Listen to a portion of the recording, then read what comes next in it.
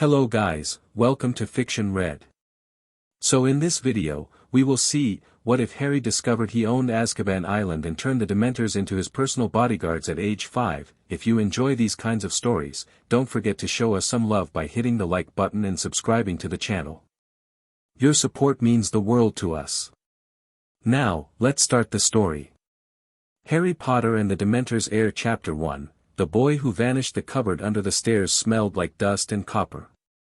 Harry had learned to breathe through his mouth when the copper smell got strong, because that meant he was bleeding somewhere, and thinking about blood made his stomach do unpleasant things. Today the smell was very strong. He pressed himself into the corner where the wall met the floor, making his body as small as possible.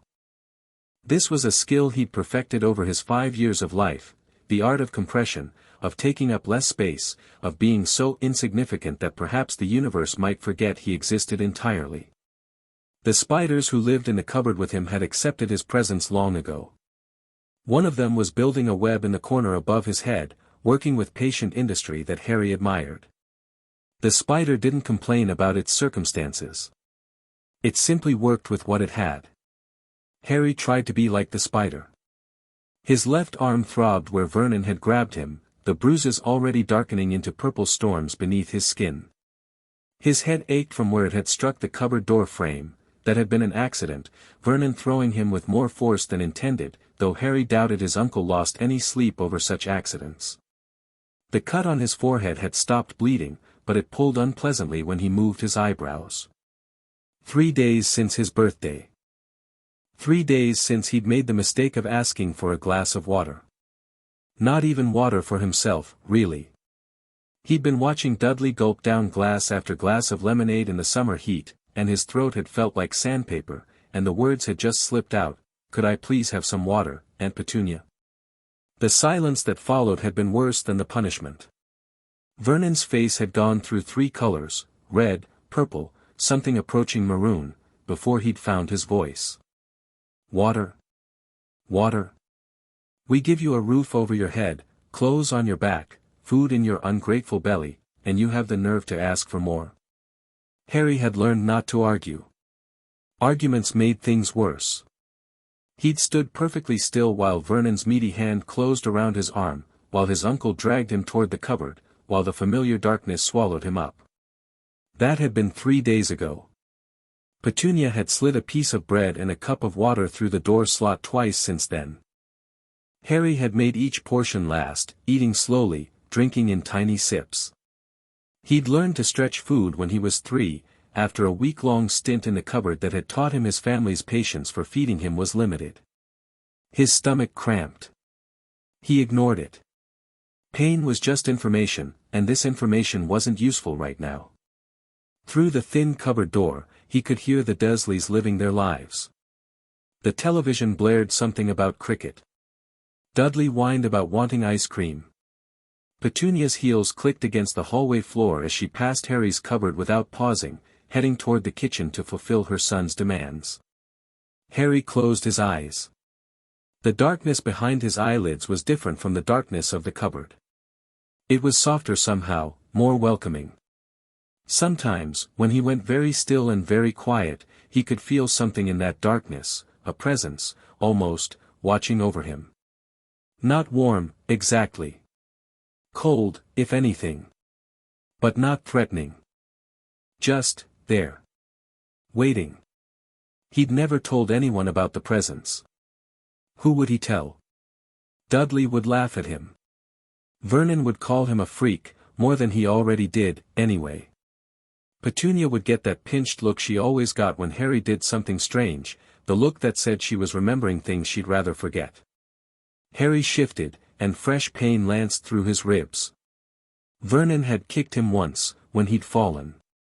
Just once, but Vernon was a large man. Something wet traced down Harry's cheek.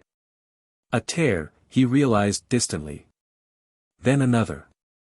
Then more, until he was crying silently in the way he'd learned to cry, no sound, no sobbing, nothing that might attract attention.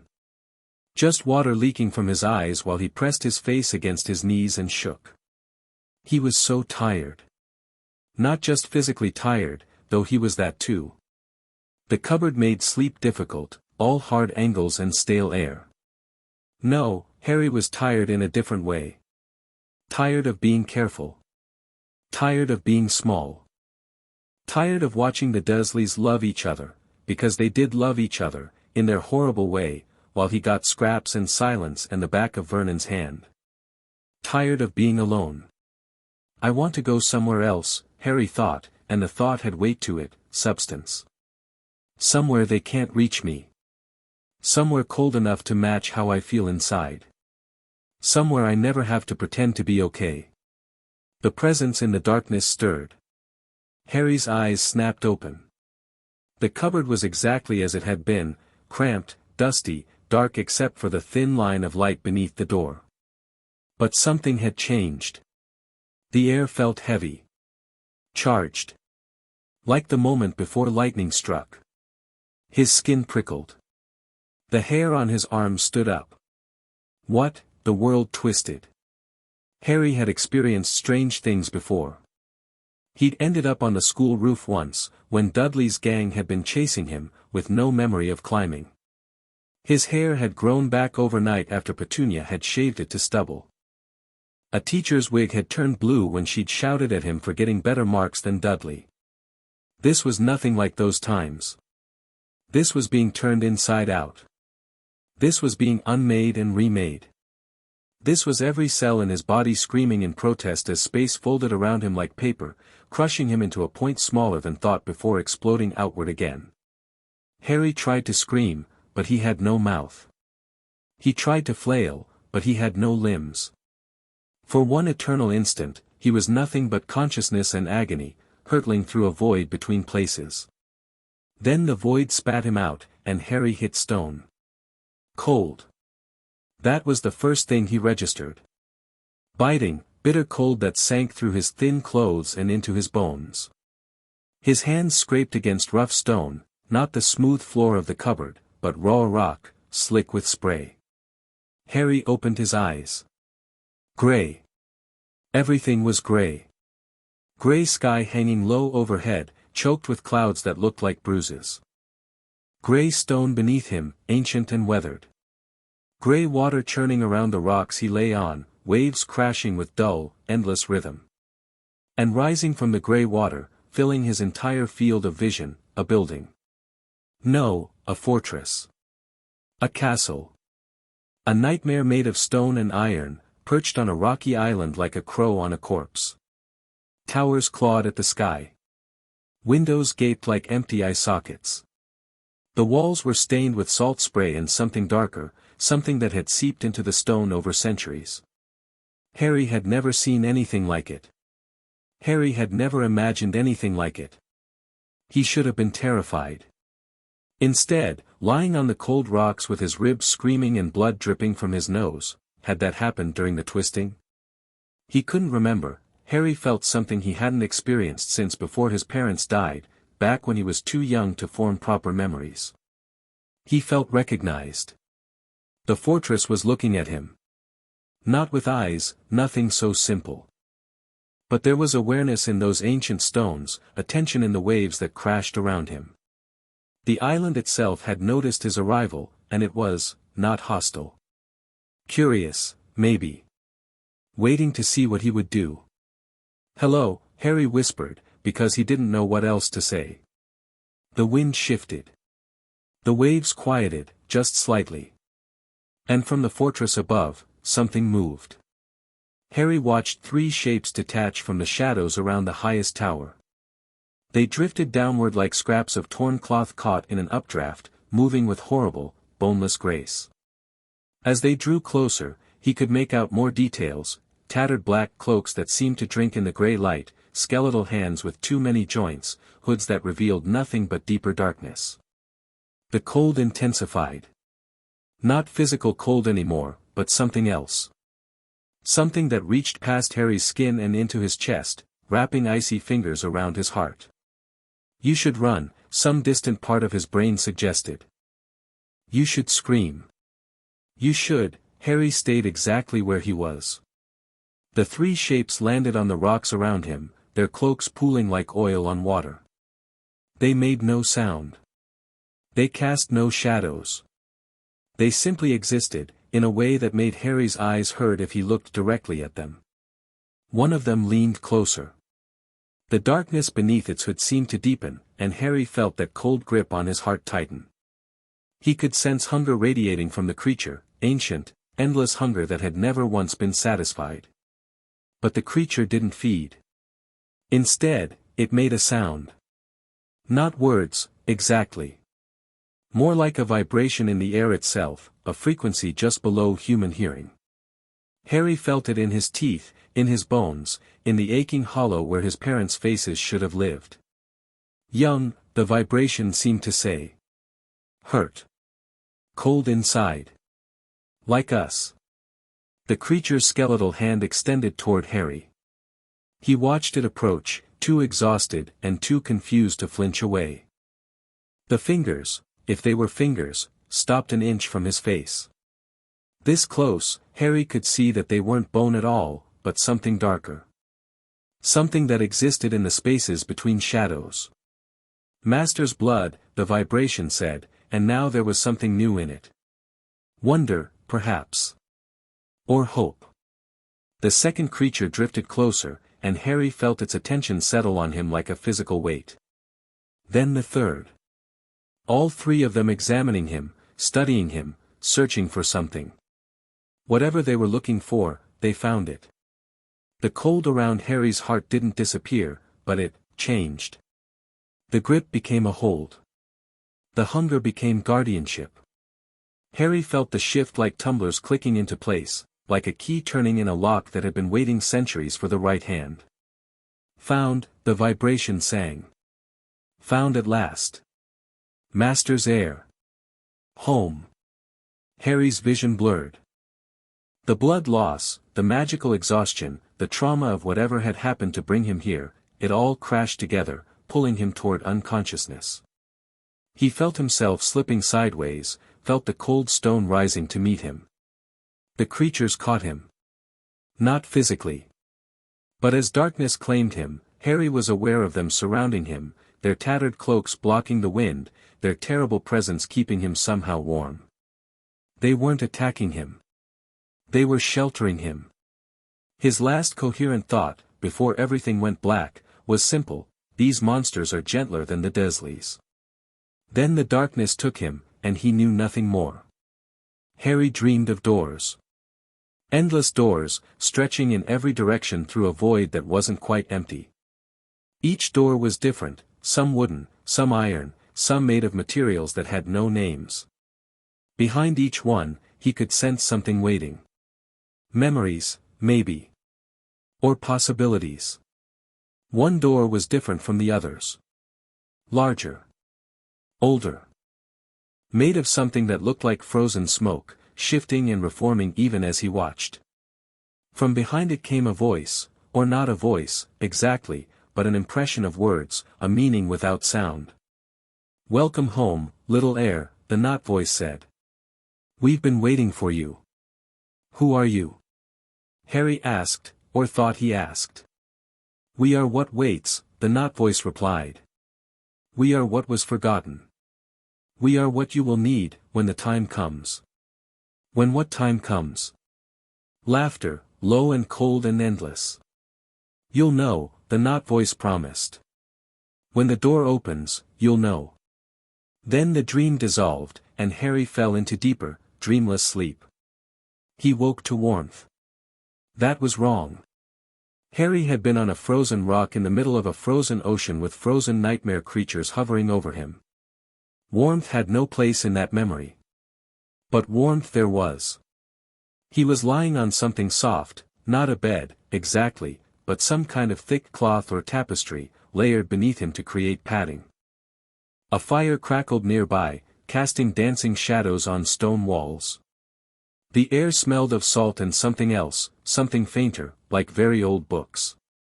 Harry opened his eyes. He was in a room. A proper room, with 4 walls and a ceiling and a floor, though all of them were made of the same weathered grey stone as the fortress he'd seen. The fire burned in an enormous hearth that took up most of one wall, flames dancing in colors that weren't quite natural, hints of blue and green mixed with the expected orange. Above the hearth, carved into the stone, was a symbol Harry didn't recognize, a stylized gate with a hooded figure standing before it.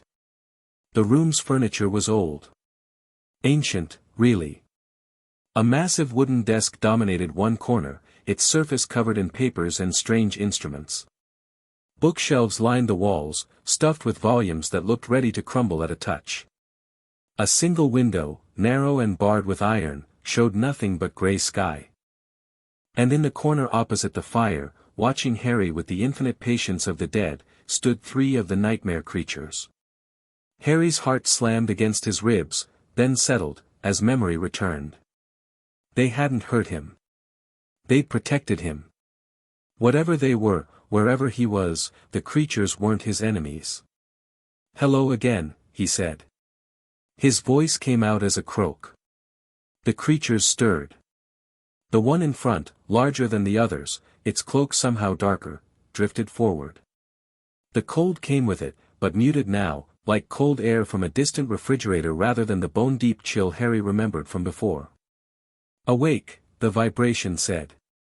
"Good. Hungry?" Harry blinked. "Hungry?" The creature's hood tilted, as if it was considering the question. Then it glided backward, toward the desk, where Harry now noticed a tray sitting among the papers.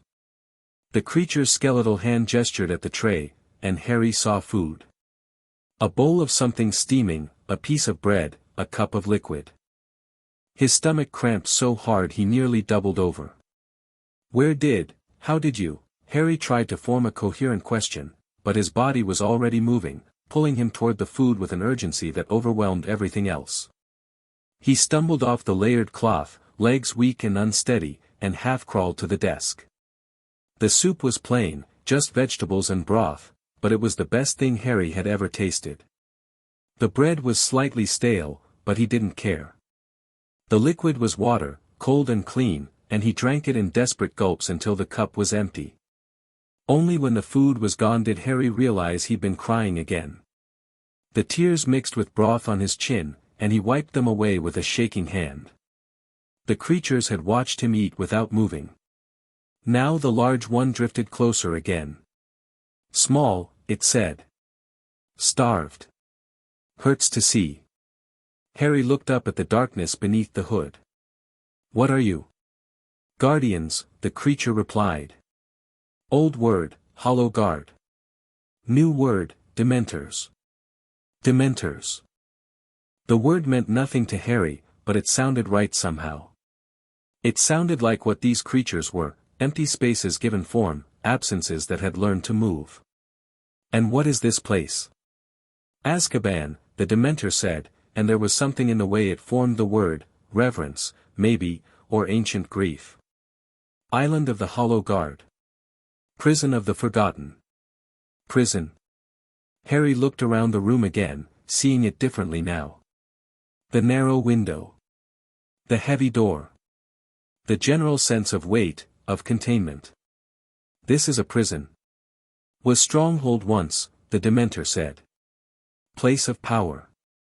Then the thief lords came. Made it prison. Made us jailers." The creature's form seemed to darken further, the cold around it sharpening with what might have been anger. "Made us forget what we were." "What were you?" "Protectors," the Dementor said. "Guards of the gate. Servants of the blood." It drifted closer still, and Harry had to fight the urge to lean away. This close, he could feel the creature's hunger like a physical force, but it was a controlled hunger, a need that was being deliberately restrained. "Your blood," the Dementor said. "Master's blood. Potter blood. We remember now. You woke the old magic. You woke us." Harry's head was spinning. None of this made sense. He was 5 years old, he'd spent 3 days locked in a cupboard, and now he was somehow in a prison on an island with creatures called Dementors who thought he was their master because of his blood. "I don't understand," he whispered. The Dementor made a sound that might have been a sigh. "Long story," it said. "Old story. We'll tell, when you're stronger. Now, rest. Heal. The island will protect you. The island? As if in response, Harry felt something shift in the air around him. The fire in the hearth burned brighter for a moment. The walls seemed to hum with a low, subsonic vibration. And deep beneath his feet, far below the stone floor, Harry sensed something vast stirring in its sleep. The island knows you, the Dementor said. Recognized you when you arrived. Has not recognized anyone for 300 years. Harry wrapped his arms around himself, suddenly cold despite the fire. What does that mean? Means you are home, the Dementor said, and something in its voice, if it could be called a voice, was gentle. Almost kind. Means you are safe. No one can hurt you here. Harry thought of Vernon's red face. Petunia's cold eyes. Dudley's cruel laugh. He thought of the cupboard, the hunger, the endless parade of small humiliations that made up his life. No one can hurt you here. He hadn't realized how much he needed to hear those words until they hit him. The sob that escaped his throat was ugly and raw, nothing like the silent tears he'd trained himself to cry. It tore through him like something alive, bringing more sobs in its wake, until he was crumpled on the stone floor weeping like the child he'd never been allowed to be. The Dementors didn't move. They simply waited, their darkness a shield between Harry and the world, until the storm passed and he could breathe again. Better, the large one said, when Harry finally raised his tear-streaked face. Pain must come out. Cannot heal with poison inside. Harry wiped his nose on his sleeve, then flinched, expecting punishment for the rudeness. But there was no Vernon here. No Aunt Petunia. Just the cold guardians and the warm fire and the ancient stone. What's your name? Harry asked. The Dementor went still. For a long moment, it didn't respond. Then, was called many things, it said. Before the forgetting. One name, lingers. Mordecai. Mordecai, Harry repeated. The name felt strange on his tongue, but right somehow. Like it belonged in this place. Thank you, Mordecai. For saving me. Did not save, Mordecai replied. Protected. Different thing. You saved yourself, Master's heir. We only kept you alive until the island could claim you. Harry wanted to ask more questions, 100 more questions, 1,000, but exhaustion was dragging at him again. Whatever magic had brought him here, whatever had happened since, his body was demanding rest. Mordecai seemed to sense this. The Dementor glided backward, giving Harry space. Sleep, it said. We'll watch. Nothing will pass us. Harry looked at the layered cloth he'd woken up on. A bed, of sorts. The first real bed he'd had since, he couldn't remember. Had the Dursleys ever given him a bed? He crawled onto the cloth and curled into a ball, too tired to care about dignity. The fire's warmth wrapped around him. The Dementor's cold presence stood sentinel at the door. For the first time in his life, Harry Potter slept feeling safe. The screaming woke him. Not nearby, the sound came from somewhere above, muffled by stone and distance. But even muffled, there was no mistaking the raw terror in that voice. Someone was suffering. Someone was breaking. Harry sat up, heart pounding. The fire had burned low, casting long shadows across the room.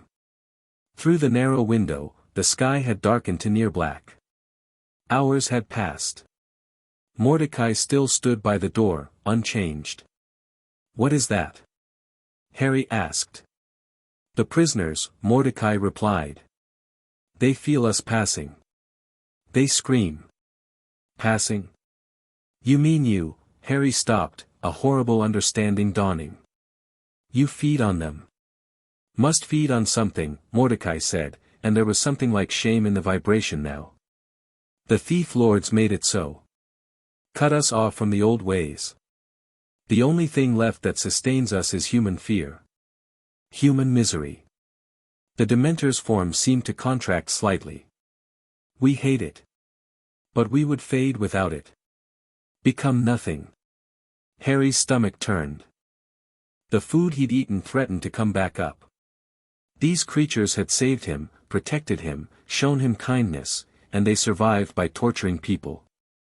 But even as the horror washed over him, another thought followed: the Dursleys. They'd never tortured him, not technically. They'd never used anything that would leave marks, not usually. But they'd starved him. Locked him in darkness. Made him feel worthless, unwanted, wrong.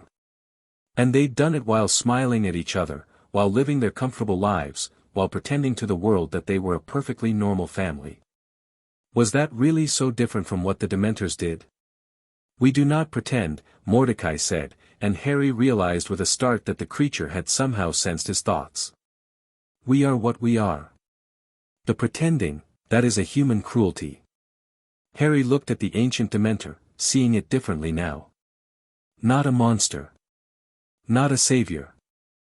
Something in between, a being trapped by circumstances it hadn't chosen, doing terrible things to survive.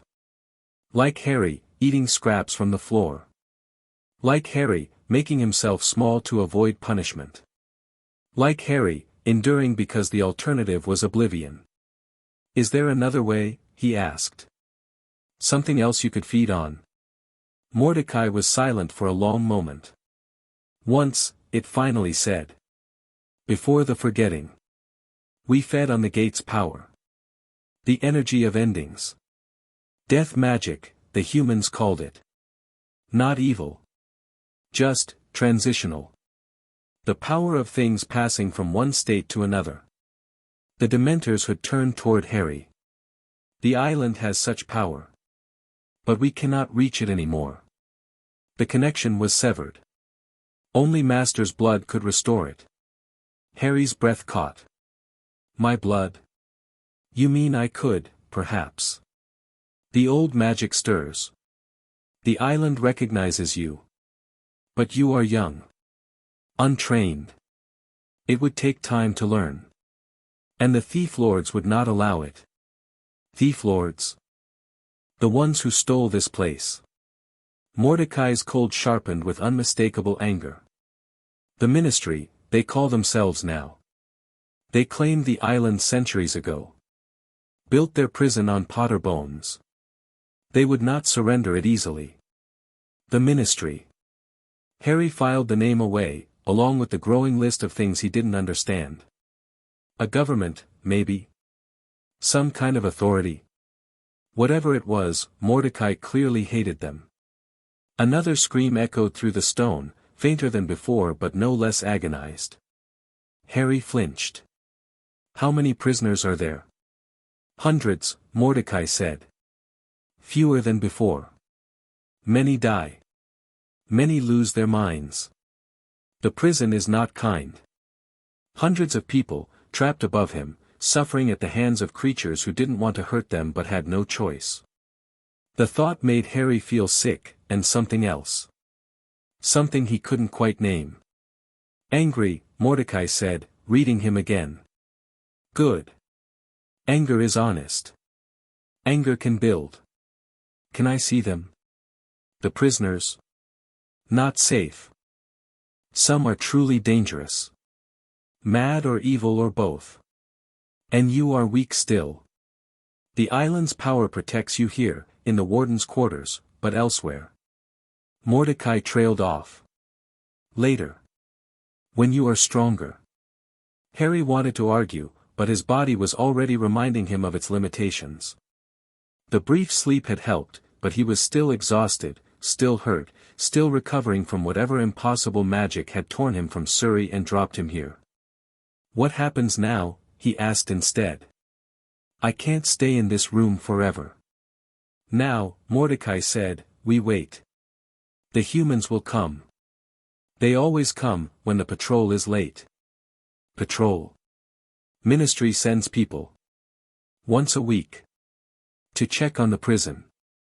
Cold amusement colored the vibration. They will find more than they expect. Harry thought about that. Strangers coming. People from this ministry that had stolen the island. Would they take him away? Send him back to the Dursleys?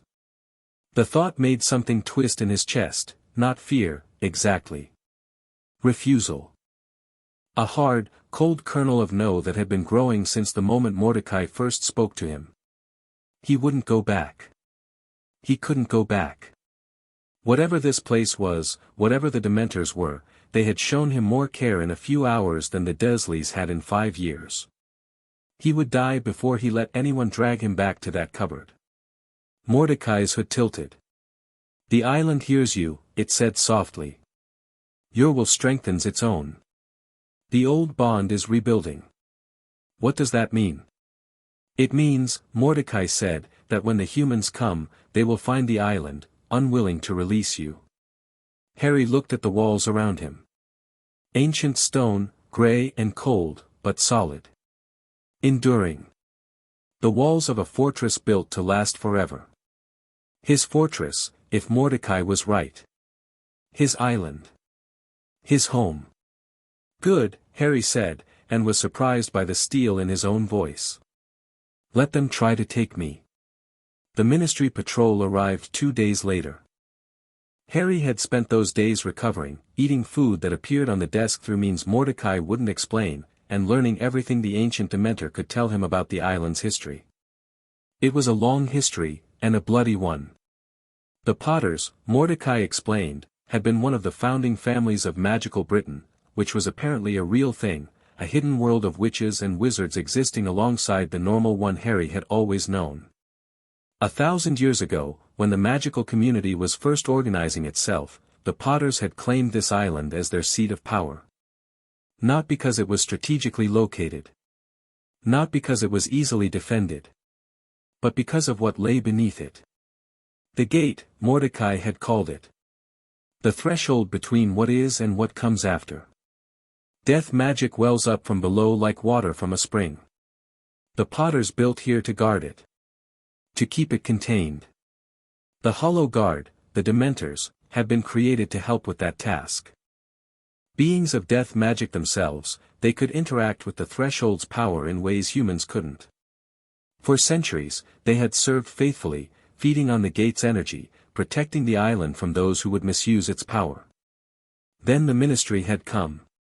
They called it temporary, Mordecai said, bitterness thick in his voice. Alone. 200 years, they promised, and then the island would return to Potter hands. But 200 years became 300. The agreement was buried. The Potters were diminished. Diminished how? Accidents.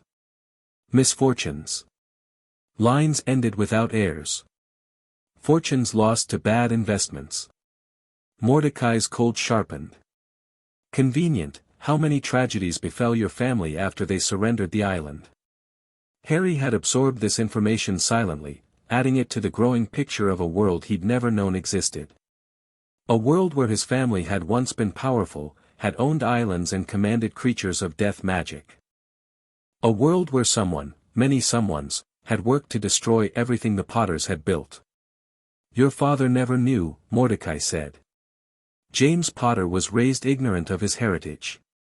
His parents died young, another convenient tragedy, and the records were already gone by then.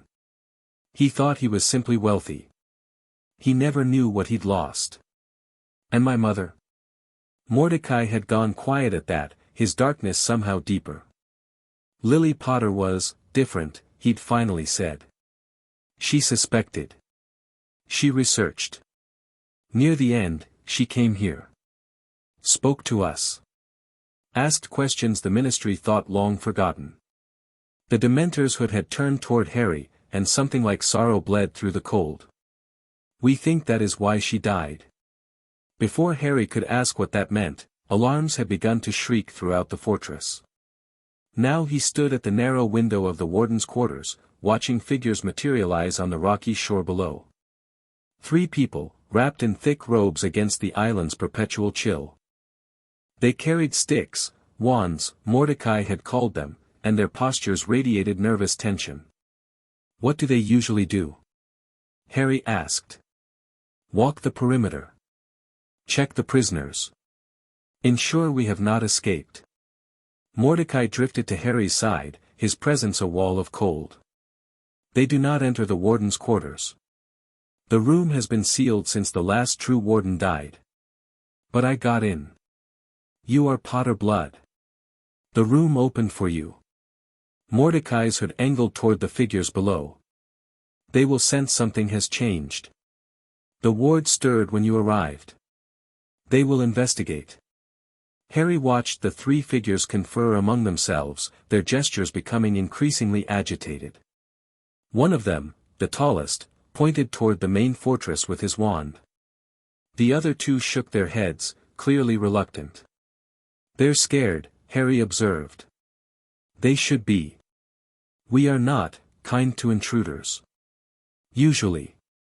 A pause. But these are ministry. They have authority here, or they believe they do. They will push past fear. The tall figure seemed to win the argument. The three of them began moving toward the fortress entrance, wands raised, formations tight. Harry's heart beat faster. These were the first humans he would meet from the magical world, the world he apparently belonged to. Would they help him? Hurt him? Send him back to the Dursleys? We will not allow harm to come to you, Mordecai said, sensing his fear. But tread carefully. The ministry is powerful. If they decide you are a threat. I'm 5 years old. Age matters little to frightened men with power. The figures disappeared into the fortress. Harry lost sight of them, but Mordecai tracked their progress with senses Harry couldn't comprehend. Ground floor. Moving toward the central staircase. The other guards are staying back, we commanded it. These three will reach the upper levels alone. Will you hurt them? Not unless they try to hurt you. Mordecai's cold seemed to shift, becoming almost protective. But they will feel us. They will know fear. It cannot be helped. Harry nodded slowly. He'd felt the Dementors affect himself, that icy grip on the heart. If these ministry people experienced the same thing while climbing through a dark fortress. He almost felt sorry for them. Almost. They're coming, Mordecai said. Approaching the warden's corridor. They've noticed the door is open. Harry took a deep breath. Whatever happened next, he wasn't going to cower. He'd spent 5 years cowering, and look where it had gotten him. He walked to the center of the room, positioning himself before the fire. Mordecai and the other two Dementors flanked him, their darkness forming a semicircle of protection. The flames painted strange shadows on the walls, made Harry look larger than he was. The door swung fully open. 3 faces stared at him, pale, sweating, eyes wide with a fear that had nothing to do with Harry and everything to do with the creatures surrounding him. 2 men and a woman, all in their 30s or 40s, all looking like they'd rather be anywhere else in the world. Merlin's beard, the tall man breathed. There's a child. The woman's wand shook as she raised it, though whether she was pointing it at Harry or the Dementors was unclear. Where did, that's impossible, the second man said, the words tumbling out. No one can survive exposure to this many. The concentrated effect alone, I'm fine, Harry said, and was surprised by how steady his voice sounded. They won't hurt you either, as long as you don't try to hurt me. The 3 patrol members exchanged glances. The tall man seemed to be their leader. He stepped forward slightly, though he kept a good 10 feet between himself and the nearest Dementor. Child, do you know where you are? Azkaban Island. My family's property. Harry watched the man's face cycle through several expressions, disbelief, confusion, something that might have been alarm. My name is Harry Potter. The woman made a choking sound. Potter? The Potter? How many Potters are there? 1, the tall man said slowly. Just 1, since. He trailed off, studying Harry with new intensity. You're supposed to be in Surrey. With your relatives. I was. Harry kept his voice flat. Now I'm here. How did you get here? The island's unwarded against apparition, but a child your age couldn't possibly. I don't know how I got here. True enough. I just wanted to be somewhere else, and then I was. Accidental magic, the woman murmured. Accidental apparition across hundreds of miles, through ministry wards, to the single most heavily guarded location in Britain. She laughed, though there was no humor in it. That's not possible. And yet, Mordecai said, his voice reverberating through the room in a way that made all three patrol members flinch, here he stands. The tall man's face had gone beyond pale into something approaching gray. The Dementor spoke. Jenkins, did you hear? The Dementor spoke.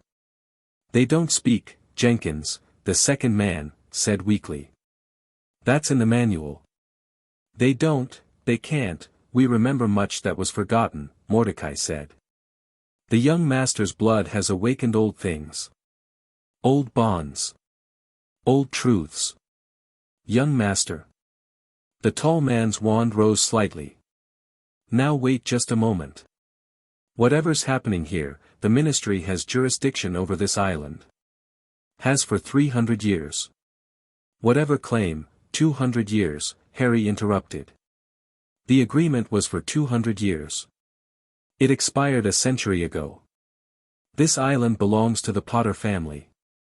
To me. Silence. The fire crackled.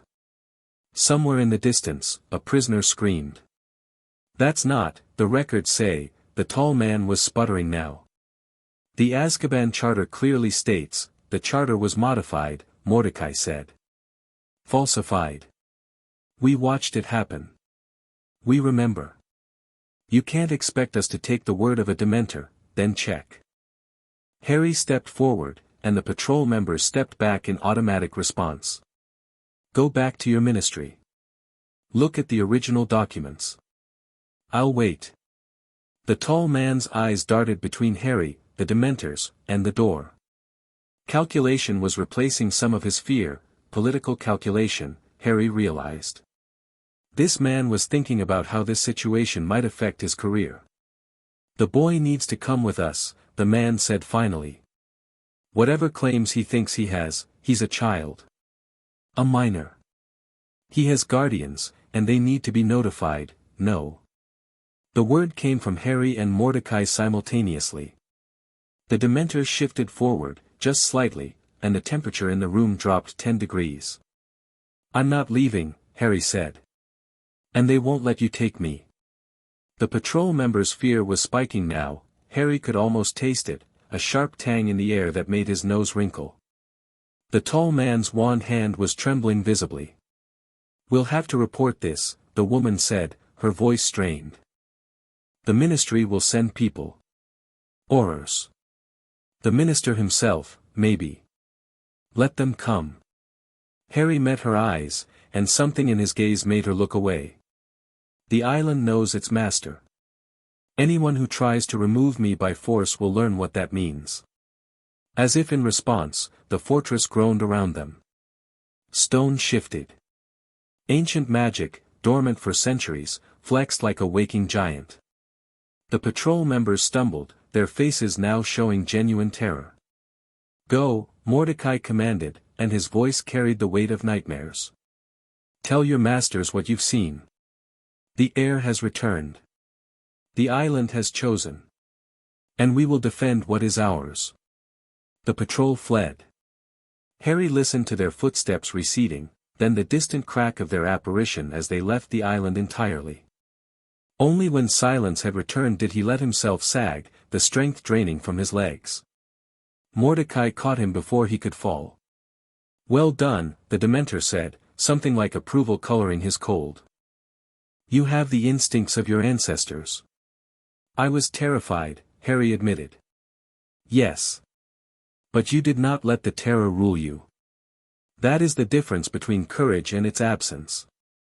Harry looked up at the ancient creature, this being of death and darkness who had shown him more understanding than any human in his memory.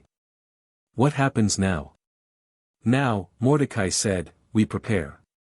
The ministry will not accept this. They will come with force, with politics, with every weapon they have. And we must be ready. I don't know how to fight. No. But you know how to survive. Mordecai's hood tilted, regarding Harry with something that might have been affection. We will teach you the rest. The Ministry's response came faster than expected. 24 hours after the patrol's departure, the sky over Azkaban Island filled with figures. Dozens of them, riding broomsticks and materializing in bursts of magical light, swarming toward the fortress like angry wasps. Harry watched from the warden's window, Mordecai at his side, as the invasion force assembled on the rocky shore. They wore uniforms, red robes, mostly, though a few stood out in darker colors. One figure in particular caught Harry's attention, an old man with a long silver beard, dressed in robes of deep purple, standing apart from the rest and gazing up at the fortress with an expression Harry couldn't read. Who is that? Dumbledore, Mordecai said, and there was a complex mix of emotions in the word. Albus Dumbledore. Chief Warlock of the Wizengamot. Headmaster of Hogwarts School. Some say the most powerful wizard alive. Is he dangerous? To his enemies, yes. To you. Mordecai paused. Unclear. He knew your parents. He placed you with the Dursleys. Harry's fingers tightened on the windowsill. He what? After your parents died. It was Dumbledore who decided where you would go. Who you would live with. The cold sharpened with anger that wasn't quite Harry's own. He chose your suffering. Harry stared at the silver-bearded figure below, reframing everything he'd thought about his situation. Not random chance. Not unlucky circumstance. A choice, made by someone who was supposedly powerful and wise. A choice that had condemned Harry to 5 years of misery. Why would he do that? We do not know. The old man keeps his own counsel. But whatever his reasons. Mordecai drifted closer, protective. He will try to remove you from here. He believes he knows what is best for you. For everyone. Harry thought about the cupboard. The hunger. The bruises that never quite healed before new ones took their place. He was wrong, Harry said quietly. Yes. He was. The force below had finished assembling. A single figure detached from the group, a woman with short gray hair and a monocle, dressed in the red robes, and began walking toward the fortress entrance. She carried no wand in her visible hand.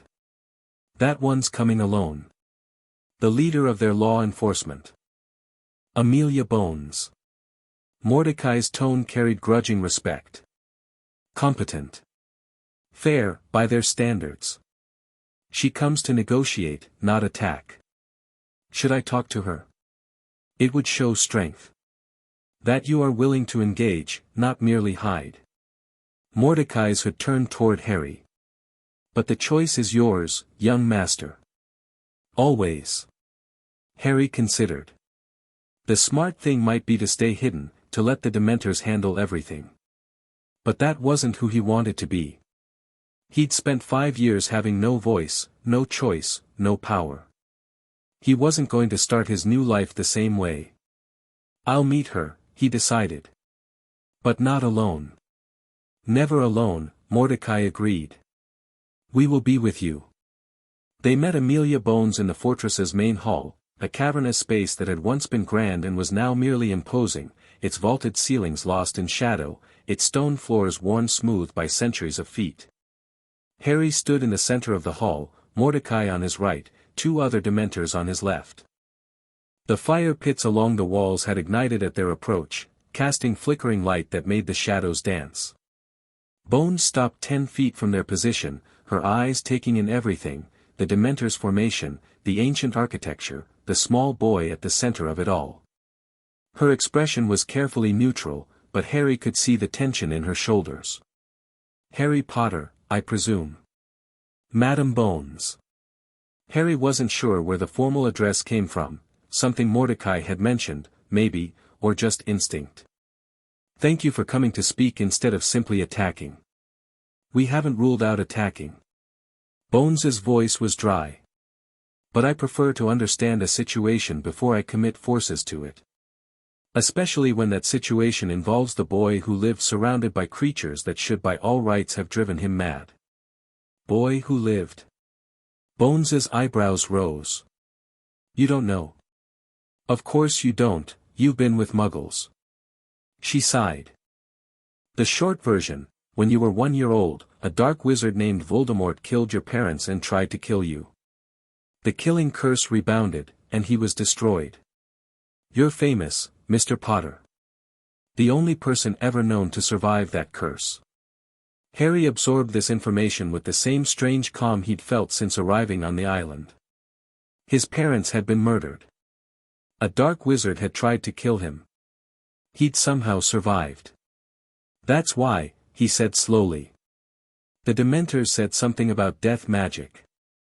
That I felt familiar to them. You conversed with the Dementors about magical theory? Bones's neutral expression cracked slightly, showing genuine surprise.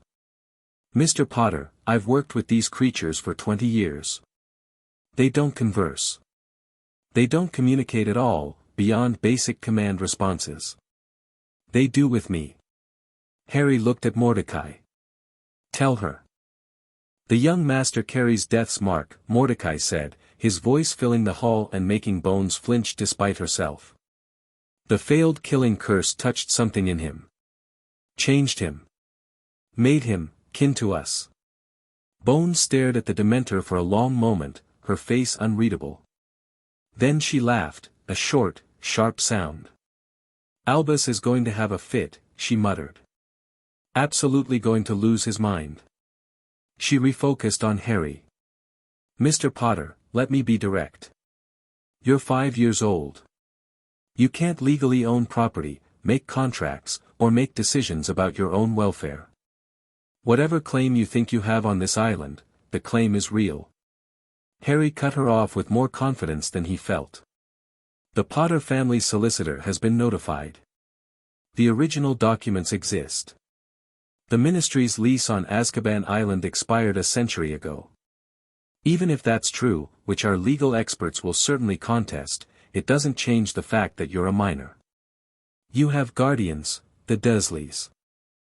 Harry's voice went flat. Who locked me in a cupboard for 3 days without food? Who beat me? Who told me every day that I was worthless and my parents were drunks who died in a car crash? Silence. Bones's face had gone very still. Those are serious allegations. They're true. Harry met her eyes squarely. I'll submit to whatever magical examination you want. Truth potions, memory viewing, anything. I have nothing to hide.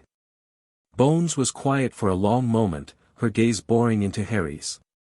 Then she nodded slowly. I believe you, she said. Which creates complications. The guardianship was established by Chief Warlock Dumbledore. He assured us the placement was ideal. If what you're saying is accurate. Then he either lied or didn't bother to check. Harry kept his voice steady. Either way, I'm not going back. Ever. The alternative being that you stay here. In a prison. Surrounded by creatures that feed on human suffering. We do not wish to feed on suffering, Mordecai interjected. The young master's presence offers us another way. The old bonds, restored. The true source of our sustenance, returned. The Dementors would turn toward Bones. We would stop. If we could. Bones looked between the Dementor and Harry, something shifting in her expression. You're saying this boy could fundamentally alter how Azkaban operates? In time. With training. Yes. That's. Bones trailed off, shaking her head. That's above my authority. Way above. I need to consult with the Wisengamot. With the minister. With Dumbledore. She sighed. This is going to be a political nightmare. I don't care about politics, Harry said. I care about not being hurt anymore. I care about helping the creatures who saved me.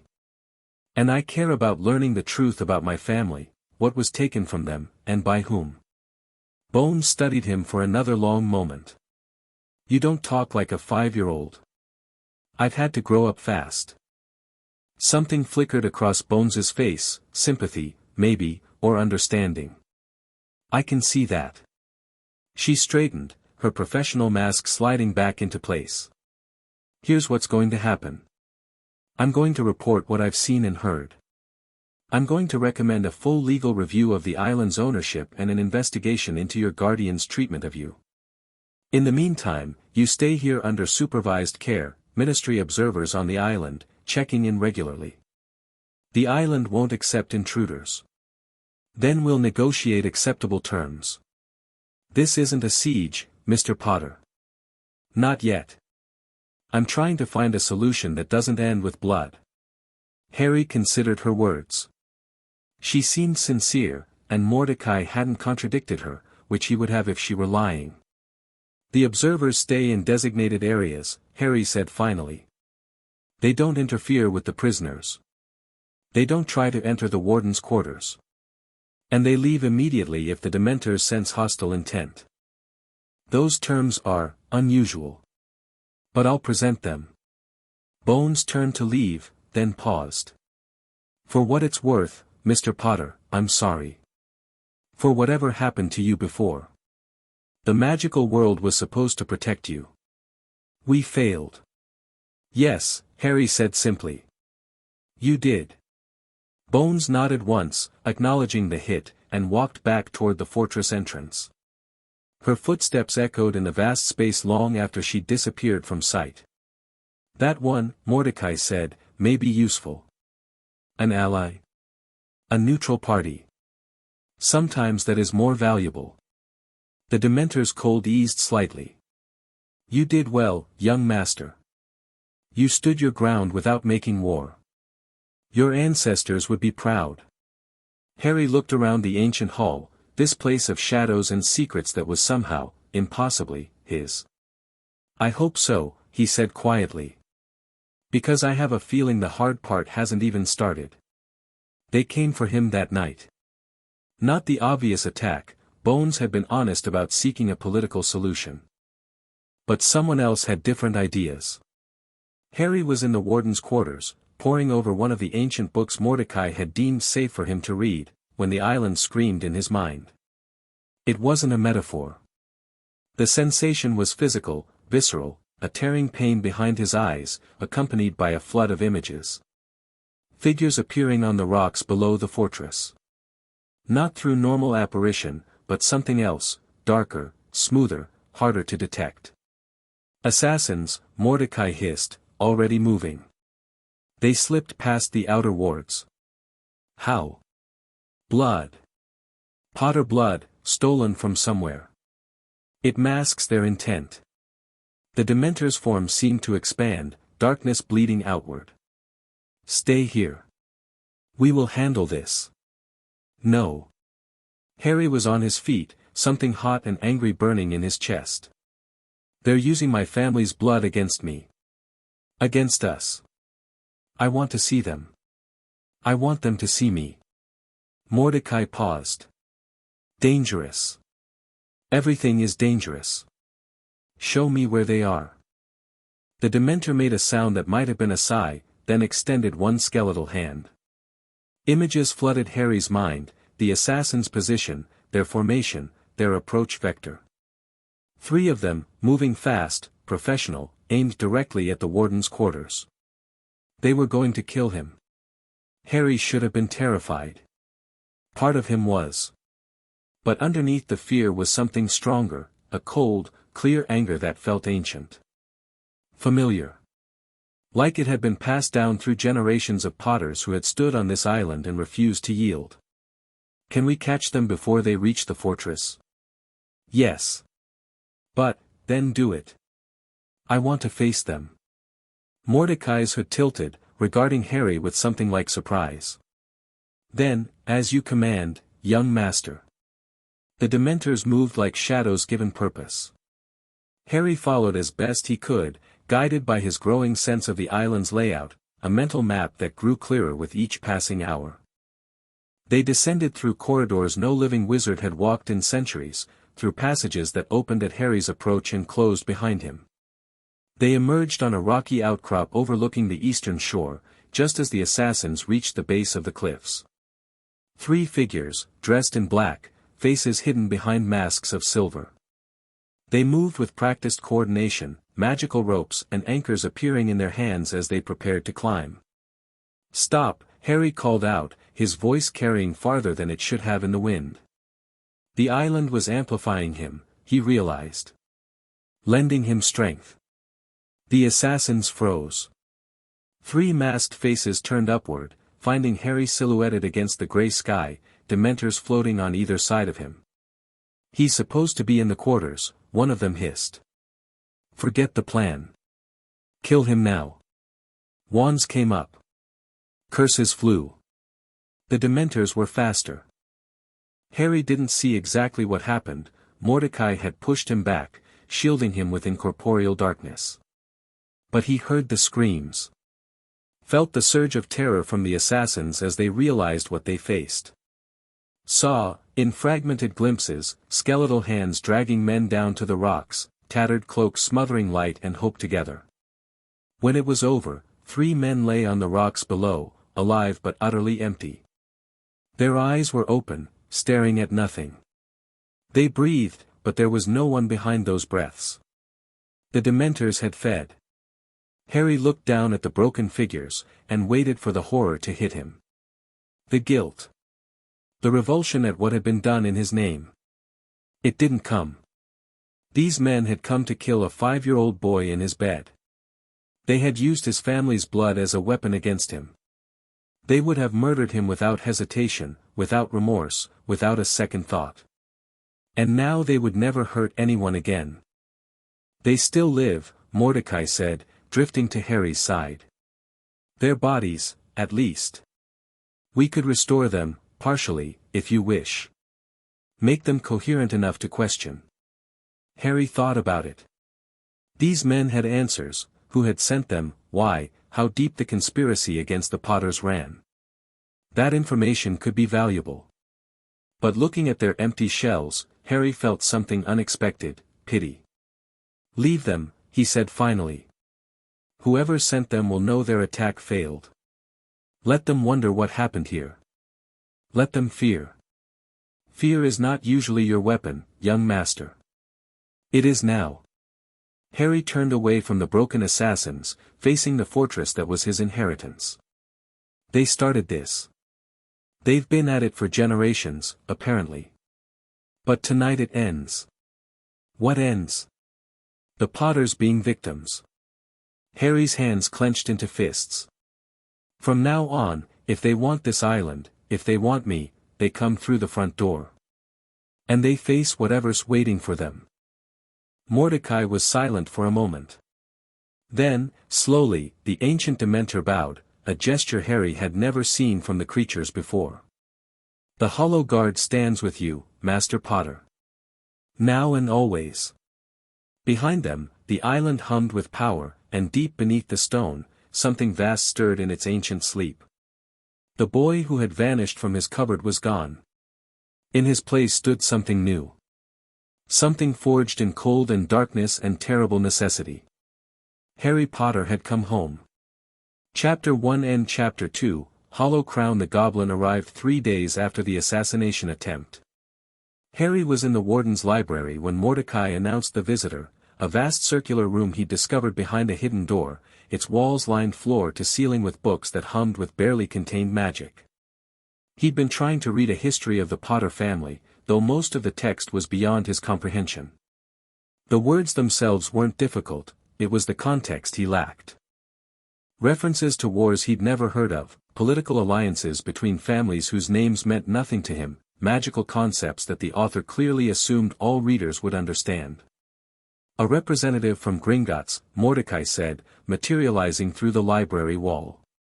"He claims to be the Potter family solicitor." Gringotts? The Wizard Bank. Run by goblins. They handle the old family's legal affairs. Mordecai's cold carried a note of grudging respect. The goblins remember their agreements, even when wizards prefer to forget. Harry closed the book he'd been struggling with. Where is he? The main hall. He came alone, without ministry escort. Bold, for a goblin in these times. Harry made his way through the fortress corridors, more confident in his navigation now. The island's mental map had sharpened over the past 3 days, becoming less like a foreign overlay and more like a natural extension of his own awareness. He knew where the prisoners were held, where the Dementors patrolled, where the structural weaknesses in the ancient stonework needed attention. The knowledge simply existed in his mind, as if it had always been there. The goblin waiting in the main hall was not what Harry had expected. He'd been picturing something from the storybooks Dudley owned, a small, wizened creature with pointed ears and a cunning expression. The reality was more unsettling. The goblin stood barely 4 feet tall, but his presence filled the space around him. His features were sharp and angular, his skin a grayish tone that seemed to absorb light. Dark eyes glittered with intelligence as they tracked Harry's approach. "Harry James Potter," the goblin said. His voice was surprisingly deep, resonant. "I am Ironclaw, senior account manager for the Potter family holdings. I would have come sooner, but the ministry was uncooperative about access. How did you get here now?" Ironclaw smiled, showing teeth that were just slightly too pointed for comfort. "Gringotts has its own methods of travel. The ministry's restrictions are inconvenient, but not insurmountable." Harry stopped a few feet from the goblin, studying him. Mordecai hovered at his shoulder, a constant presence of cold. "You said you're the Potter family solicitor. What does that mean, exactly?" "It means I manage your family's legal affairs. Contracts, property rights, inheritance claims." Ironclaw's dark eyes gleamed. "It means I've been waiting for someone to activate the Azkaban blood wards for the past 70 years. The ministry assumed the Potter line had lost the ability. They were wrong. They told me the island was legally theirs. They would." Ironclaw reached into his waistcoat, an old-fashioned garment covered in intricate embroidery, and withdrew a scroll. "This is the original lease agreement, signed in 1693 by your ancestor Corvinus Potter and the then Minister of Magic. Note the termination clause." Harry took the scroll carefully. The parchment was old but perfectly preserved, the ink still sharp and clear. Most of the text was dense legal language he couldn't follow, but the clause Ironclaw indicated was plain enough: "This lease shall expire after a period of 200 years from the date of signing, whereupon full ownership and control of the island and all structures thereon shall revert to the Potter family or their designated heirs." 1693 plus 200 years, Harry said slowly. "That's 1893. Over 100 years ago." "Precisely. The lease expired before your great-great-grandfather was born. Every action the ministry has taken on this island since then has been illegal." Harry looked up from the scroll. "Then why hasn't anyone done anything about it?" Ironclaw's expression shifted, something darker passing behind those glittering eyes. "Because the evidence has been systematically suppressed. The ministry's copy of this document was lost in 1887. References to the Potter claim were removed from historical records. Your family was kept ignorant of their rights, generation after generation, while those who knew the truth grew rich on what they'd stolen." "Who?" Harry asked. "Who did this?" "Ah." Ironclaw's smile returned, but there was no humor in it now. "That is a complicated question with a complicated answer.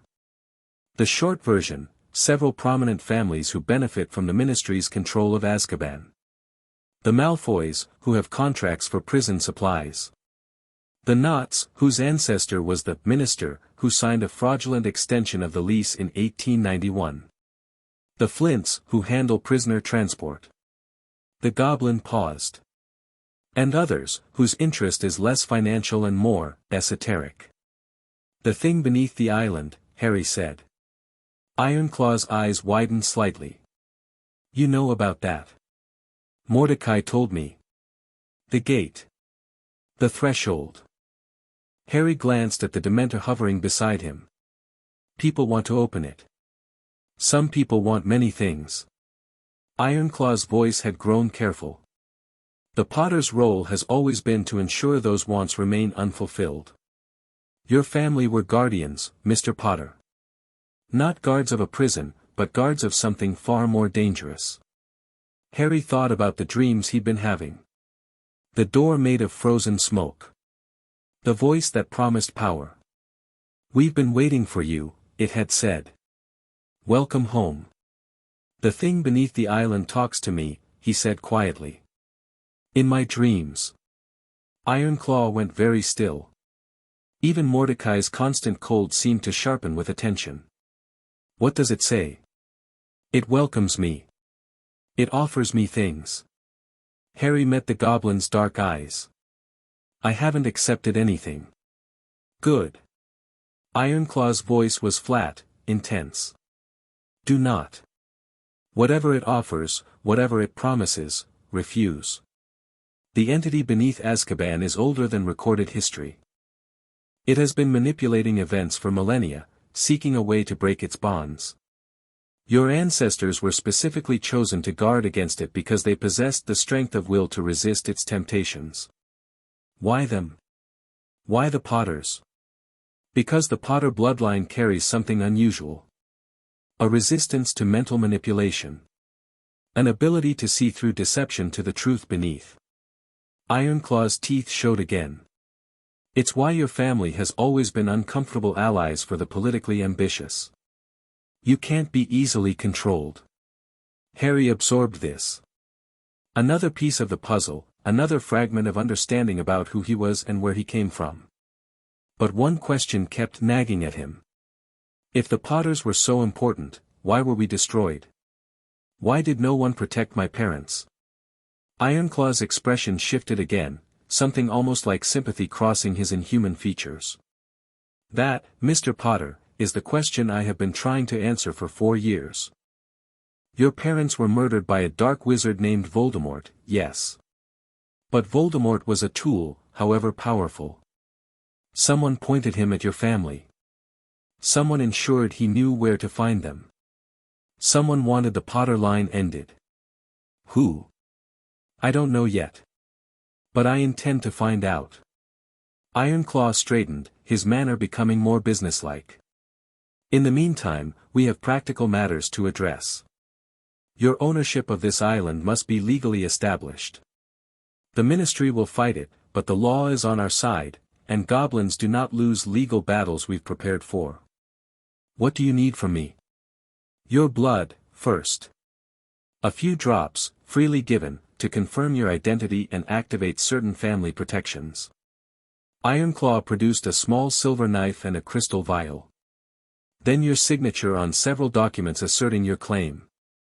After that, I handle the rest. Harry hesitated. Giving blood to a stranger, even a stranger who claimed to be working for him, felt dangerous. But Mordecai had said goblins honored their agreements, and the ancient Dementor hadn't objected to anything Ironclaw had said. He speaks truth, Mordecai confirmed, sensing Harry's uncertainty. The goblins have served the Potter family for 8 centuries. Their loyalty is to gold and contracts, but their contracts with your bloodline are unbreakable. Harry extended his hand. Do it. The silver knife was sharp, he barely felt the cut. 3 drops of blood fell into the crystal vial, and the liquid inside began to glow with a soft golden light. Confirmed, Ironclaw said, satisfaction evident in his voice. Blood of the Potter line, direct descent. No one can challenge this. He produced a stack of parchments, each covered in dense text. Harry read through them as carefully as he could. They were claims of ownership, assertions of inheritance, formal challenges to the Ministry's authority over the island. Some of it was beyond his understanding, but the core message was clear: Harry Potter was reclaiming what was his. He signed each document where Ironclaw indicated, his hand steady despite his age. There, the goblin said when the last signature was complete. The legal process begins. Expect resistance, the families I mentioned will not surrender their positions easily. But the law is clear, and goblins do not forget. How long will it take? Weeks, at minimum. Possibly months. The Wisengamot will need to review the evidence.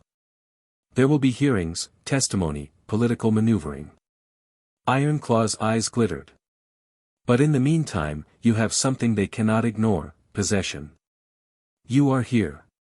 The island recognizes you. The Dementors obey you. Those facts speak louder than any legal argument. Harry nodded slowly. What about the Dursleys? Madame Bones said she would investigate. She has. I received a preliminary report this morning. Ironclaw's expression darkened. The evidence of abuse is substantial. Magical examination of the Dursley home revealed traces consistent with prolonged malnutrition, physical trauma, and psychological torment. The Muggles have been taken into ministry custody pending formal charges. Something cold and satisfied settled in Harry's chest. He wasn't proud of the feeling, but he didn't deny it either. And Dumbledore? He's the one who put me there. Ironclaw's lips pressed together. Albus Dumbledore is a complicated figure. He has great power and great influence, but also great enemies. His decision to place you with the Dursleys will face scrutiny, but do not expect swift consequences. The old wizard has survived scandals before. I want to meet him. The goblin's eyebrows rose. That can be arranged. He has, in fact, requested a meeting with you. I was going to recommend refusing, but, no. I want to see him. Harry's hands clenched at his sides. I want to look in his eyes and ask him why. Ironclaw studied him for a long moment, then nodded slowly. Very well. I will arrange a meeting under neutral conditions. But be careful, Mr. Potter. Dumbledore is not like the ministry bureaucrats. He does not seek power for its own sake, but for his vision of the greater good. That makes him unpredictable, and potentially more dangerous than any simple enemy. I understand. Do you? Ironclaw's dark eyes held something ancient and knowing. I wonder. You are 5 years old, Mr. Potter. You have survived horrors that would break most adults. But the battles ahead of you are not the kind that can be won with Dementors and ancient wards. They are battles of wit, of perception, of seeing the trap before it closes. Harry met the goblin's gaze without flinching. Then I'll learn. Ironclaw smiled, a real smile this time, showing all those pointed teeth. Perhaps you will, at that. Perhaps you will. Dumbledore came alone. Harry had expected an entourage, guards, officials, the full weight of the old wizard's authority. Instead, a single figure appeared on the rocky shore 3 days after Ironclaw's visit, silver beard streaming in the wind, purple robes billowing around him. No guards. No weapons. Just an old man, waiting patiently for permission to enter. Arrogance, Mordecai said, or supreme confidence. Perhaps both. Let him in, Harry said. But watch him. Always. They met in the warden's office, the room Harry had woken in that first night, now transformed into something almost comfortable. He'd had the Dementors clear away centuries of dust and decay, revealing elegant furniture and rich tapestries beneath. The fire burned steadily in the great hearth, casting warm light across the ancient stone. Harry sat behind the massive desk, feeling absurdly small but refusing to show it. Mordecai hovered at his shoulder. 2 other Dementors flanked the door. Dumbledore entered slowly, his bright blue eyes taking in every detail of the room. He looked older than Harry had expected, ancient, really, with deeply lined skin and a sense of weariness that seemed to cling to him like a second robe. But there was nothing weak in those eyes. They sparkled with intelligence, with curiosity, with something that might have been sorrow. Harry, the old wizard said, and his voice was gentle. May I call you Harry? You may not. Dumbledore's eyebrows rose slightly, but he nodded. Mr. Potter, then. Thank you for agreeing to see me. You wanted to meet. Here I am. Harry kept his voice flat. Say what you came to say. The old wizard was quiet for a moment, studying Harry with those piercing blue eyes. Then he sighed, a sound heavy with something Harry couldn't identify. I came to apologize, Dumbledore said. Though I suspect words are inadequate for what you've endured. Harry hadn't expected that. He'd prepared himself for manipulation, for false sympathy, for clever arguments designed to convince him to leave the island. An apology, a seemingly genuine one, threw him off balance. Why? He asked. Why did you put me there? Dumbledore moved to one of the chairs before the desk, pausing to look at Harry for permission. Harry nodded curtly, and the old wizard sat, his robes pooling around him. When your parents died, Dumbledore began, you became the most famous child in magical Britain. The boy who lived, they called you, the only person ever known to survive the killing curse. There were those who would have used that fame, exploited it for political gain. And there were others, followers of the dark wizard who killed your parents, who would have sought revenge. So you hid me. I tried to protect you. Dumbledore's voice was soft. Your mother's sacrifice created a powerful protection, one tied to her blood. Your aunt shares that blood. By placing you with her, I hope to extend that protection, to keep you safe from those who would do you harm. Safe. The word came out bitter, acidic. You call what I experienced safe? No. Dumbledore shook his head slowly. I call it a failure. My failure. I trusted Petunia Dursley to care for you, despite our difficult history. I believed that family, even reluctant family, would provide better protection than strangers. I was wrong. You never checked on me. I had people watching. Arabella Figg, a squib living nearby. She reported that you seemed small for your age, that the Dursleys were cold toward you, but she never witnessed direct abuse. I convinced myself that cold was acceptable, that distant was better than dangerous. Dumbledore's eyes closed briefly, and when they opened, they were bright with what might have been tears. I was a fool. A blind, arrogant fool who believed his plans were sufficient without ever verifying their outcomes. You suffered for my hubris, and for that, I am truly sorry. Harry sat in silence, processing. Part of him wanted to believe the old wizard, the pain in Dumbledore's voice seemed real, the regret genuine. But another part, the part that had learned to survive in the Dursley household, remained wary. Ironclaw says you're dangerous, Harry said finally. That you work toward a greater good and don't care who gets hurt along the way. Dumbledore's expression shifted, something like respect flickering in his eyes. The goblins have long memories and little love for wizards. Ironclaw speaks from that perspective. He paused. But he is not entirely wrong. I have made choices throughout my life that prioritized the many over the few. Sometimes those choices caused harm to individuals while preventing greater catastrophe. Whether that calculus is moral or monstrous. I have spent decades wrestling with that question. And me? Was I an individual sacrificed for the greater good? You were supposed to be protected.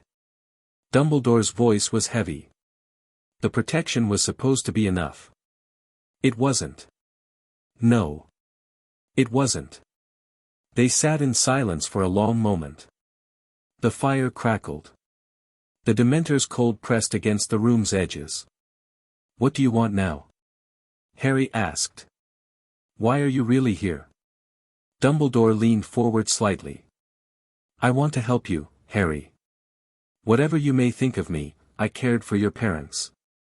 I care for you. The path you're walking is dangerous, more dangerous than you know. Because of the thing beneath the island. Dumbledore's eyes sharpened. You know about the threshold. It speaks to me. Offers me things. And you refuse it? So far. The old wizard sat back, something like relief crossing his features. Good. That is, very good. The entity beyond the threshold has sought a potter who would open the gate for millennia. Your ancestors have all refused, but the entity is patient. It will find your weaknesses and exploit them. What is it? The thing down there. Dumbledore was quiet for a long moment, clearly weighing how much to reveal. Finally, he spoke. We don't know its true nature. The oldest records call it the Hungering Dark, a force that exists outside our reality, pressing against the boundaries, seeking entry. The threshold is a weak point in those boundaries, a place where the fabric of existence is thin. He paused. The Potters were chosen to guard it because of a unique quality in your bloodline, resistance to mental intrusion. The Hungering Dark cannot control you the way it has controlled others who have tried to breach the threshold. But it can talk to me. It can try to persuade you. Try to tempt you. But it cannot compel. As long as you remember that, as long as you hold firm, you are safe. Harry considered this. What happens if someone opens the gate? Dumbledore's face grew very grave. Then something enters our world that has no place here. Something hungry, endless, consuming. The magical world would fall within days. The Muggle world would follow. And everyone who's been trying to steal the island from my family? They know this? Some do. Some believe they can control what comes through. Some are simply tools, manipulated by others who understand the true stakes.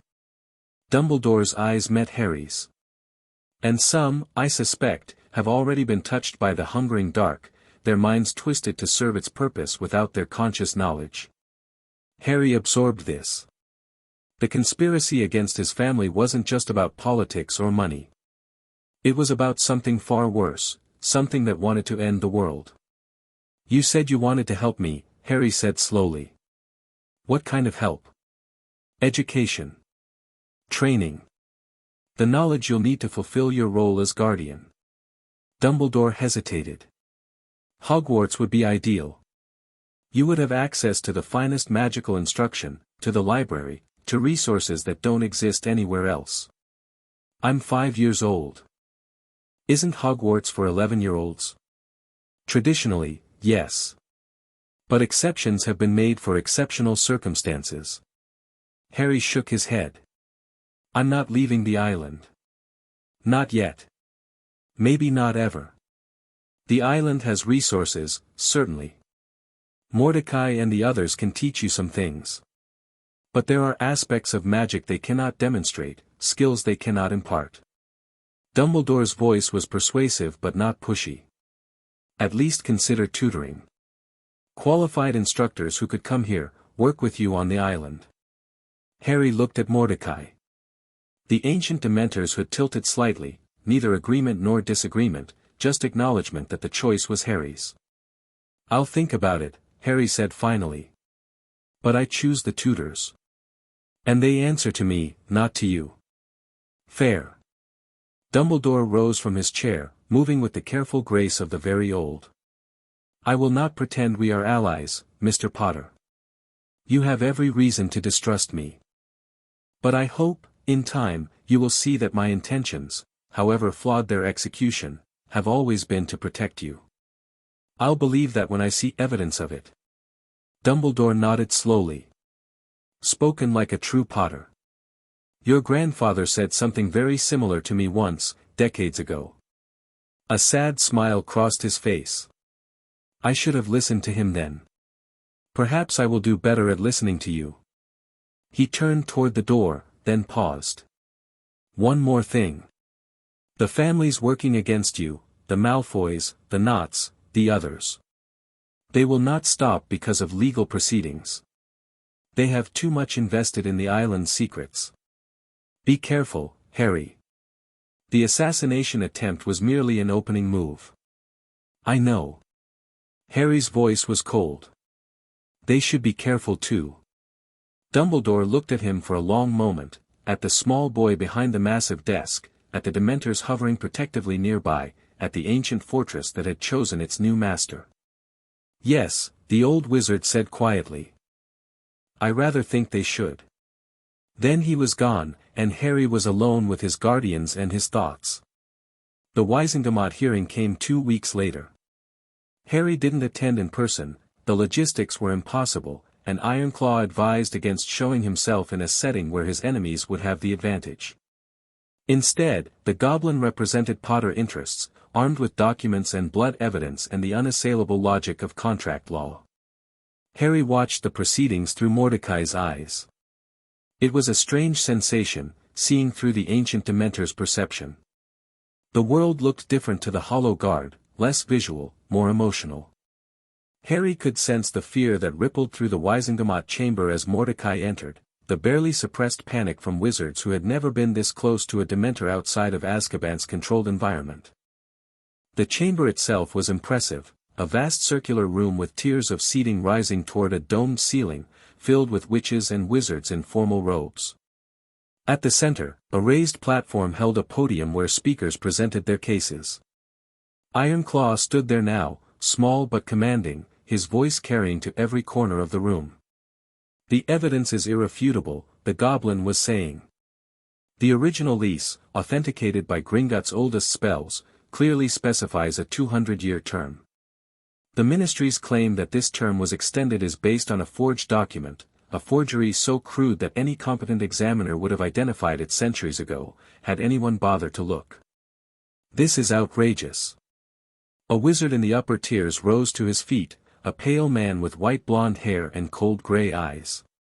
Through Mordecai's perception, Harry could feel the man's emotions, anger, yes, but also fear.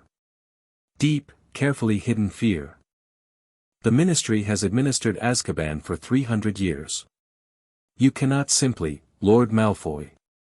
Ironclaw's voice cut through the protest like a blade. "The Ministry has illegally occupied Azkaban for 133 years. There is a significant difference. The Potter line was assumed extinct, assumed by whom? The records clearly show that James Potter was alive and well until his murder in 1981. Did the Ministry make any attempt to contact him regarding his family's property? Did anyone inform him of his rights?"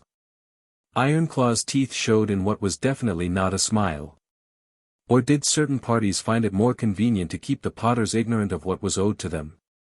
The chamber erupted in noise. Harry, watching through Mordecai, could feel the shifting currents of emotion, surprise, anger, calculation, and underneath it all, fear. So many of them were afraid. A witch in the front row raised her wand, and the noise subsided. Harry recognized her from Mordecai's memories, Amelia Bones, her face carefully neutral, but her emotions a complex mix of determination and something that might have been satisfaction. "The Wisingamot will come to order," she announced. "Account Manager Ironclaw, you have presented documentary evidence of the Potter claim. The Ministry will now have an opportunity to respond." A wizard in ministerial robes stepped forward, not Fudge, Harry noted, but someone older, grayer, more careful in his movements. Through Mordecai, Harry felt the man's exhaustion, his reluctance to be here at all.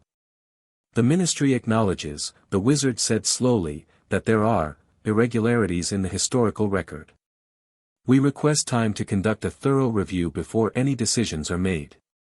"How much time?" Bones asked. 6 months should be denied." Bones's voice was flat. "The Ministry has had over a century to review these records. You will have 2 weeks. In the meantime, ownership of Azkaban Island remains with Harry Potter by right of blood and contract." The chamber exploded again. Lord Malfoy was on his feet, shouting something about procedure. Other voices joined his. Harry felt the wave of their anger through Mordecai's perception, hot and bright against the Dementor's cold. Then Mordecai moved.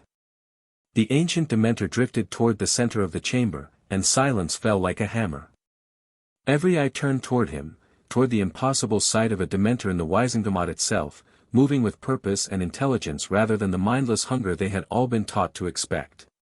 "The heir has spoken," Mordecai's voice filled the chamber, making even the bravest wizards flinch. "The island recognizes its master. Those who would contest this claim may do so through proper channels, but know this, the Hollow Guard's loyalty is to Potter blood. Any who threaten the heir will face the consequences. Is that a threat? Lord Malfoy's voice was sharp, but through Mordecai, Harry could feel the terror underneath it. It is a statement of fact. Mordecai's hood turned toward the blonde wizard. We remember many things, Lord Malfoy. We remember who visits the island in darkness. We remember who speaks of opening what should remain closed. We remember everything. The color drained from Malfoy's face. He sat down without another word. Bones watched the exchange with an unreadable expression, then turned back to address the chamber. The preliminary ruling stands. Ownership of Azkaban Island is hereby recognized as belonging to Harry James Potter. The Ministry will present its response in 2 weeks. This session is adjourned. That was dramatic, Harry said later, when Mordecai had returned to the island. The thing about Malfoy visiting in darkness. It was true. Mordecai's cold carried a hint of satisfaction. He has come to the island 3 times in the past decade, always alone, always at night. He speaks to the lower levels, where the worst prisoners are kept. Where the entrance to the deep places lies. He's trying to reach the threshold. Yes. But he lacks the blood. All his attempts have failed. The Dementor paused. Now he will know that we watched. That we remember. That his secrets are not as hidden as he believed. Harry considered this. Malfoy was an enemy, that was clear. But an enemy who was afraid, who had been exposed, might become desperate. Desperate enemies were dangerous. We need to know more about him, Harry said. About all of them. The families Ironclaw mentioned, the ones who've been working against the Potters. The island's archives contain much that was thought lost. Records of visits, of conversations, of agreements made in shadows. Show me.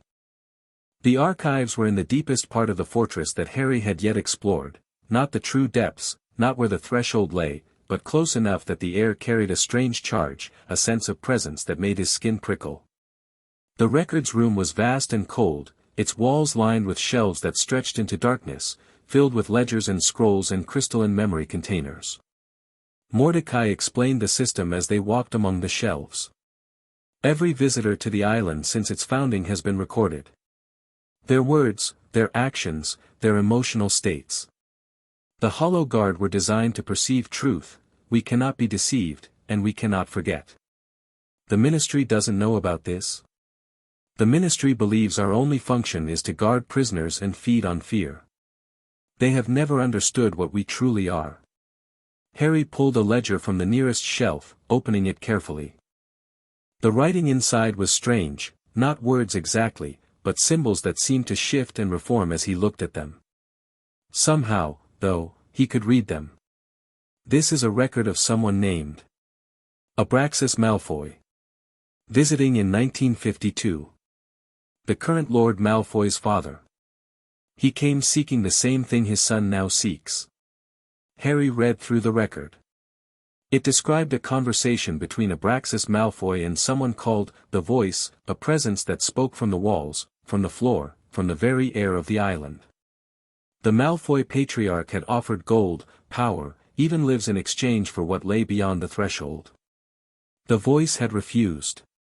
Not from morality, Harry understood, but from practicality. Blood of the Guardians is required, it had said. Without Potter blood, the gate remains sealed. They've been hunting my family for generations, Harry said quietly. Trying to get Potter blood. Or trying to eliminate the Potters entirely, so that the blood requirement would become moot. Mordecai's cold deepened with something like anger. We believe the attack on your parents was not merely the Dark Lord's vengeance. We believe it was coordinated with those who want the threshold opened. Voldemort was working with the Malfoys? Perhaps. Or perhaps they simply ensured he knew where to find your parents. The result was the same, the Potter line reduced to a single child, hidden away in the Muggle world, ignorant of his heritage. Harry closed the ledger, his mind racing. The conspiracy was deeper than he'd imagined. It wasn't just about controlling a prison or accessing magical power. It was about ending the Potter line so that nothing would stand between the hungering dark and its freedom. And somehow, despite everything they'd done, he was still here. Still alive. Still the guardian they had tried to destroy. "I need to learn faster," Harry said. "Everything you can teach me, everything the island knows. I need to be ready for whatever they try next." "You are young," Mordecai said gently. "Even your ancestors took decades to master the island's secrets. I don't have decades. They've already tried to kill me once. They'll try again." The Dementor was quiet for a long moment. "Then, there is a way. The binding ritual your ancestors used to connect with the island. It would accelerate your understanding, your control. But it is not without risk." "What kind of risk?" "The ritual requires you to touch the threshold directly. Not to open it, but to taste its power. Most who attempt this are driven mad by what they experience. Only those with the strongest will survive intact." Harry thought about the dreams he'd been having. The door of frozen smoke. The voice that promised everything and demanded only surrender. He had resisted so far, resisted without training, without preparation, without understanding what he was refusing. "I can do it," he said. "You are certain?" Harry looked around the archives, at the centuries of records, the accumulated evidence of how thoroughly his family had been betrayed. At the proof that powerful enemies would never stop trying to destroy him, not until he was dead or they were. "I'm certain," he said. "When can we begin?" Mordecai's hood dipped in something like a bow. "Tonight," the ancient Dementor said. "When the stars align with the island's power. Tonight, we begin your true education." The ritual chamber was carved from the living rock of the island itself. Harry descended through passages that hadn't seen human feet in centuries, guided by Mordecai and flanked by 6 other Dementors. The walls were covered in symbols that seemed to move when he wasn't looking directly at them, wards, Mordecai explained, designed to contain what they were about to attempt. At the center of the chamber stood a circle of standing stones, ancient beyond measure, their surfaces etched with the same shifting symbols. And in the center of the circle, a pool of something that wasn't quite water, darker, denser, with a surface that reflected nothing at all. "The Well of Echoes," Mordecai said. "Your ancestors created it as a controlled access point to the threshold. It allows contact without breach, understanding without surrender." Harry approached the pool slowly. The closer he got, the more he could feel the presence beneath, not the hungering dark itself, but its shadow, its echo, the faintest taste of what waited beyond the gate. "Hello again, little heir," the presence whispered. "Have you finally come to accept my gift?" "I've come to understand you," Harry said aloud. "Not to accept anything." Laughter, cold and ancient. "Understanding is a form of acceptance. Every truth I show you becomes part of you. Every secret I share binds us closer together." Harry stepped into the circle of stones. The air immediately changed, heavier, charged with potential energy. The symbols on the walls began to glow with a soft, silver light. "What do I do?" he asked Mordecai. "Touch the pool. Let it show you what it will. Remember, you are the guardian, not the guest. Whatever you see, whatever you feel, you remain in control." Harry knelt at the edge of the pool. The not water was cold even before he touched it, a cold that went beyond temperature into something metaphysical. He could feel the presence below waiting, eager, hungry for contact. He put his hand in the pool. The world dissolved. Harry was nowhere and everywhere. He was falling through dimensions that had no names, watching realities fold and unfold like origami made of light. He saw the universe as it had been before life existed, empty, purposeless, waiting. He saw the thing that waited at the threshold, and his mind nearly shattered at its vastness. It was not evil. That was the horror of it. The hungering dark wasn't malevolent, it was simply other. It existed by different rules, operated on different principles. If it entered their reality, it wouldn't destroy out of hatred, it would consume out of nature, the way fire consumes fuel without malice. You see, the presence said, and now it was all around him, everywhere and nowhere. You understand. I am not your enemy, little heir. I am simply what I am. You're trying to manipulate me. I am trying to communicate. Your ancestors saw me as a threat to be contained. But I am also an opportunity. The power beyond the threshold could remake your world. End suffering. End death. End the petty struggles that define your brief existence. Harry felt the pull of that promise. The temptation to believe, to surrender, to let something greater than himself take control.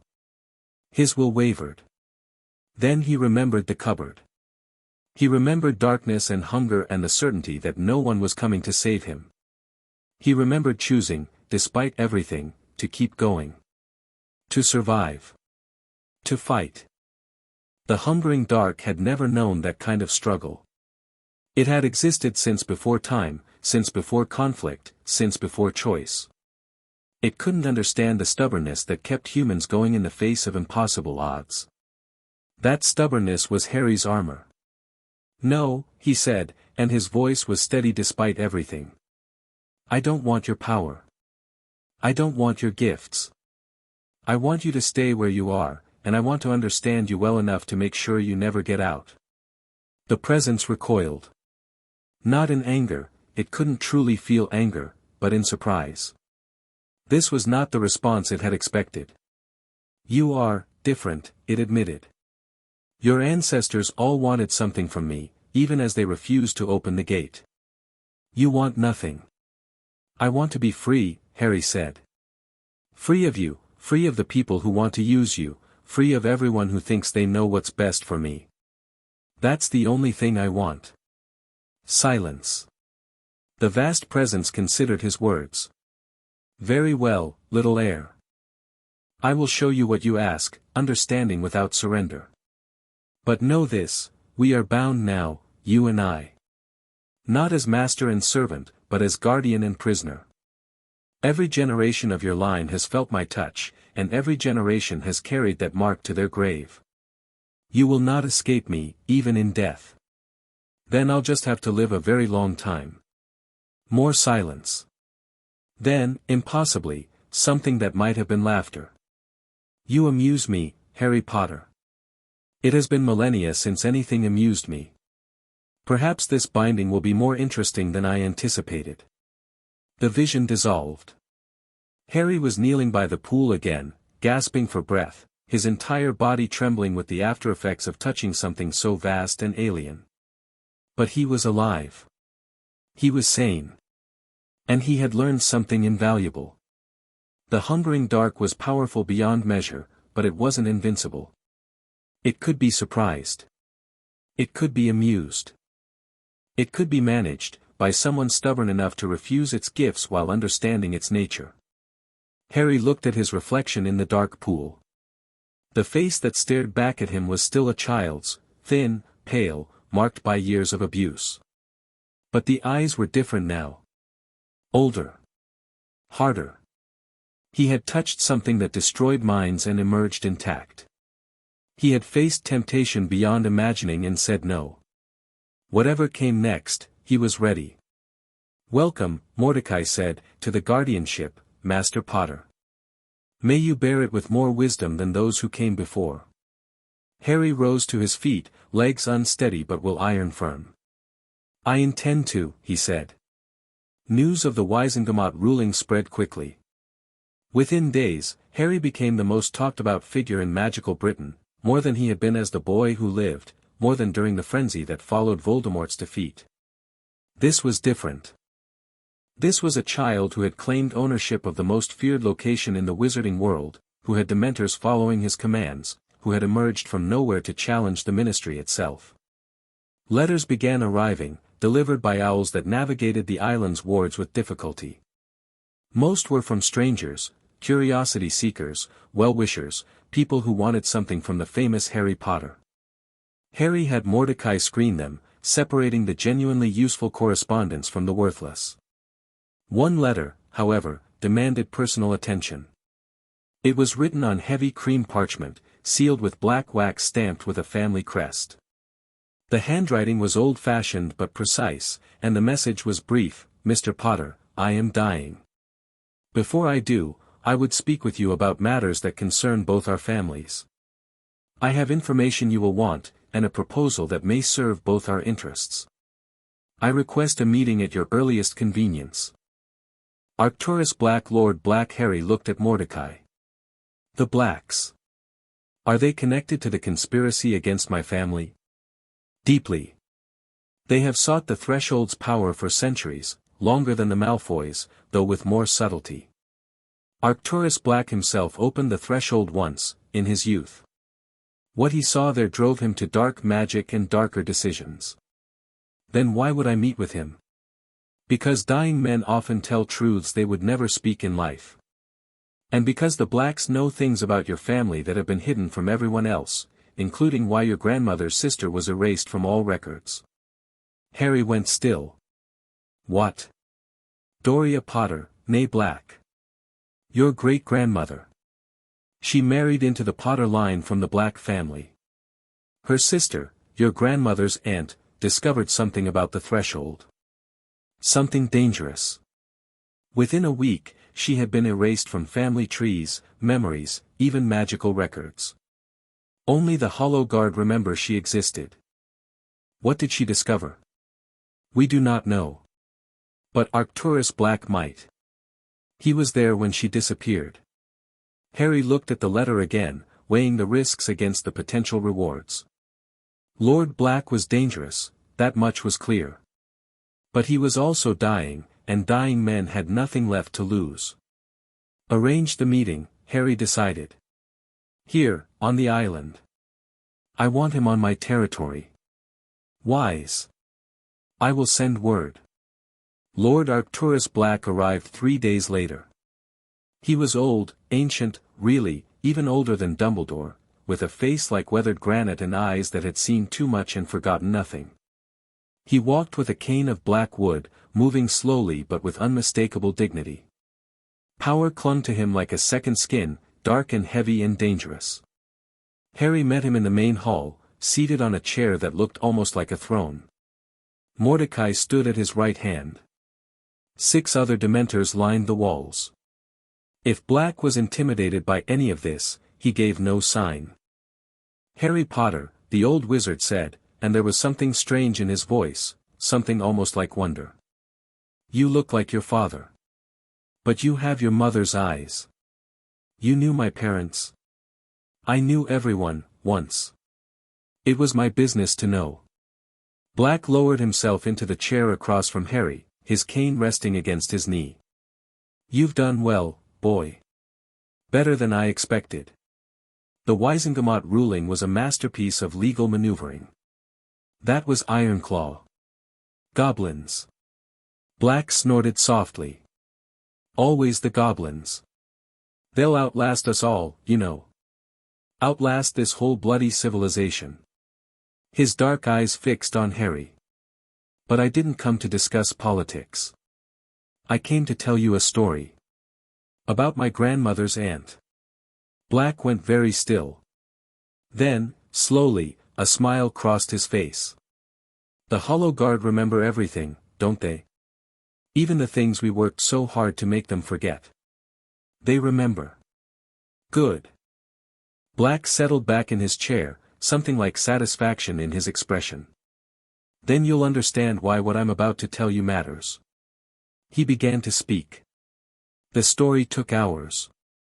It wound through generations of Black family history, through alliances and betrayals, through dark rituals and desperate choices. It spoke of the Threshold and what lay beyond it, of the families who had sought its power and the prices they had paid.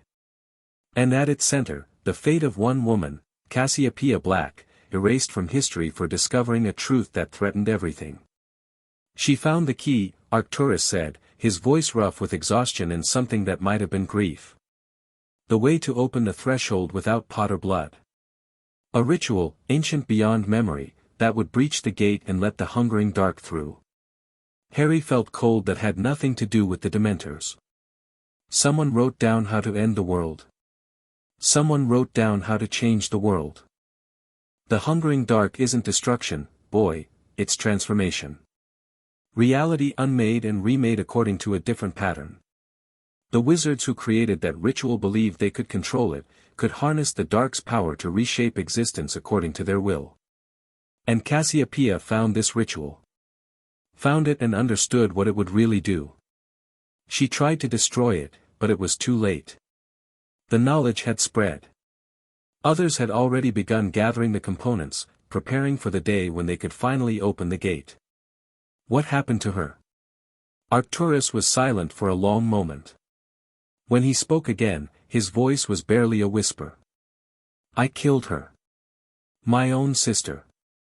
I was young, and I wanted to believe, that the ritual could work. That we could control the dark. She tried to stop us, and I. He closed his eyes. I've spent 80 years trying to undo what I did that night. Trying to find a way to seal the threshold forever, to ensure no one can ever complete the ritual. But I'm old now, and dying, and I've failed. Harry sat in silence, processing what he'd heard. This man had murdered his own sister to protect a ritual that could end the world. He had spent decades in darkness, seeking power he now rejected. He was a monster by any measure. But he was also the only person who knew the full truth about what was coming. The ritual, Harry said finally. Who has it now? Pieces of it. The Malfoys have one fragment. The Knots have another. There are others, Lestranges, Carrows, families who served the Dark Lord and survived his fall. They're gathering the pieces, boy. Slowly, carefully, making sure no one notices. Within a decade, maybe less, they'll have everything they need. And when they do, they'll come here. Arcturus's eyes opened, fixing on Harry with terrible intensity. The ritual must be performed at the threshold itself. You're the last obstacle, the last guardian. When they're ready, they'll come for you. Let them come. The words surprised Harry as much as they seemed to surprise Arcturus. But as he said them, he realized he meant them. He had touched the hungering dark and survived. He had faced the worst that reality could offer and emerged stronger. Whatever was coming, he would face it. You remind me of her, Arcturus said softly. Cassiopeia. She had the same certainty, the same steel. I hope it serves you better than it served her. What do you want from me, Lord Black? Arcturus was quiet for a moment. Then he reached into his robes and withdrew a small, black book, its cover worn smooth by centuries of handling. This is everything I know, he said. Every piece of the ritual I've recovered, every name involved in the conspiracy, every secret I've uncovered in 80 years of trying to make amends. Take it. Use it. Do what I couldn't do. Harry took the book carefully. It was heavier than it looked, weighted with something more than paper and ink. Why? He asked. Why help me? Why not one of your own family? My family is lost. Arcturus's voice was bitter. My grandson Sirius rots in this very prison, imprisoned for a crime I know he didn't commit. My other descendants are fools or fanatics, chasing power they can't understand. The black line ends with me. Sirius Black. He's here. In the high-security wing. Convicted of betraying your parents to the Dark Lord, of murdering 13 muggles with a single curse. Arcturus laughed, though there was no humor in it. All lies. Sirius didn't betray anyone. He was framed by the true traitor, a man who even now lives free, hidden among those who believe him dead. Harry's mind raced. His parents' betrayal, the reason Voldemort had found them, it led back to someone who was still alive. Still free. Who? He demanded. Who betrayed them? Peter Pettigrew. A friend of your father's, a trusted member of their inner circle. He was the true secret keeper, not Sirius. When the Dark Lord came for your parents, Peter opened the door. Arcturus's face twisted with contempt. And then he faked his own death, framed Sirius for everything, and disappeared. How do you know this? Because I have sources you cannot imagine, boy. Because I have spent decades piecing together what really happened that night. Arcturus leaned forward, intensity burning in his dying eyes. Free my grandson. Clear his name. It's the one thing I can give him before I die, and I cannot do it myself. But you have Dementors who remember everything. You have an island that reveals truth. You can prove what I cannot. Harry thought about this. Sirius Black, convicted of betraying his parents, rotting in a cell above his head. If Arcturus was telling the truth, and through Mordecai's perception, Harry could sense no deception, then an innocent man had been imprisoned for 4 years while the real traitor walked free. I'll look into it, Harry said finally. I make no promises. It's enough. Arcturus rose slowly, leaning heavily on his cane. You're what I hoped you'd be, Harry Potter. A true guardian. Perhaps the first one in generations who truly understands what's at stake. He began walking toward the door, then stopped. One last thing. The dreams you've been having, the ones where the threshold speaks to you. They'll get worse. The dark is patient, but it's also eager. It senses that its prison is weakening, that its chance is coming. Don't let it in. Don't let it convince you that opening the gate serves some greater purpose. I know. Do you? Arcturus looked back at him, something ancient and sad in his expression. I thought I knew too, once. I thought I was strong enough to resist any temptation. I was wrong. Don't make my mistakes, boy. The price is too high. Then he was gone, and Harry was alone with the black book and the weight of everything it contained. That night, Harry dreamed of doors again. But this time, the door of frozen smoke was closer than ever before. Close enough to touch. Close enough that he could feel the cold radiating from it, the terrible pressure of something vast pressing against the other side. Soon, the hungering dark whispered. Very soon now. Are you ready, little heir? Harry stood before the door, neither retreating nor advancing. I'm ready, he said. But not for you. He woke to find Mordecai hovering over his bed, the Dementor's cold concern wrapping around him like a blanket. The binding grows stronger, Mordecai said. You feel the threshold more clearly now. That is both gift and danger. I know. Harry sat up, pushing hair out of his eyes. But I also know something else now. The enemy isn't just the hungering dark. It's the people who want to let it through. And now I know who they are. He looked at the black book on his bedside table, filled with decades of secrets and the dying confession of a man who had traded everything for power he could never control. It's time to stop being defensive, Harry said. It's time to start fighting back. Mordecai's hood dipped in acknowledgement. What would you have us do, Master Potter? Harry smiled, a thin, cold expression that would have looked wrong on any ordinary 5-year-old. First, we're going to find out if Sirius Black is really innocent. Then we're going to find Peter Pettigrew. And then.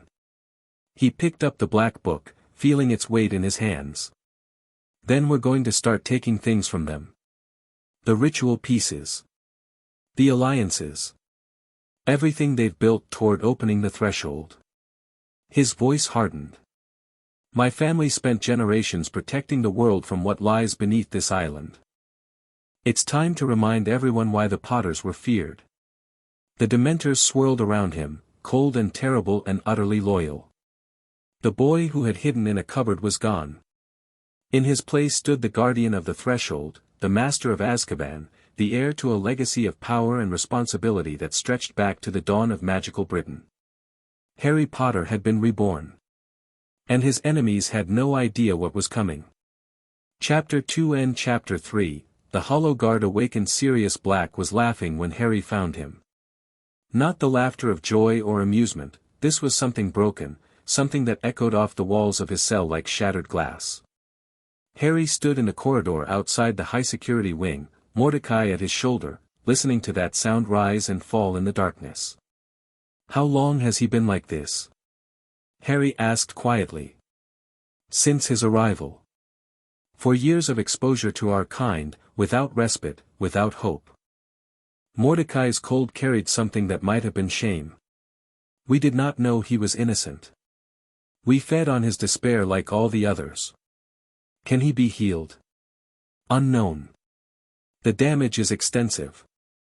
But he has not lost himself entirely. The laughter is a defense, a way of holding on to something when everything else has been stripped away." Harry approached the cell door. It was iron, thick and cold, with a small window set at eye level. Through the bars, he could see a figure huddled in the corner, a man who might once have been handsome, now gaunt and wild-eyed, his dark hair matted and tangled, his prison robes hanging loose on a wasted frame. The laughter stopped when Sirius saw him. For a long moment, they simply stared at each other. Then Sirius's cracked lips moved, forming words that came out as barely a whisper. "James." Harry's chest tightened. "No. I'm Harry. James's son." Sirius blinked. His eyes, gray, like storm clouds, like the sea around the island, seemed to struggle to focus. "Harry. Little Harry. You were so small. So small when I last." He trailed off, something terrible moving behind his expression. "I didn't do it. I didn't betray them. You have to believe me.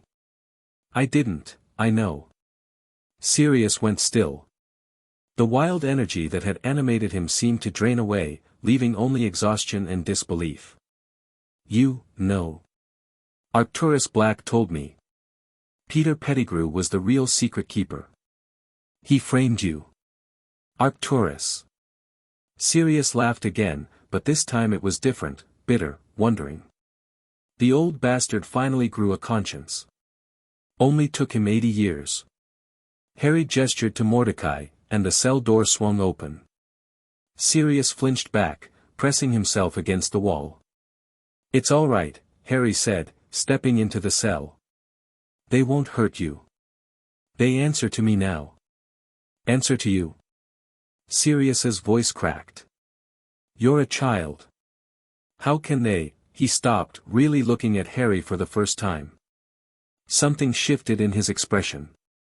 "Your eyes. Lily's eyes. But there's something else there now. Something. I've changed." Harry knelt before his godfather, because that's what Sirius was. He'd learned from the Black Book, the man James and Lily had trusted above all others to protect their son. "A lot has changed. But right now, I need you to tell me everything you remember about that night. About Peter. About how they framed you." Sirius was quiet for a long moment. Then, slowly, he began to talk. The story came out in fragments, interrupted by long pauses and occasional fits of that broken laughter. But piece by piece, Harry assembled the truth. James and Lily had gone into hiding under the Fidelius charm, with Peter Pettigrew as their secret keeper. It had been Sirius's idea. Everyone would assume Sirius was the obvious choice, making Peter the perfect decoy. No one would suspect the quiet, unremarkable Peter of holding such an important secret. But Peter had already turned. He'd been passing information to Voldemort for over a year, terrified of the Dark Lord's power, desperate to save his own skin. When he became secret keeper, he went straight to his true master. The night James and Lily died, Sirius had known immediately who was responsible. He'd tracked Peter down, confronted him in a Muggle street, and Peter had outmaneuvered him. A single curse, aimed not at Sirius but at a gas main beneath the street. 13 Muggles dead in the explosion. And in the chaos, Peter had cut off his own finger, transformed into his animagus form, a rat, and vanished into the sewers. "I was standing there laughing when the Aurors arrived," Sirius said, his voice hollow. "Laughing because it was so absurd. Peter, of all people. Peter, who couldn't duel his way out of a paper bag. And he'd beaten me. Beaten all of us. The Aurors didn't investigate. What was there to investigate? 13 dead muggles, me standing in the middle of it with a wand in my hand, and the whole world convinced I was the traitor. Sirius's hands clenched in his lap. Crouch, he was head of magical law enforcement then, he threw me in here without a trial. Said the evidence was overwhelming. Said justice would be served. No trial. Harry felt cold anger building in his chest. They imprisoned you for life without even a trial. Wartime. Emergency measures. The ministry didn't want complications. Sirius looked up, and for a moment, something of his old fire showed through the damage. They wanted a villain, Harry. Someone to blame for James and Lily, someone to make the public feel safe. I was convenient. Harry stood, his mind racing. No trial meant no official record of Sirius's guilt. If he could prove Peter was alive, prove that the real traitor had escaped. Peter, he said. You said he's an animagus. A rat. Is there any way to track him? Not that I know of. Unregistered animagi are almost impossible to detect. Sirius's expression darkened. I've spent 4 years thinking about nothing else. If there was a way to find him, I would have thought of it. There may be a way, Mordecai interjected, drifting closer. The hollow guard sense more than emotions. We sense the shape of souls. An animagus carries a distinctive signature. If Peter Pettigrew ever came near enough for us to perceive, we would recognize him. But he could be anywhere in Britain. Anywhere in the world. True. But consider, where would a rat hide? With whom would he feel safe? Mordecai's hood turned toward Sirius. The prisoner knows Pettigrew better than anyone. Where would he go? Sirius was quiet for a long moment, thinking. Then his eyes widened. The Weasleys. Who? Arthur and Molly Weasley.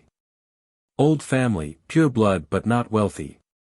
They were on the edges of the Order, the group that fought against Voldemort. Peter knew them. Trusted them. Sirius's voice grew more animated. They have children. Lots of children. A house full of chaos and noise, where one more small creature wouldn't be noticed. You think he's hiding with a family? As a pet rat? It's exactly what Peter would do. Find somewhere safe and warm and let someone else take care of him while he waits to see which way the wind blows. Bitterness dripped from every word. He was always a coward. Always looking for someone stronger to hide behind. Harry looked at Mordecai. Can we reach the Weasleys from here? Not directly. The island's influence extends only so far. But there are other methods. The Dementor paused. The Ministry patrol arrives tomorrow. We could persuade them to investigate. No. The Ministry can't be trusted. Half of them are probably involved in the conspiracy against my family. Harry thought for a moment. What about Dumbledore? He offered to help. This might be a chance to see if he meant it. The old wizard has his own agenda.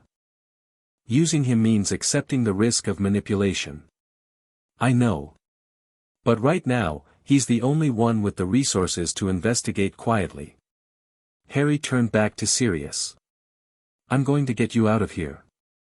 Not today, I need evidence first, proof that will force the Ministry to act. But I promise you, this isn't over. Sirius stared at him with something like wonder. You really are James's son. He would have done the same thing, charged in, made promises, refused to accept that something was impossible. A ghost of a smile crossed his ravaged face. Lily would have told him to think it through first. She was the careful one. I'm trying to be both. Good. You'll need to be. Sirius reached out, his hand trembling, and touched Harry's shoulder. Be careful, Harry. The people who framed me, who killed your parents, they're still out there. And if they find out you're digging into this, let them find out. Harry's voice was cold. I want them to know I'm coming. The letter to Dumbledore was carefully worded. Harry had Ironclaw review it first, ensuring nothing could be used against him legally or politically. The message was simple: Harry had information suggesting Sirius Black was wrongfully imprisoned. He requested Dumbledore's assistance in investigating, specifically in locating a wizard named Peter Pettigrew who might be hiding in his animagus form. The response came within hours. Dumbledore would investigate. He made no promises, but he acknowledged that the lack of trial for Sirius had always troubled him.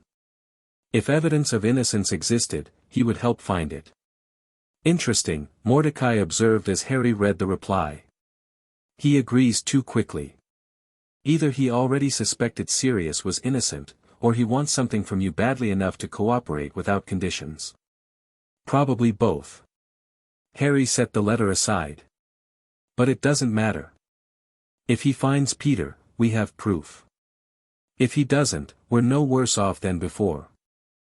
And if he finds Peter but chooses not to tell you? Harry smiled thinly. Then we'll know where we stand with him, won't we? The days that followed were filled with preparation. Harry threw himself into his training with renewed intensity.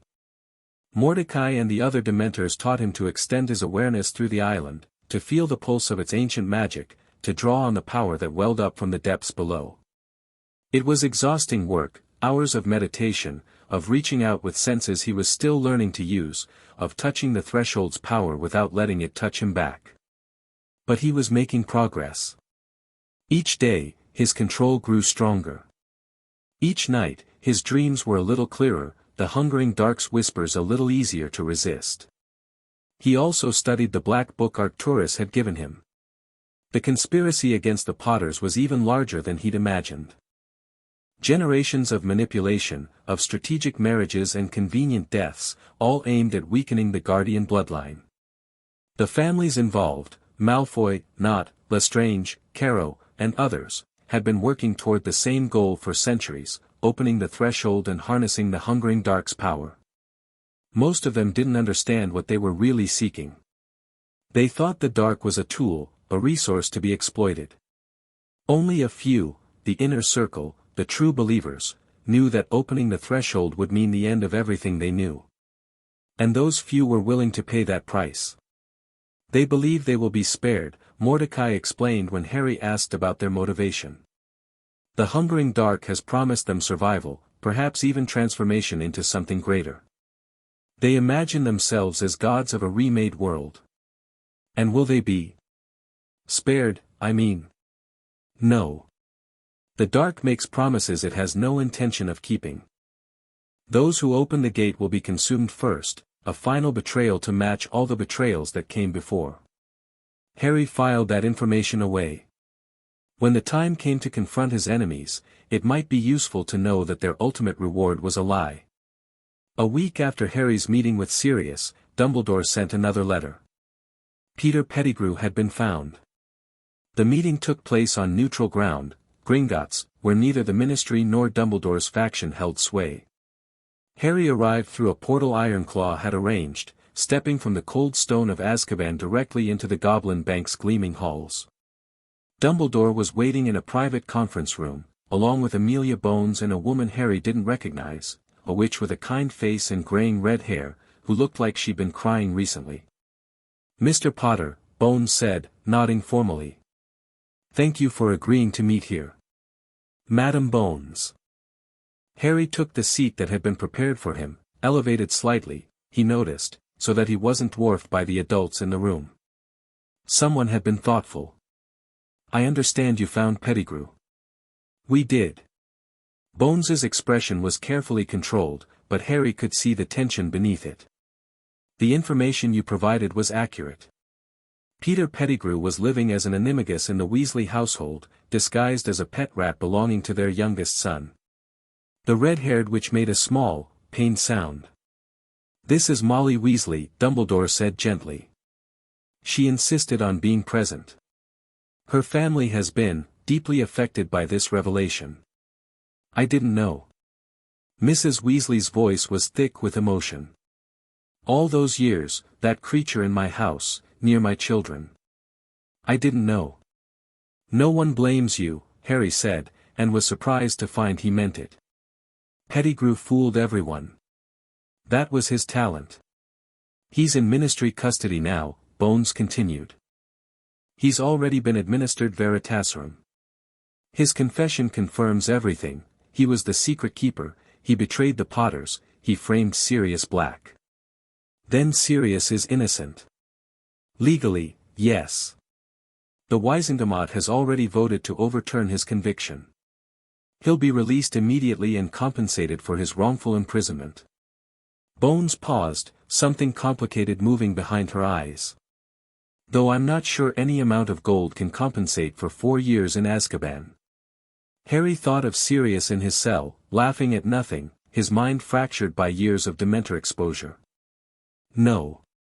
It can't. There's another matter, Dumbledore said, leaning forward slightly. Pettigrew's confession revealed more than just his betrayal of your parents.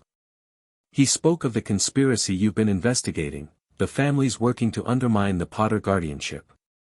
Did he name them? Some. The Malfoys, as you suspected. The Knots. The Lestranges, though most of that family is already imprisoned. Dumbledore's blue eyes were intent. But he also named someone unexpected. Someone within the ministry itself. Bones's jaw tightened. Cornelius Fudge. Junior Minister for Magical Transportation. Pettigrew claims he's been coordinating with the conspirators for years, passing them information, covering their tracks. Harry remembered the assassination attempt. Hit wizards who had somehow bypassed the island's wards. Someone in the ministry feeding them intelligence. Fudge. The one who tried to have me killed. We don't have proof of that yet, Bones said carefully. But we're investigating. If the evidence supports a connection. It will. Harry's voice was flat.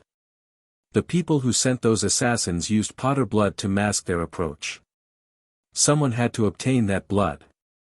Someone with access to ministry resources, to family records, to whatever samples might have been collected when my parents died.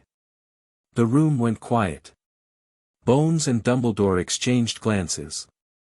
You've thought this through, Dumbledore observed. I've had time to think. Harry met the old wizard's eyes. While I was recovering from the attack, while the legal proceedings dragged on, while everyone else assumed I was just a frightened child waiting to be rescued. I've done nothing but think. And what conclusions have you reached? That this isn't about politics or money. Not really. There's something beneath my island, something dangerous, something that wants to be free. The conspiracy isn't trying to take Azkaban from me. They're trying to clear the path to something that could end the world. Silence. Mrs. Weasley looked confused, but Bones and Dumbledore had both gone very still. You know about the threshold, Dumbledore said quietly. It wasn't a question. I've touched it. Spoken with what lies beyond. Harry let that sink in before continuing. I know what I'm guarding, Professor. I know what happens if I fail. And I know that the people working against me have been gathering pieces of a ritual that could breach the gate without Potter blood. Bones's face had gone pale. A ritual?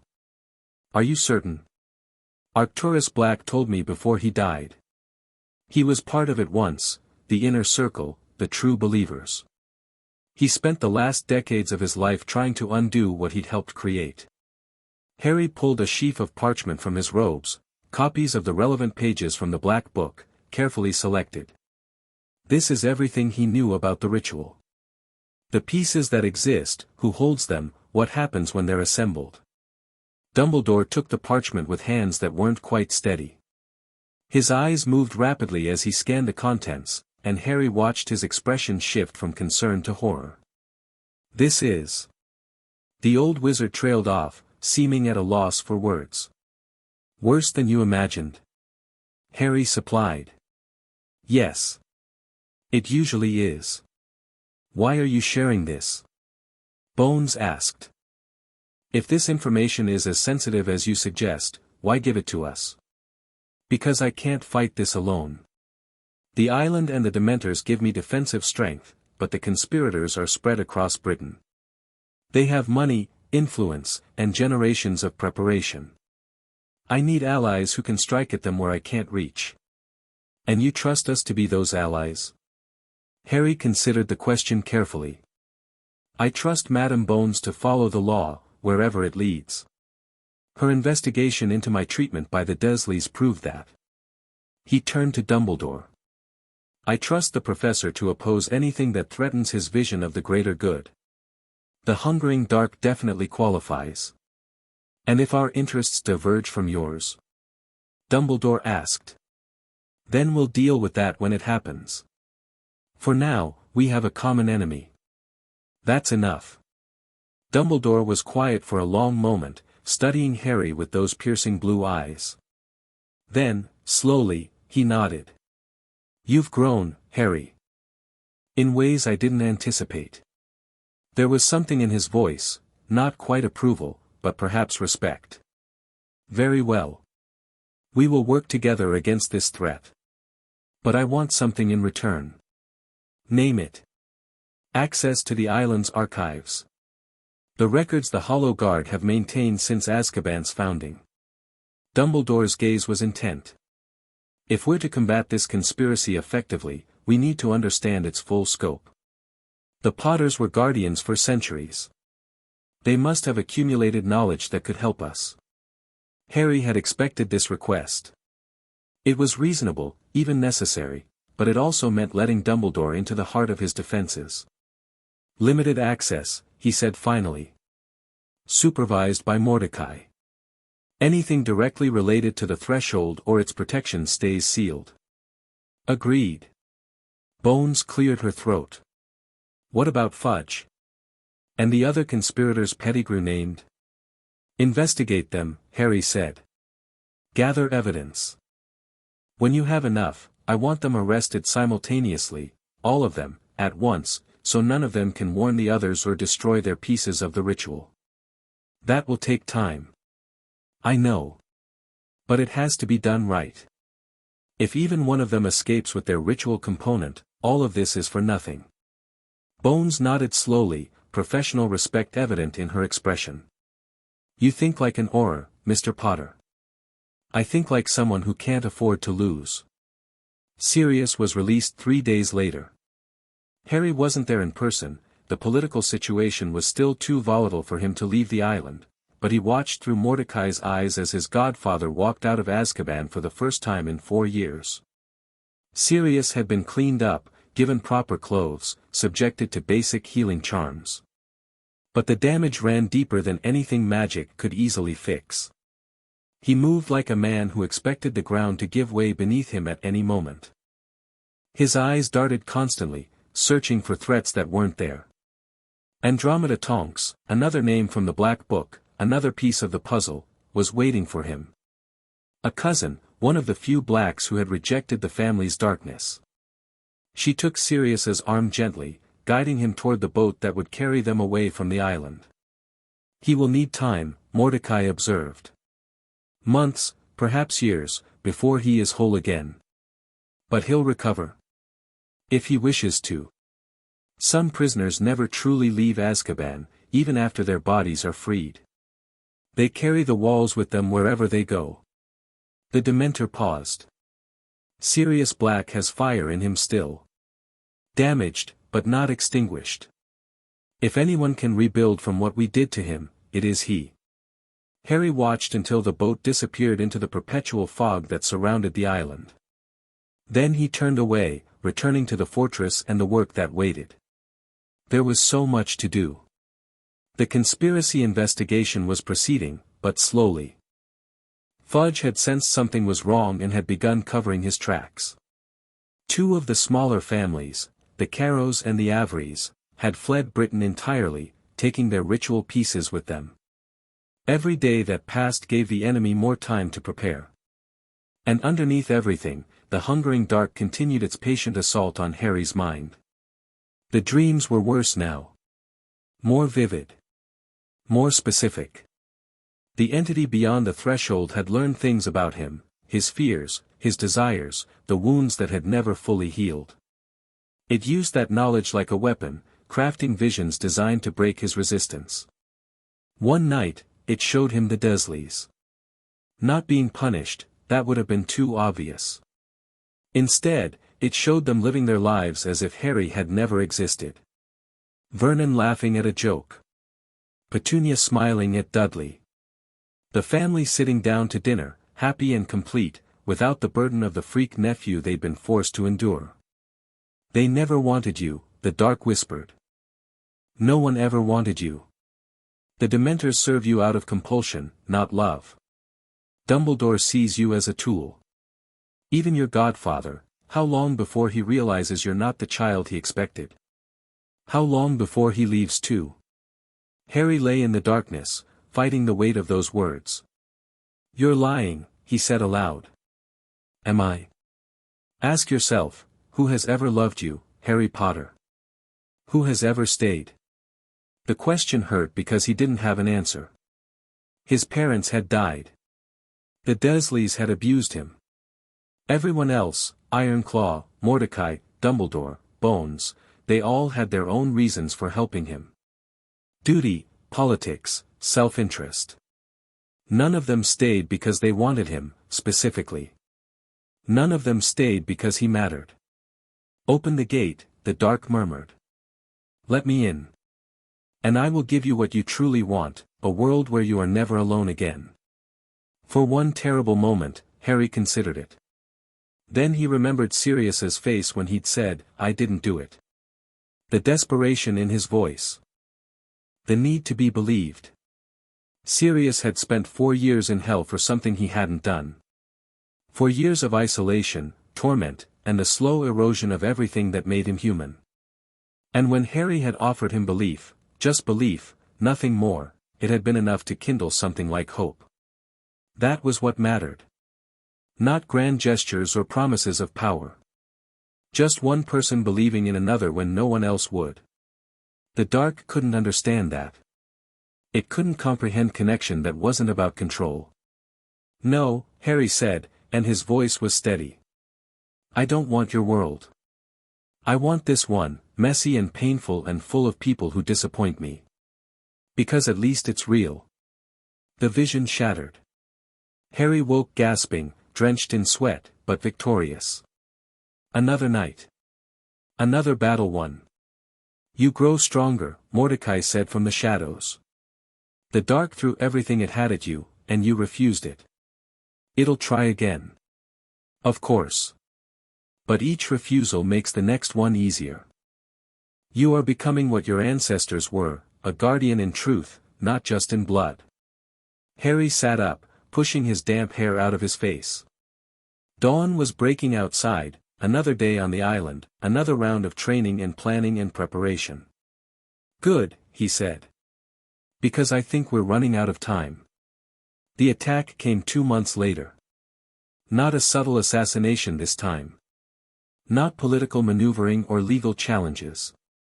The conspirators had grown desperate, had decided that the only way to achieve their goal was to remove Harry Potter by overwhelming force. 50 wizards appeared on the shores of Azkaban Island in the dead of night. Harry felt them the moment they arrived. His connection to the island had grown strong enough that he sensed every footfall, every spell cast, every intent harbored by the invaders. He was out of bed and moving before the first alarm sounded. Mordecai. I know. The Hollow Guard is mobilizing.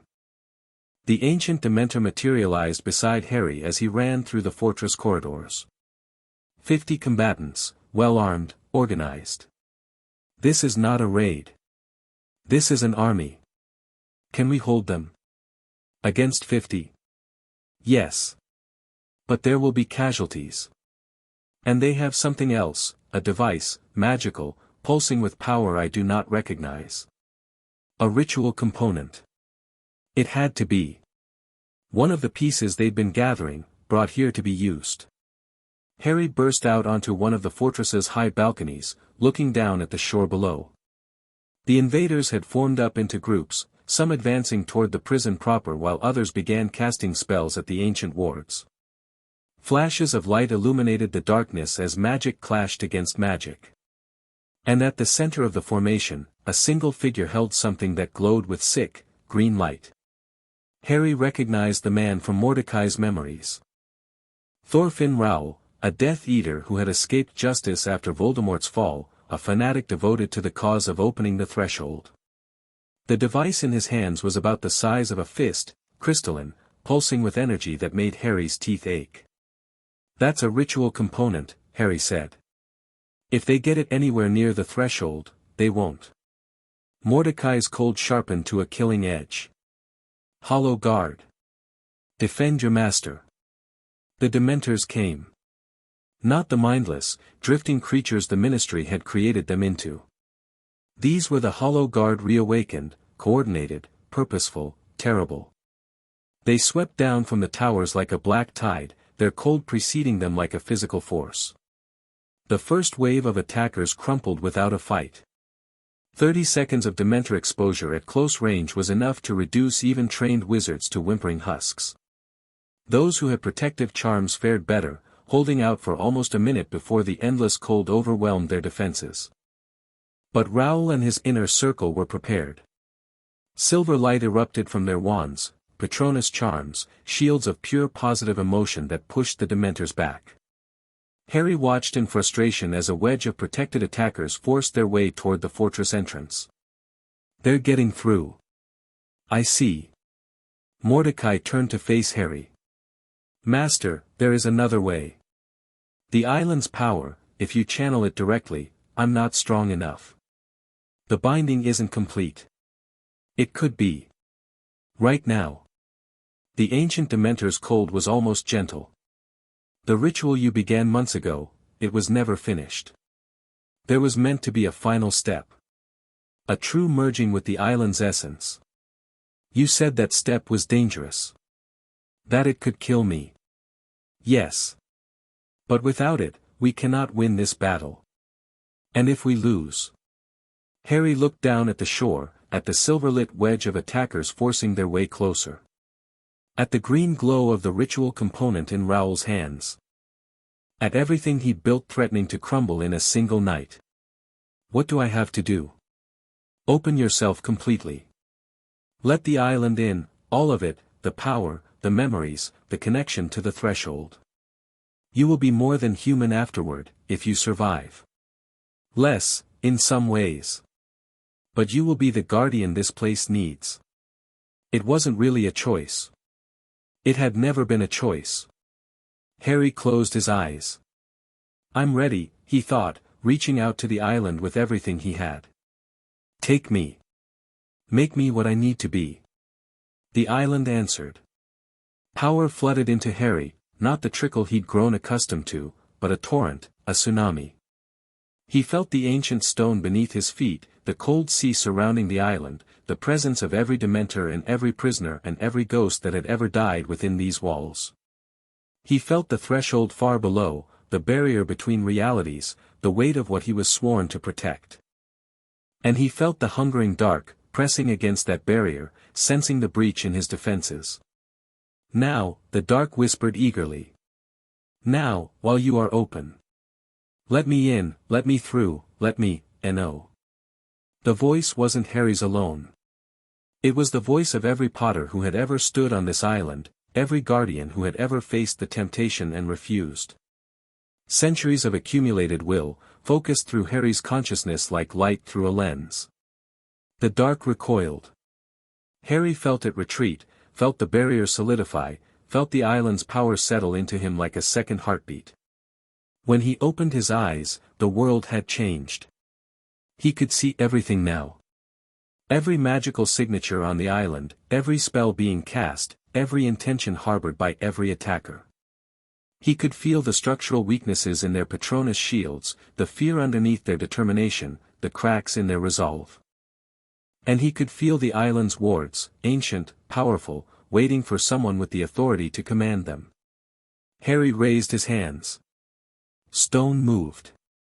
The fortress itself came alive around the attackers.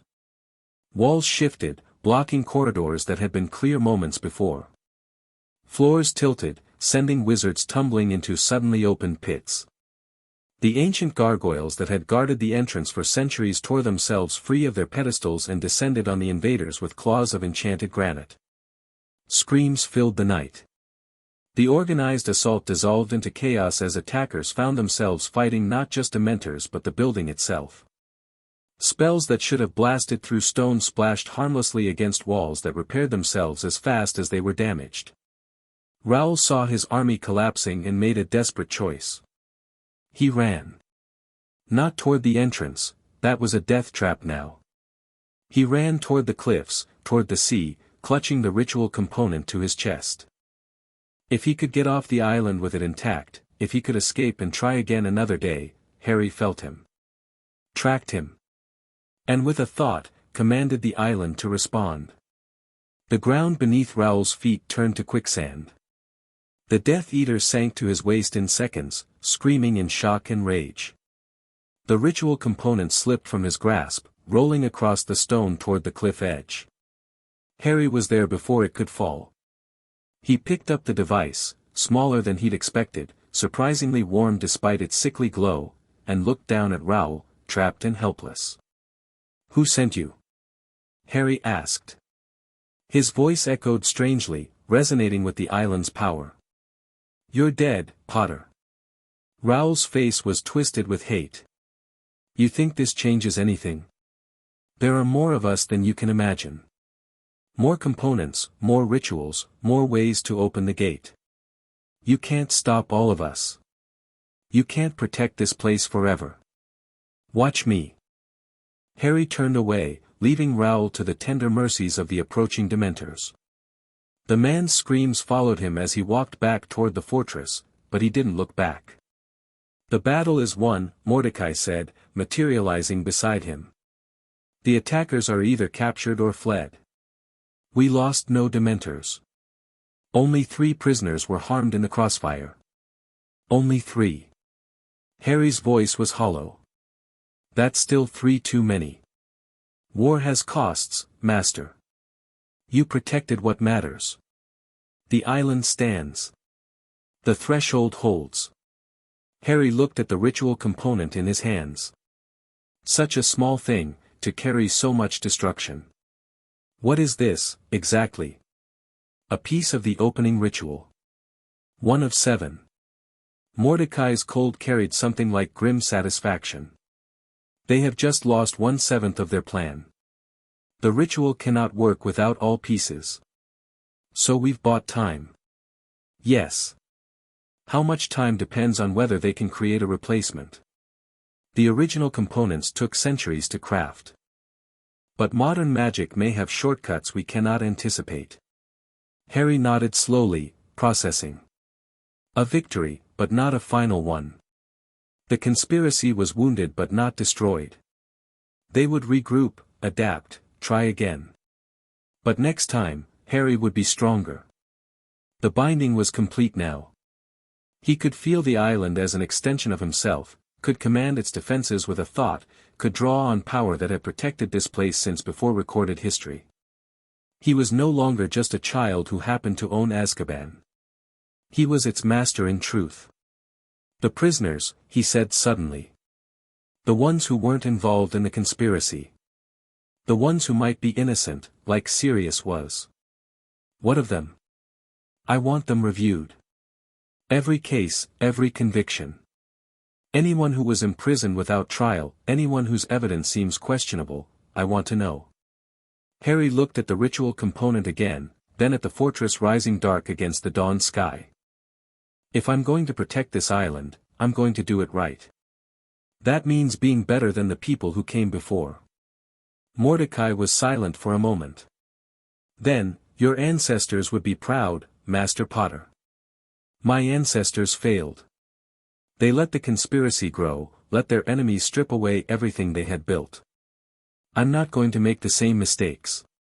He walked back into the fortress, leaving the battlefield behind. There was so much work to do, securing the captured attackers, analyzing the ritual component, preparing for the next assault. But for the first time since arriving on Azkaban Island, Harry felt something like hope.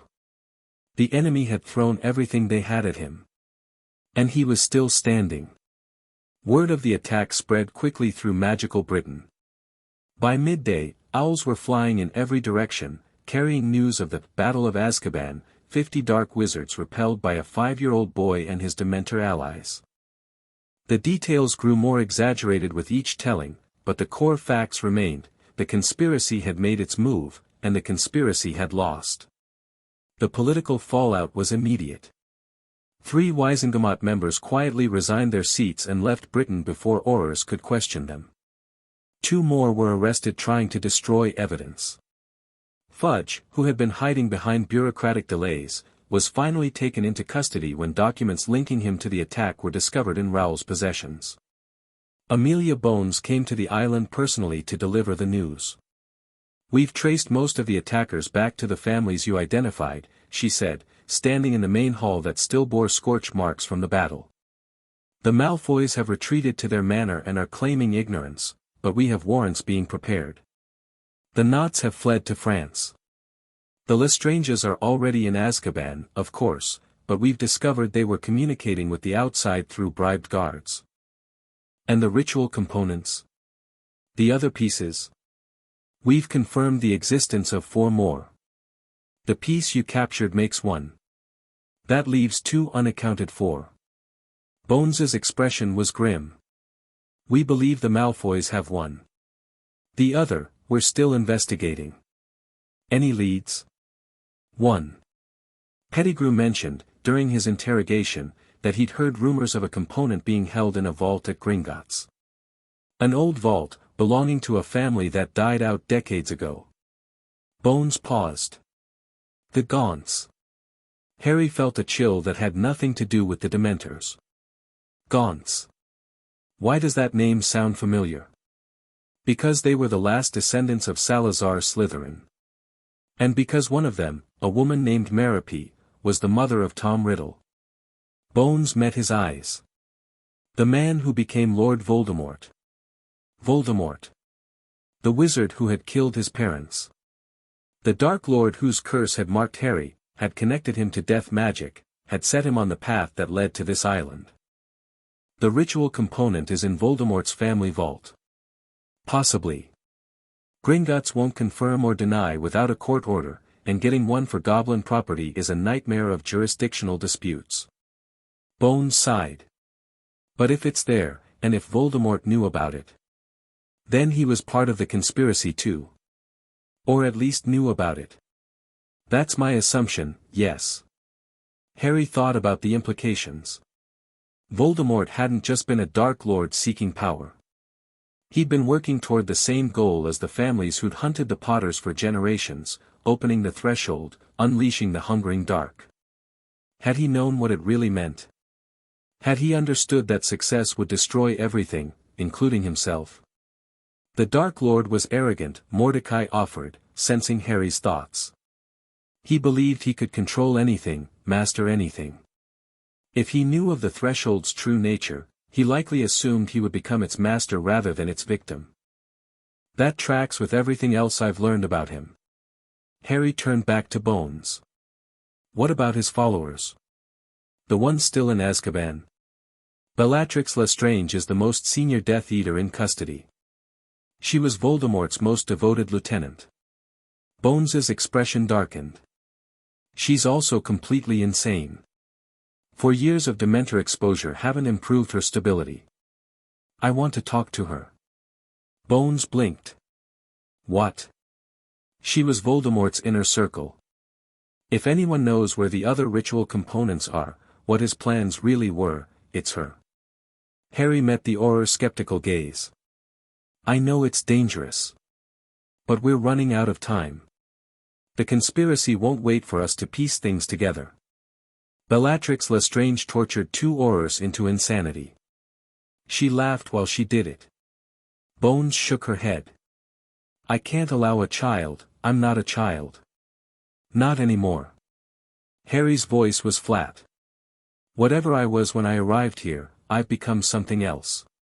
The island's power flows through me. The Dementors obey my commands. And I've touched the threshold itself and survived. He let a fraction of that power show, a darkening of the air around him, a deepening of the shadows. Bellatrix Lestrange doesn't frighten me. Bones was quiet for a long moment, studying him with an expression Harry couldn't read. You've changed, she said finally. From the boy who demanded justice in the Wizengamot, to this. I've grown. The situation demanded it. That's what worries me. Bones sighed heavily. Fine. You can speak with Lestrange. But I'm present the entire time, and if I see any sign that she's manipulating you or that the conversation is going in a dangerous direction, I shut it down. Agreed. Bellatrix Lestrange's cell was in the deepest part of the high-security wing. Harry had been there before, visiting Sirius, but this section was different. The cold was more intense, the darkness thicker. Even with his enhanced senses, Harry felt the oppressive weight of centuries of suffering pressing down on him. Mordecai stopped at the corridor's entrance. I cannot accompany you further, Master. The wards on this section are specific. They contain my kind as much as the prisoners. I know. Wait here. Harry walked the final stretch alone, Bones at his side. The cell doors they passed were all sealed, but Harry could sense the occupants behind them, broken minds, shattered souls, the wreckage of Voldemort's war. Bellatrix's cell was at the very end. She was nothing like Harry had expected. The memories he'd seen in the Black Book portrayed her as beautiful, terrifying, radiating dark power. The woman in the cell was a ruin of that image, skeletal, wild-haired, her face gaunt and her eyes burning with a fire that had long since consumed everything sane. But when those eyes fixed on Harry, they sharpened with recognition. Potter, she breathed. Little baby Potter. I remember you. Crying in your crib while your mother begged for your life. Harry felt nothing at the words. Whatever reaction she'd hoped to provoke, it wasn't there. I have questions for you, Bellatrix. Questions. She laughed, the same broken sound Harry remembered from Sirius's cell. Ask then, baby Potter. Ask and see if I answer. The ritual components. The pieces needed to open the threshold. Where are they? Bellatrix went still. The mad fire in her eyes flickered with something else, surprise, perhaps, or calculation. You know about that.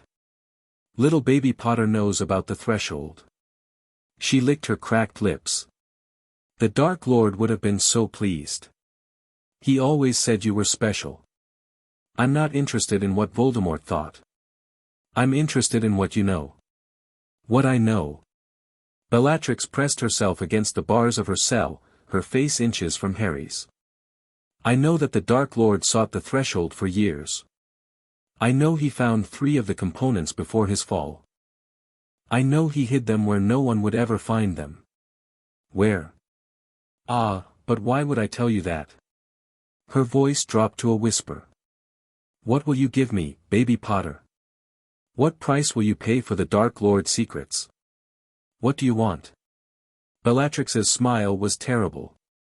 I want out. Out of this cell, out of this prison, out of the cold. I want to feel the sun again. I want to stand over the graves of everyone who abandoned me here. That's not going to happen. Then we have nothing to discuss. Harry studied her, seeing past the madness to the calculation beneath. She wasn't as broken as she appeared, or rather, her brokenness hadn't destroyed her cunning. She knew he needed information, and she was determined to extract maximum value for it. Fine. He could play that game. Voldemort is gone, Harry said quietly. Whatever he promised you, whatever future you dreamed of serving him, it's never going to happen. The Dark Lord fell, and he's not coming back. Lies. Bellatrix hissed. The Dark Lord cannot die. He showed us what he'd done, the steps he'd taken to ensure his immortality. Harry's blood ran cold. Immortality. The Dark Lord had found a way to survive death. What steps? Bellatrix laughed again. Oh, now the baby wants to know. Now the baby is interested. But that's a bigger secret than the components, Potter. That's the biggest secret of all. Madam Bones, Harry said without looking away from Bellatrix, would you give us a moment alone? Absolutely not. Please. I need to try something, and it won't work with a witness. Bones hesitated, clearly torn between her duty and her growing trust in Harry's judgment. Finally, she stepped back. I'll be at the end of the corridor. If I hear anything concerning, you'll come running. I understand. When Bones had retreated out of earshot, Harry turned back to Bellatrix. The prisoner watched him with hungry curiosity. What are you going to do, baby Potter? Torture me? Threaten me? I've endured the Dementors for 4 years. There's nothing you can do that they haven't done already. I'm not going to hurt you. Harry reached through the bars of the cell, not quite touching Bellatrix but close enough that she could feel the cold that radiated from his skin. I'm going to show you something. He let the island's power flow through him, just a fraction, just enough to darken the air and chill the temperature. Bellatrix's eyes widened as she felt it. You carry the threshold's touch. How is that possible? I'm the guardian. The island has accepted me. Harry leaned closer. I've spoken with the hungering dark, Bellatrix. I've touched the power beyond the gate. And I've refused it, again and again, because I understand what it really is. What is it? Her voice was barely a whisper now. Oblivion. The end of everything. Every wizard who's ever sought to open the threshold has believed they could control what comes through. They're all wrong. The dark consumes everything, including those who release it. The Dark Lord said, Voldemort was a fool. Harry's voice was cold.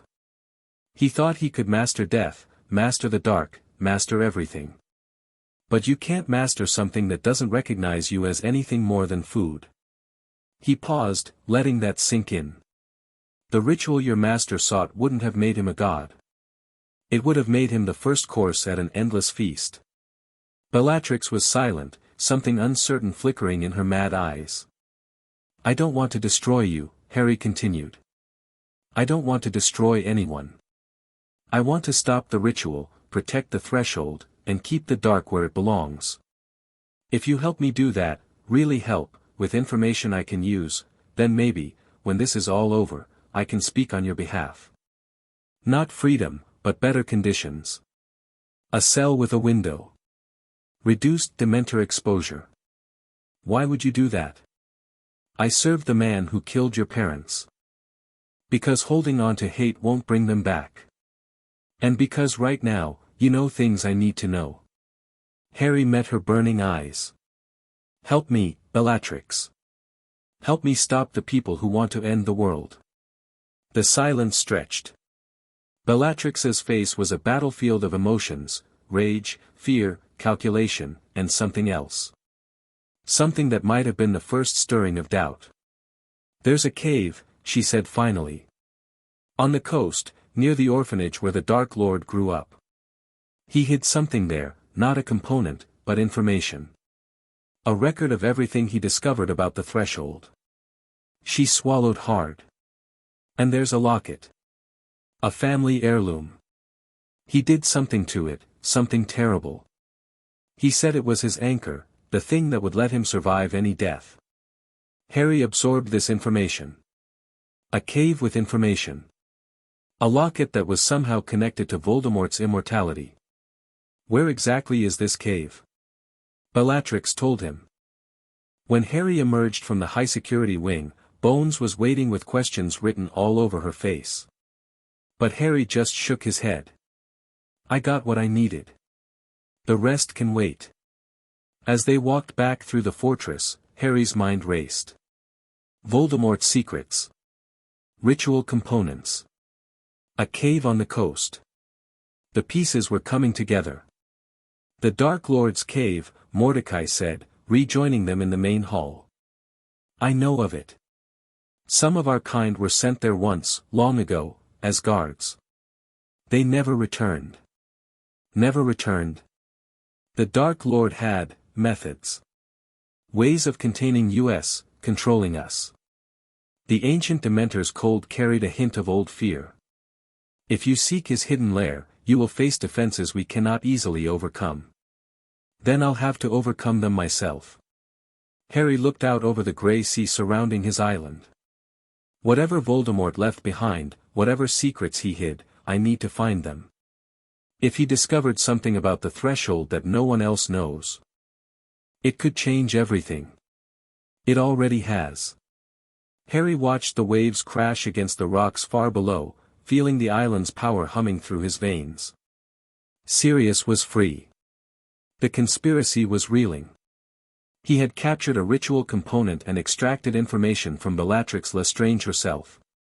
But it wasn't enough. It would never be enough, not until the threshold was sealed forever and the hungering dark was contained beyond any possibility of release. The battle for Azkaban was over. The war for the world had just begun. Chapter 3 and Chapter 4, Blood and Stone. The cave smelled of salt and something older.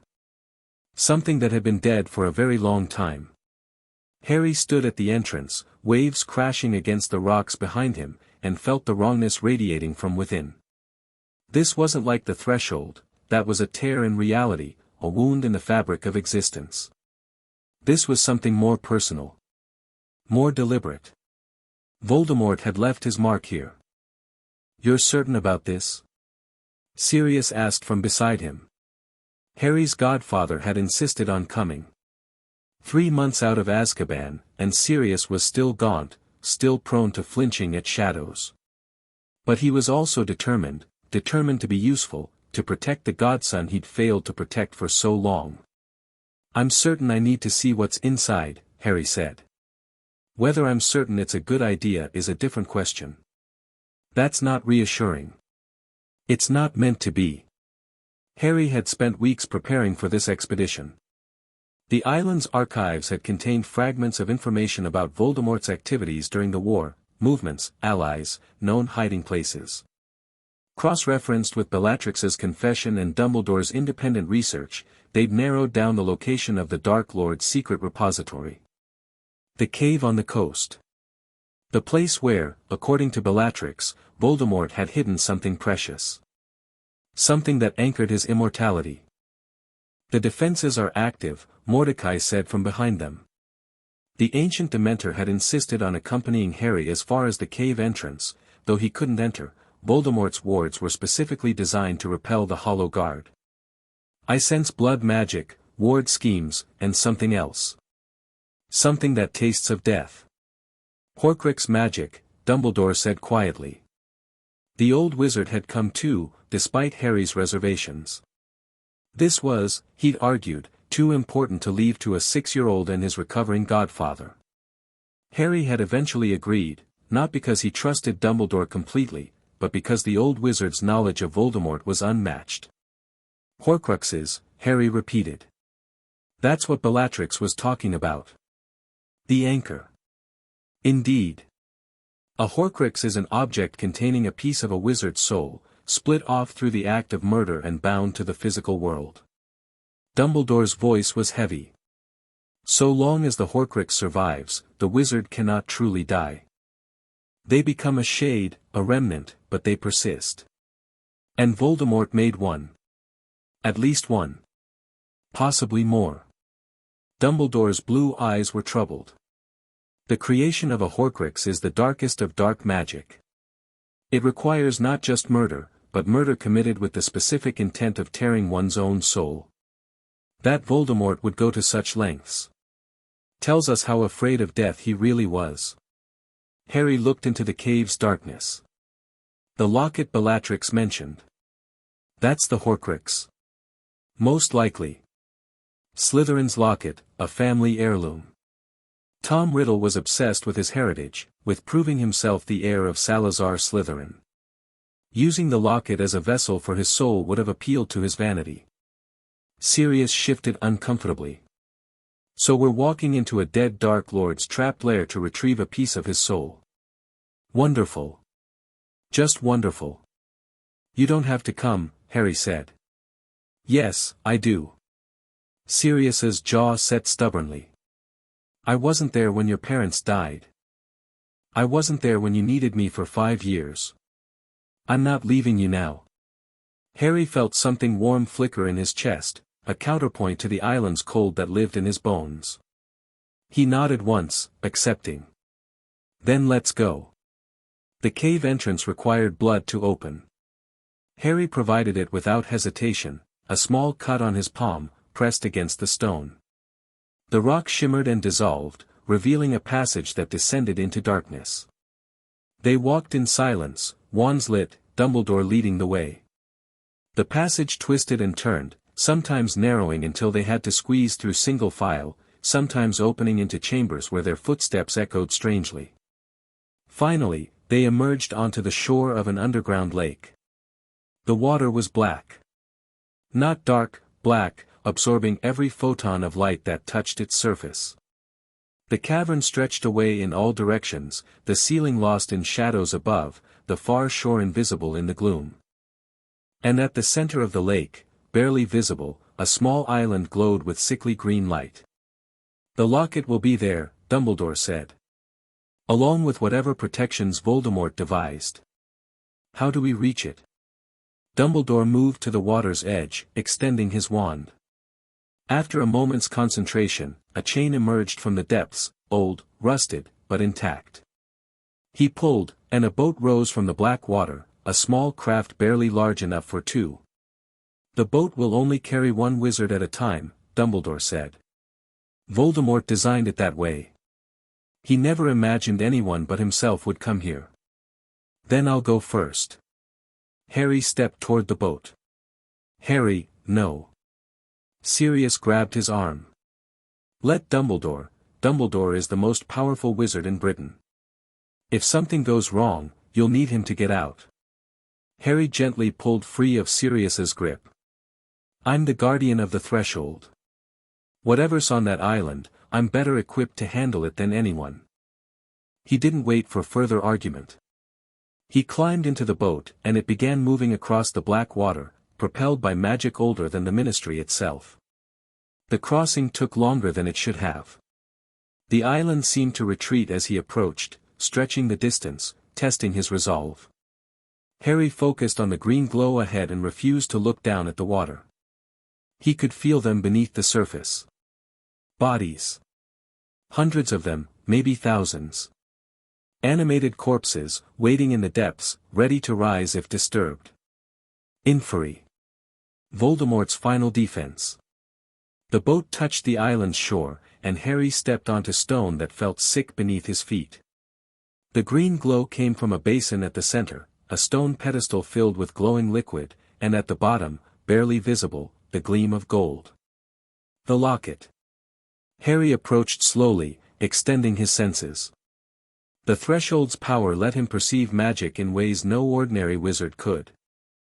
He could see the traps woven into the basin, compulsions to drink the liquid, curses that would activate if it was vanished or siphoned, failsafes layered upon failsafes.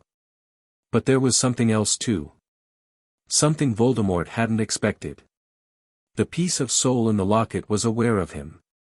You, it whispered, voice like a memory of a voice. I know you. The boy who should have died. The boy marked as my equal. Harry stood very still. You can sense me. I sense everything that enters this cave. I have waited here for 15 years, watching, listening, dreaming of the day my master would return. The whisper carried something like curiosity.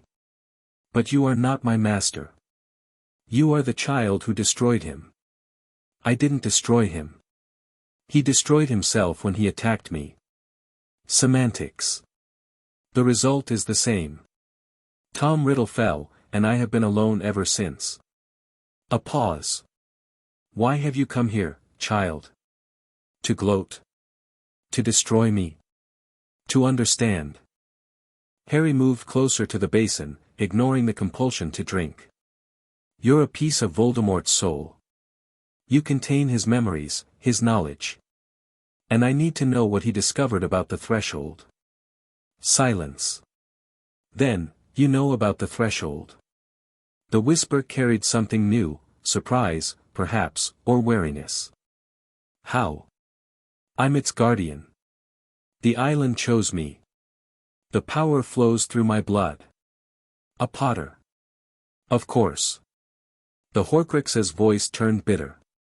The Potters, always standing in the way. My master sought to end your line.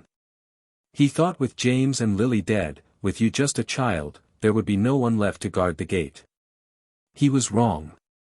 Yes. He underestimated you, as he underestimated so many things. Another pause. But you haven't come just for information, have you? You've come to destroy me. To seal away whatever secrets I hold. That depends on what you tell me. The Horcrux laughed, a thin, reedy sound that echoed strangely in the cavern. You're bluffing, child. You need what I know. The conspiracy against your family has been building for centuries. My master was merely its latest champion. Without the knowledge he gathered, you'll be fighting blind. Harry considered this. The soul fragment was right, he did need its information. But he also couldn't afford to show weakness. Tell me what Voldemort discovered, he said. Tell me about the ritual components, the families involved, the plan to open the threshold. Tell me everything, and I'll consider letting you survive. Survive in what fashion? Trapped in this locket for eternity? Sealed away in your island's vaults? The whisper turned mocking. My master did not fear death, child. He simply refused to accept it. I share that refusal. If you want my cooperation, you'll need to offer something better than mere continued existence. What do you want? Freedom. Not from this cave, I know that's impossible. But from the stasis my master left me in. He bound me here, unable to act, unable to influence, unable to do anything but wait. The voice grew eager. Release me into an object I can affect. A diary, perhaps, or a book. Something I can use to communicate, to interact, to exist as more than a whisper in the dark. Harry felt the danger in that offer. A Horcrux with the ability to interact with the world could manipulate, corrupt, destroy. Voldemort's soul fragment was not asking for freedom, it was asking for a weapon. But it was also offering something invaluable. If I refuse? Then take the locket by force, if you can. Drink the potion in the basin, it will torment you with your worst memories until you beg for death. Fight through my master's curses, destroy whatever remains of my prison. Perhaps you'll succeed. Perhaps you'll die screaming. Harry looked at the basin, at the glowing green liquid, at the locket gleaming beneath. The Horcrux wasn't bluffing, Voldemort's defenses were formidable. Harry might be able to overcome them, but the cost could be enormous. Or he could negotiate. A compromise, Harry said. I'll give you what you want, a new vessel, the ability to communicate. But with conditions. The vessel stays on Azkaban, under constant guard. You can interact only with me, and only when I choose. And if you ever try to manipulate, corrupt, or harm anyone under my protection, the deal ends and I destroy you completely. The Horcrux was silent for a long moment. You would willingly house a piece of the Dark Lord's soul on your island? The same island that guards the threshold? I would house a source of information that might save the world. The threshold is already protected by my blood, my will, and the Hollow Guard. One more dark presence won't change the balance. Bold. Foolish, perhaps, but bold. The whisper carried something almost like respect. Very well, Potter. I accept your terms. Retrieve the locket, and I will tell you everything my master knew. Harry moved to the basin's edge. The compulsion to drink the liquid was stronger here, pressing against his mind like a physical weight. He could feel Voldemort's magic trying to force him, trying to make him raise the basin to his lips. He refused. The island's power rose within him, cold and ancient. He pushed back against the compulsion, not fighting it directly but redirecting it, letting it flow around him like water around a stone. The curse was designed to affect ordinary wizards. Harry was no longer ordinary. He reached into the basin. The liquid burned where it touched his skin, but he'd endured worse. His fingers closed around the locket, heavy, cold, pulsing with malevolent energy, and he pulled it free. The moment the locket left the potion, the cavern shook. The black water of the lake began to churn. Pale shapes rose from the depths, corpses, dozens of them, hundreds, clawing their way toward the surface. The inferi were waking. Harry ran for the boat.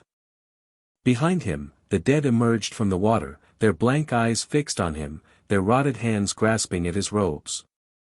He reached the boat and threw himself in, willing it to move faster than before. The inferi followed. They swarmed through the water, impossibly fast, surrounding the boat on all sides. One grabbed the side of the craft, trying to pull itself aboard. Harry kicked it away, but another took its place, and another. Fire burst across the lake. Dumbledore stood at the far shore, his wand blazing with flame that seemed to come from his very soul. The fire swept across the water in a great ring, consuming inferi wherever it touched, driving them back into the depths. Harry! Quickly! The boat lurched forward, propelled by Dumbledore's magic now as well as the cave's enchantments. Harry clutched the locket to his chest, feeling the horcrux's awareness pressing against his mind. Impressive, the whisper observed. The old man's fire magic is extraordinary.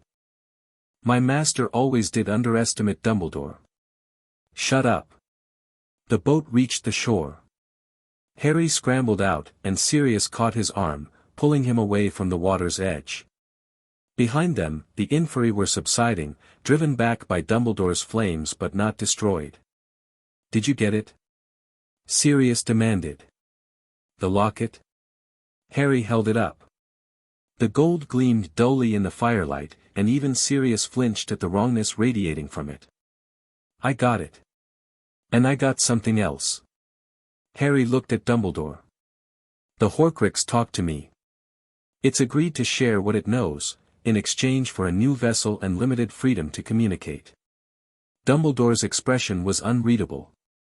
You negotiated with a piece of Voldemort's soul. I did what was necessary. We need its information. And you trust it to honor the agreement? I trust it to serve its own interests.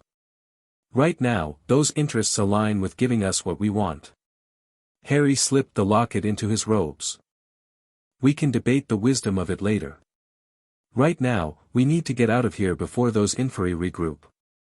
They left the cave faster than they'd entered, the walls seeming to press against them, the darkness almost malevolent in its intensity. When they finally emerged into the open air, the afternoon sun felt like a blessing. Mordecai was waiting, his cold presence a welcome contrast to the sick wrongness of the horcrux. You succeeded, the Dementor observed. But you carry something dangerous. I know. Harry pulled out the locket, looking at it in the daylight. But dangerous isn't the same as useless. They returned to Azkaban by Port Key, arriving in the main hall as the sun began to set. Harry immediately called for the island's strongest containment ward to be activated around a sealed chamber in the fortress's lower levels. The locket went into the chamber, along with a blank journal Harry had taken from the library. This is your new home, Harry said, not speaking aloud but projecting his thoughts directly at the horcrux. The journal will let you write, communicate, interact. But everything you produce will be monitored. Try anything clever, and I'll know. The horcrux's awareness flowed from the locket into the journal. Harry felt the transition, a strange, slithering sensation, like watching a snake move from one hiding place to another. Adequate, the whisper said, now seeming to come from the journal itself. Small, but functional. I accept these accommodations. Then start talking. Tell me about the ritual components. The journal's pages began to fill themselves with elegant script, Voldemort's handwriting, Harry realized, preserved in this fragment of his soul. My master first learned of the threshold ritual from Abraxas Malfoy, during his school years. The Malfoy family had been collecting ritual components for generations, waiting for a wizard powerful enough to complete the opening. They believed Tom Riddle was that wizard. But he wasn't interested in opening the threshold. He was interested in everything at first. Power, immortality, domination, the threshold promised all of it. But as he investigated further, as he learned what truly lay beyond the gate, the writing paused. My master was a monster, child. But he was not stupid. He recognized that the hungering dark could not be controlled. Its promises were lies, designed to lure fools into releasing it. So he abandoned the ritual. He redirected it. The components, he realized, were not just keys to the threshold. They were repositories of immense magical energy, accumulated over centuries of careful preparation. That energy could be harvested for other purposes, powering rituals, enhancing spells, extending life. More text appeared. My master began acquiring components not to open the gate, but to fuel his own immortality. The horcruxes required enormous power to create. The ritual components provided it. Harry felt cold that had nothing to do with the Dementors. He used the components to make horcruxes. 3 of them. The diary, the ring, and the locket you now possess were all created using energy drained from threshold components. The writing grew faster, more urgent. But here is what the conspiracy does not understand: by using the components in this way, my master damaged them. Corrupted them. The ritual can no longer be completed with the pieces that remain. What? The opening ritual requires 7 components, each intact and fully charged. My master used 3 of them as power sources. Those 3 are now empty vessels, useless for the ritual's purpose. The journal's pages filled with diagrams, calculations, magical theory that Harry couldn't fully follow. The conspiracy has been gathering pieces for centuries, and they do not realize that half of what they've collected is worthless. Harry sat back, processing this information. If the horcrux was telling the truth, and he had no reason to think it wasn't, since deception wouldn't serve its interests here, then the threat of the threshold being opened was significantly reduced. But not eliminated. You said 3 components were drained. What about the other 4? Still intact, as far as I know. My master kept track of their locations. The Malfoys hold one, the Knots another. A 3rd was hidden in Gringotts, in the vault I mentioned. The 4th. The writing slowed. The 4th was never found. My master searched for it for decades, but it had been lost centuries before his birth. Without it, the ritual cannot be attempted regardless of the other piece's condition. So the conspiracy is chasing something they can never complete. Unless they find the lost component. Or unless they discover another way. The journal's pages turned of their own accord, revealing new text. There are always other ways, child. My master taught me that. The hungering dark has been trying to escape its prison for millennia. It has shown others how to breach the gate, even if those methods were ultimately unsuccessful. What methods? Blood sacrifice. Magical catastrophes. Tears in the fabric of reality caused by immense power releases.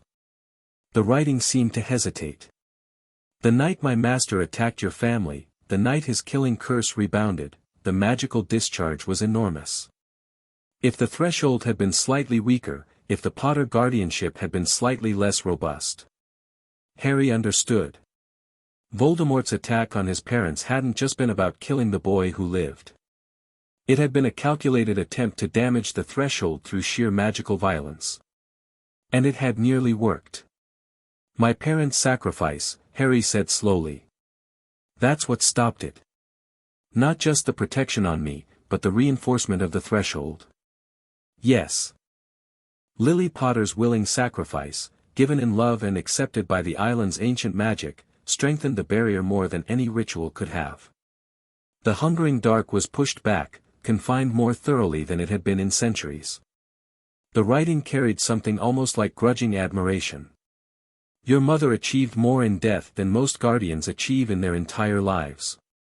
Harry sat in silence, absorbing this. His mother had died protecting him, yes. But she'd also died protecting the entire world, whether she'd known it or not. Her sacrifice had consequences that extended far beyond one child's survival. "What else do you know?" Harry asked finally. "What else did Voldemort discover that could help me protect the threshold?" The journal filled with pages upon pages of information, names, locations, magical theories, historical records. Everything Tom Riddle had learned about the threshold and its guardians, everything he discovered about the conspiracy and its goals. It would take weeks to process it all. But one detail jumped out immediately, stopping Harry's breath in his throat. "My master discovered the true origin of the Potter guardianship," the text read. The Potters were not chosen to guard the threshold because of their bloodline's natural resistance to mental manipulation. They were created for that purpose. An ancient magical working, performed at the dawn of wizarding civilization, modified the Proto-Potter family at a fundamental level. They were made into guardians, their resistance to the dark's influence engineered rather than evolved. Harry stared at the words. Created? My family was, engineered. Bred, designed, whatever term you prefer. The original wizards who discovered the threshold knew they could not guard it forever. They needed a lineage that would continue the work indefinitely, a family whose very nature made them resistant to the temptations that had corrupted so many others. More text appeared. The Potters are not entirely human, child. You have never been entirely human. And that is why the island recognizes you, why the Dementors obey you, why the hungering dark cannot simply reach into your mind and take what it wants. Harry felt something shift inside him, some fundamental understanding of himself rearranging to accommodate this new truth. He had always been different. He had always known he wasn't like other people, other wizards. Now he knew why. Does anyone else know this? No. My master discovered it through decades of research into your family's history, piecing together fragments from sources most wizards don't know exist.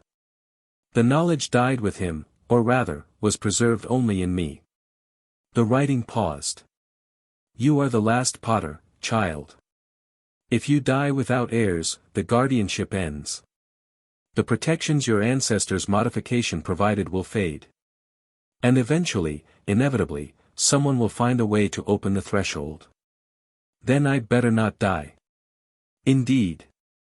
The Horcrux's tone carried something almost like amusement. Though if I may offer advice, creating heirs sooner rather than later would be wise. You are young, yes, but youth provides no protection against assassination.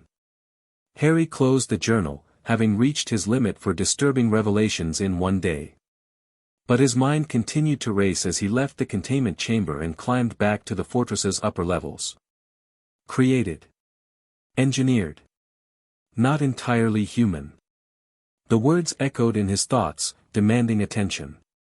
His entire life, his family's entire existence, had been designed for a purpose.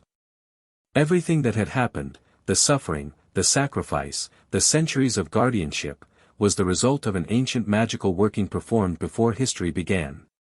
He found Sirius waiting in the main hall, worry evident on his face. Well? Did the evil soul fragment cooperate? It cooperated. Harry moved to a window, looking out at the gray sea. It told me things I didn't expect. Things about my family. About what we really are. Sirius moved to stand beside him. That sounds ominous. It is. Harry turned to face his godfather. The Potters were created, Sirius. Not born, not evolved, created. Ancient wizards engineered my bloodline specifically to guard the threshold. We're not entirely human. Sirius was quiet for a long moment. Then he reached out and put a hand on Harry's shoulder. Harry, look at me. Harry looked. I knew your father better than almost anyone. I knew his hopes, his fears, his stupid jokes and his terrible taste in Quidditch teams. He was the most human person I've ever met. Sirius's grip tightened. Whatever magic went into making the Potter bloodline, whatever engineering or modification or whatever you want to call it, it doesn't change who James was. It doesn't change who you are. How can you say that? I'm the product of some ancient experiment, you're the product of James and Lily loving each other and having a child. That's what matters. The rest is just context. Sirius's expression softened. We all have things we didn't choose, blood status, family history, circumstances of birth. The Potters being designed as guardians doesn't make you less real. It just means your ancestors had a purpose. And from what I've seen, you've embraced that purpose and made it your own. Harry felt something ease in his chest. The revelation was still disturbing, still fundamentally destabilizing. But Sirius was right. Being created for a purpose wasn't the same as being defined by it. The Potter guardianship was his inheritance, but what he did with it was his choice. Thank you, he said quietly. That's what godfathers are for. Sirius managed a smile. Well, that and teaching you inappropriate jinxes when you're old enough. James would have wanted that. Despite everything, Harry found himself smiling back. Dumbledore requested a private meeting that evening. They sat in the warden's study, Harry behind the desk, Dumbledore in a chair across from him. The fire crackled, casting warm light across the room's old stone walls. You spoke with the horcrux, Dumbledore said. It wasn't a question. I did. And it revealed things. About your family. About the nature of the Potter guardianship. Harry studied the old wizard. How much did you already know? Suspicions only. Fragments gathered over decades of research. Dumbledore's blue eyes were shadowed. The truth about the Potters has been hidden for millennia. Even with all my resources, I could never confirm what I theorized. But you theorized it. You suspected my family wasn't natural.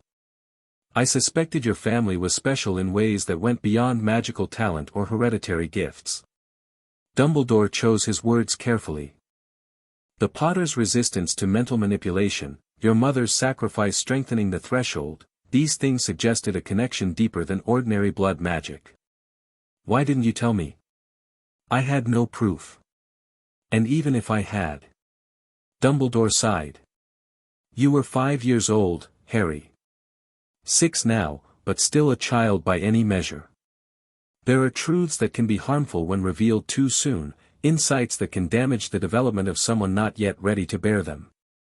You were trying to protect me. I was trying to guide you. To let you grow into your role naturally, rather than having it forced upon you. Dumbledore's expression was pained. I see now that I was wrong. You are not an ordinary child, and treating you as one does you a disservice.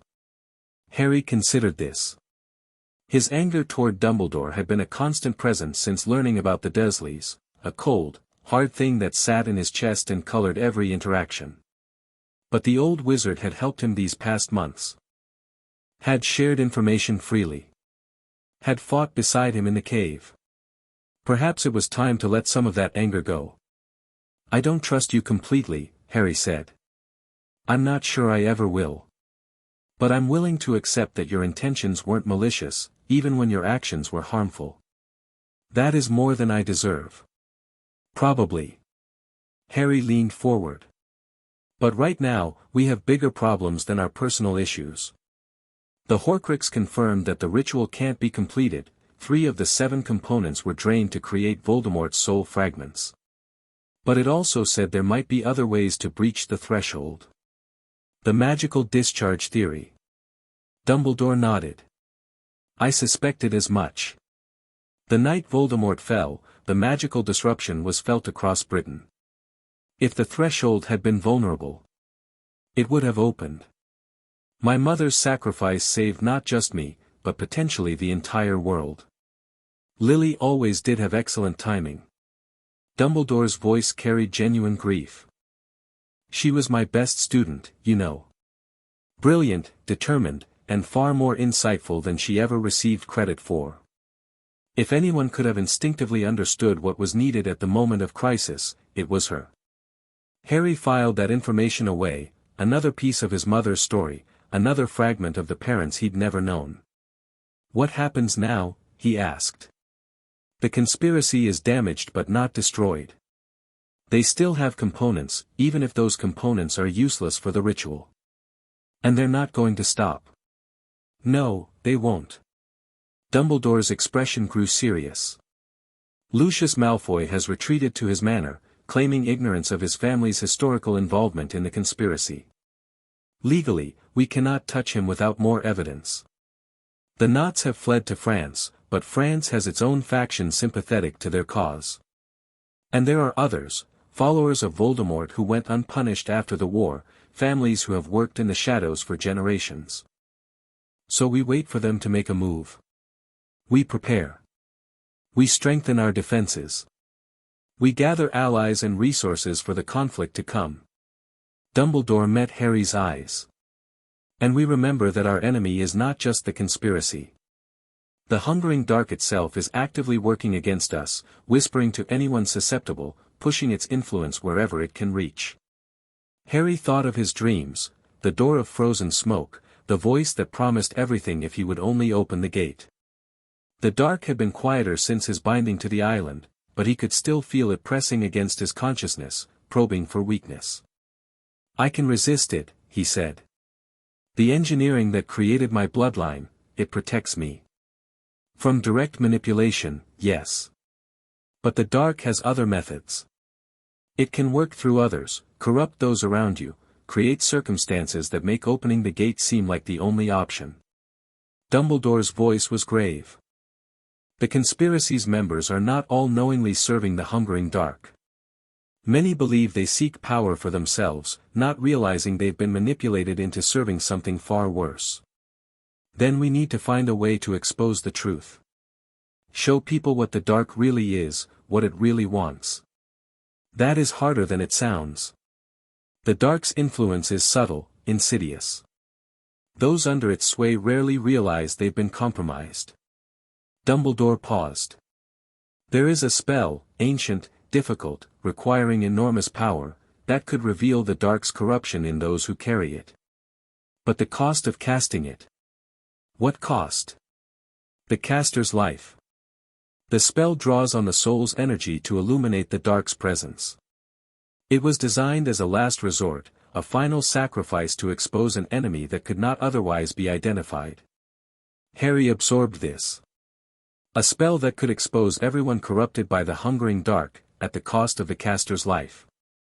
Is there no other way? No modification that could reduce the cost? None that I've found. The original creators believed the stakes were high enough to justify the price. Dumbledore's expression was troubled. I have considered casting it myself. My life is reaching its natural end. If my death could serve a greater purpose. No. Harry's voice was flat. I'm not going to let you sacrifice yourself for this. Not yet. Not while there might be another way. Harry, I'm serious, Professor. The threshold isn't going to fall tomorrow. The conspiracy is weakened. We have time to find alternatives. Harry met the old wizard's eyes. Your knowledge is too valuable to lose. Whatever mistakes you've made, whatever damage you've caused, you're still one of the most powerful and experienced wizards alive. I need you advising me, not dying heroically. Dumbledore was quiet for a long moment. Then, slowly, a smile crossed his weathered face. You have grown, Harry. More than I ever imagined possible. He inclined his head. Very well. I will continue to seek alternatives. But if the time comes when sacrifice is the only option, then we'll discuss it. Together. No unilateral decisions about who gets to die for the cause. Agreed. They sat in companionable silence for a while, the fire crackling between them. Harry felt something shift in his relationship with Dumbledore, not quite trust, not yet, but the beginning of something that might become respect. "There's one more thing," Harry said finally. "The horcrux mentioned that Voldemort might not be completely dead. The soul fragments, there could be more of them. Other horcruxes we don't know about." Dumbledore nodded slowly. "I have suspected as much for years. The manner of Voldemort's fall, the persistence of his Death Eater's loyalty, it suggested something more than simple death. If he comes back, if there's any chance he could return, then we will face him together." Dumbledore's voice was firm. "Whatever form he takes, whatever power he gathers, we will be ready." Harry nodded, but his mind was already racing ahead. Voldemort's possible return. More horcruxes to find. The conspiracy still active, still working toward goals that could end the world. The burden of guardianship suddenly felt very heavy. But he wasn't carrying it alone anymore. Sirius was with him. Dumbledore was with him. The Hollow Guard stood ready. And somewhere out there, Amelia Bones and her Aurors were hunting the remnants of the conspiracy. Whatever came next, he would face it. "Rest," Mordecai said, materializing from the shadows as Dumbledore departed. "Tomorrow will bring new challenges. Tonight, sleep." Harry looked at the ancient Dementor, his protector, his teacher, the closest thing to a father figure he'd had since arriving on this island. "Mordecai," the horcrux said, "I'm not entirely human. That my bloodline was engineered. I know. We have always known." The cold carried something like affection. "But what you are matters less than who you choose to be. Your ancestors were created for a purpose. You chose that purpose for yourself. That makes it more truly yours than any engineered destiny. Thank you. Sleep, young master. Dream of victory. Tomorrow, we continue the work." Harry climbed into his bed, pulling the covers up against the island's perpetual chill. The horcrux's revelation still churned in his mind, but Sirius's words and Mordecai's wisdom had given him perspective. He was the guardian. He was the heir. He was the last Potter. And he would protect what was his, no matter what it took. Sleep came slowly, but when it did, his dreams were not of doors or darkness. They were of fire and flight and the freedom of a future worth fighting for. The following weeks brought a fragile peace. The conspiracy had retreated, licking its wounds, trying to regroup after the disaster of the Azkaban assault. Harry used the respite to strengthen the island's defenses, to process the information from the Horcrux's journal, and to continue his training with Mordecai. But the peace couldn't last. Harry knew that. The hungering dark was patient, but its servants were not. The attack, when it came, was not on Azkaban. It was on the Dursleys. Harry received the news from Amelia Bones, who arrived on the island with a grim expression and a folder full of photographs he didn't want to see. "They were killed last night," she said. "All 3 of them. The house was burned to the ground." Harry looked at the photographs without really seeing them. Vernon's bloated corpse. Petunia's thin frame, crumpled against a wall. Dudley, larger than Harry remembered, face frozen in terror. He felt nothing. That absence of emotion was more disturbing than grief would have been. These were the people who had raised him, if you could call it raising. They had been his family for 5 years. Their deaths should mean something. But they didn't. They had forfeited any claim on his feelings years ago, in the cupboard, in the hunger, in the casual cruelty that had defined his early life. "Do we know who did it?" he asked, his voice steady. "Dark magic. Specifically, a curse that leaves a distinctive signature, one we've seen before in Death Eater attacks." Bones hesitated. "There's something else. A message was left at the scene. Burned into the wall of a neighboring house." She handed him another photograph. This one showed words, scorched into brickwork, "The Guardian cannot protect everyone." Harry's jaw tightened. "They're trying to send a message. They're trying to provoke you. To make you act rashly, make mistakes." Bones's expression was hard. Don't give them what they want. I won't. Harry set the photographs aside. But I'm also not going to pretend this didn't happen. They murdered 3 people, muggles, uninvolved in any of this, just to send me a message. That demands a response. What kind of response? Harry thought about it. The conspiracy wanted him angry, off balance, emotional. They expected him to lash out, to make himself vulnerable through aggressive action. So he would do the opposite. A press conference, he said. Public, official, completely controlled. I'm going to address the magical world directly, explain what the conspiracy is, what it wants, why they killed the Dursleys. I'm going to make them the villains, not me. Bones's eyebrows rose. You want to go public? You're 6 years old. I'm the guardian of Azkaban, the head of the Potter family, and the boy who lived. People will listen. Harry met her eyes. And more importantly, people will see that I'm not the child the conspiracy expected. They thought they were sending a message. I'm going to send one back. The press conference took place a week later, in the atrium of the Ministry of Magic. Harry had prepared carefully, working with Ironclaw on the legal aspects and with Sirius on the personal presentation. He wore formal robes, Potter colors, he'd learned, black and silver, and carried himself with a composure that belied his age.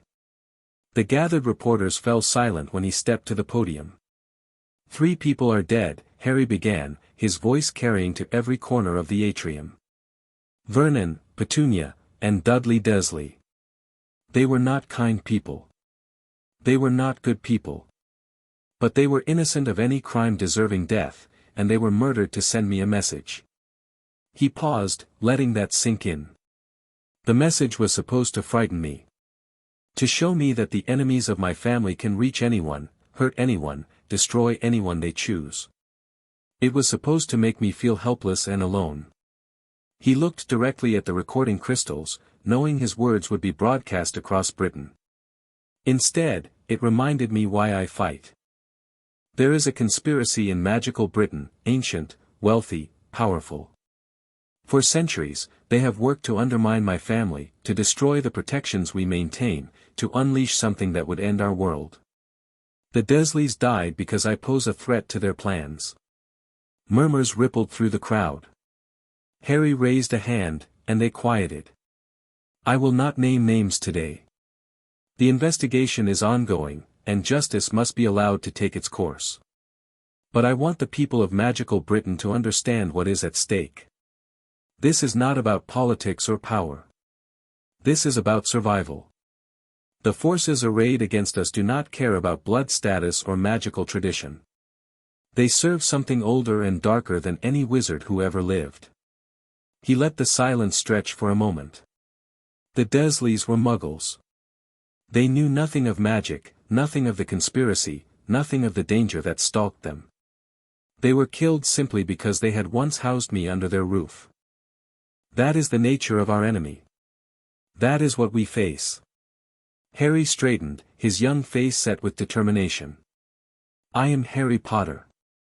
I am the guardian of Azkaban, the keeper of the threshold, the last of a line that has protected magical Britain since its founding. And I swear to you now, I will not rest until the conspiracy is destroyed, until the threat to our world is ended, until the forces of darkness are pushed back into the abyss where they belong. He stepped back from the podium. Questions will be handled by my representatives. Thank you for your time. The atrium erupted in noise, but Harry was already moving, Sirius at his side, heading for the exit. He had done what he set out to do, established himself as a figure of strength rather than vulnerability, reframed the narrative away from the conspiracy's intended message. Now the real work could begin. Well done, Mordecai said that evening, back on Azkaban. You turned their attack against them. The public now sees the conspiracy as murderers of innocents, not mysterious power brokers. It's not enough. Harry stood at the window, watching the stars emerge over the grey sea. Public opinion won't stop them. They've been working toward this goal for centuries. They won't abandon it because of bad press. No. But it will make it harder for them to operate openly. They will have to be more careful, more secretive. That gives us time. Time. Always more time. But Harry could feel the pressure building, the sense that something was approaching, something larger and more dangerous than any conspiracy of mortal wizards. The hungering dark had been quiet lately. Too quiet. In his dreams, the door of frozen smoke stood closer than ever before. Soon, it whispered. Very soon now. Harry turned away from the window, his resolve hardening. Let it come. Let them all come, the conspiracy, the Dark Lord's remnants, the hungering dark itself. He was ready. Chapter 4 and Chapter 5, The Gathering Storm. The owl arrived at midnight, carrying news that would change everything. Harry was in the library, poring over the Horcrux's latest revelations about ancient ward schemes, when Mordecai materialized through the wall with unusual urgency. A message from Dumbledore. Marked highest priority. Harry took the scroll, noting the tremor in the parchment, protective enchantments responding to his touch. The seal was Dumbledore's personal cipher, keyed to Potter blood.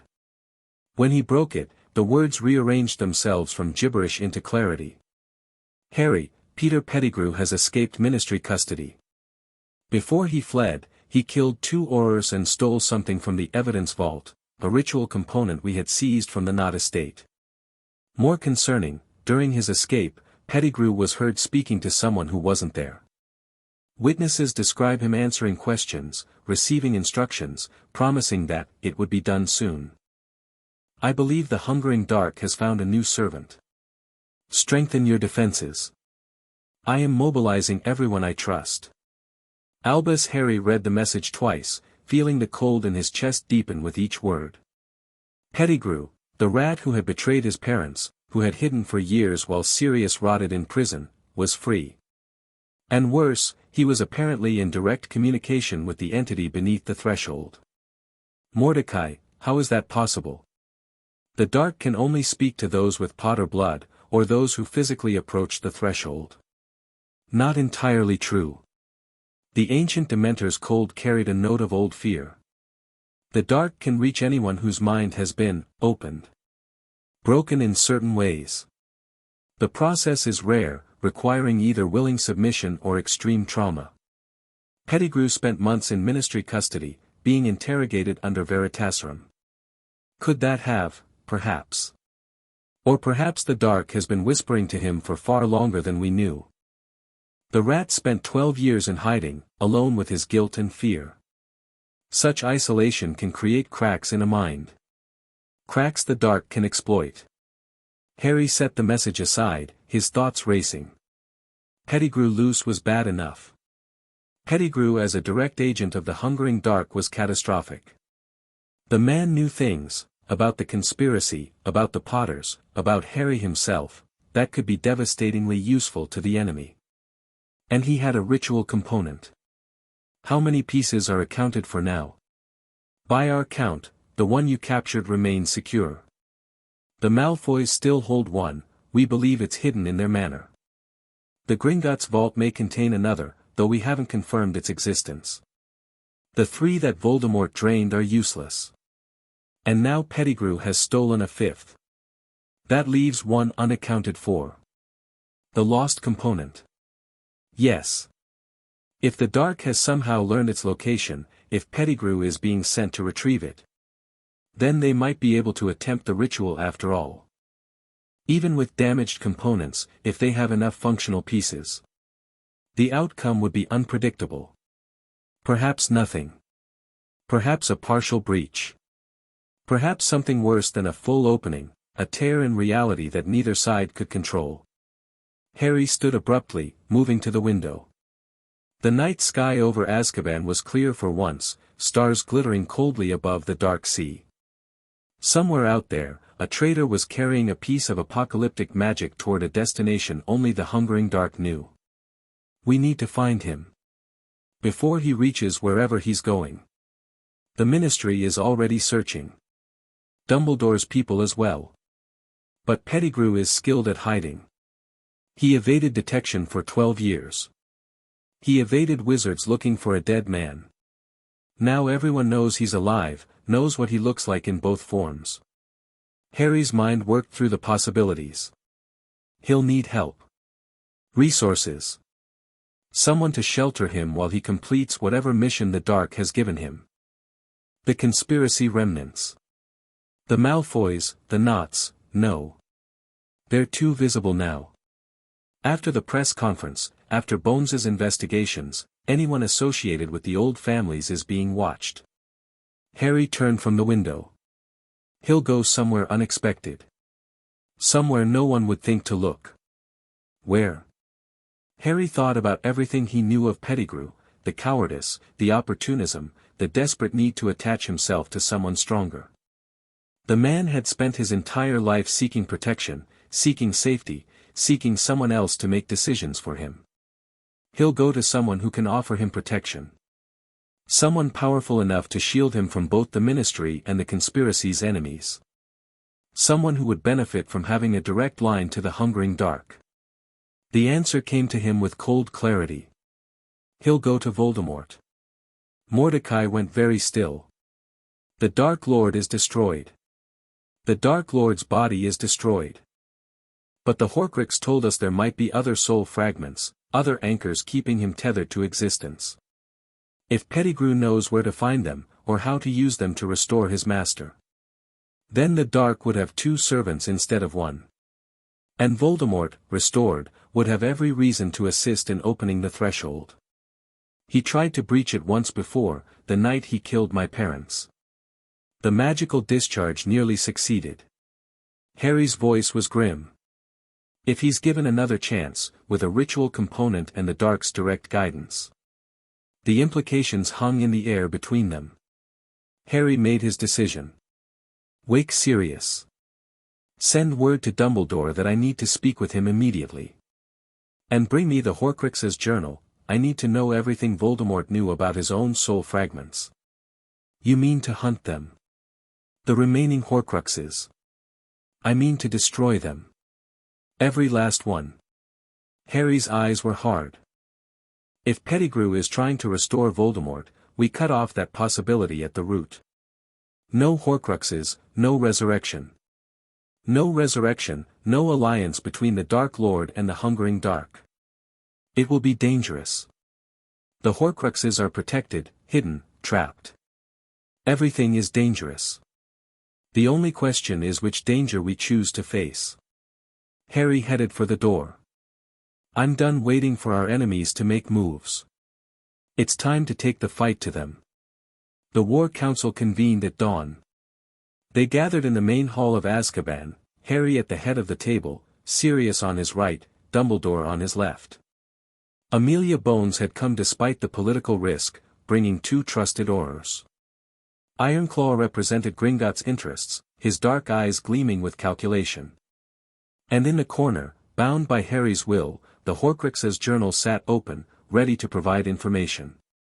Pettigrew escaped through the Ministry's lower levels, Bones reported. He transformed into his rat form and navigated the maintenance tunnels. By the time anyone realized what had happened, he was gone. The component he stole, Dumbledore said. What do we know about it? Not family records describe it as a crystalline sphere, roughly the size of a fist. It was used in their family's dark rituals for generations before being confiscated. Bones's expression was troubled. The sphere is designed to store magical energy, specifically, energy released during death. The Knots would harvest executions. Murders. Any violent death they could access. Harry felt sick but kept his face neutral. A death battery. Essentially, yes. Fully charged, it contains enough energy to power significant magical workings. Or to fuel a ritual designed to tear open reality, Dumbledore added quietly. The journal's pages rustled, and new text appeared. The sphere is one of the more potent components. My master considered acquiring it but deemed the Knots' price too high. It alone would not be sufficient to open the threshold, but combined with other pieces. Combined with other pieces, it becomes a serious threat. Harry looked around the table. Which is why we need to move first. Destroy the horcruxes, eliminate Pettigrew, seize or destroy the remaining ritual components. All of it, as quickly as possible. That's ambitious, Sirius said carefully. We're talking about multiple operations across Britain, possibly beyond. Do we have the resources? Gringotts can provide logistical support, Ironclaw offered. Transportation, secure storage, certain, specialized services. For appropriate compensation, of course. The Ministry can contribute ores, but not openly. Bones grimaced. The Minister is already nervous about my involvement here. If he learns I'm supporting offensive operations against pureblood families, then we keep him ignorant. Harry's voice was flat. This isn't about politics anymore. It's about survival. The Ministry can catch up after we've won. And if we lose, then the Ministry won't exist long enough to complain about proper procedure.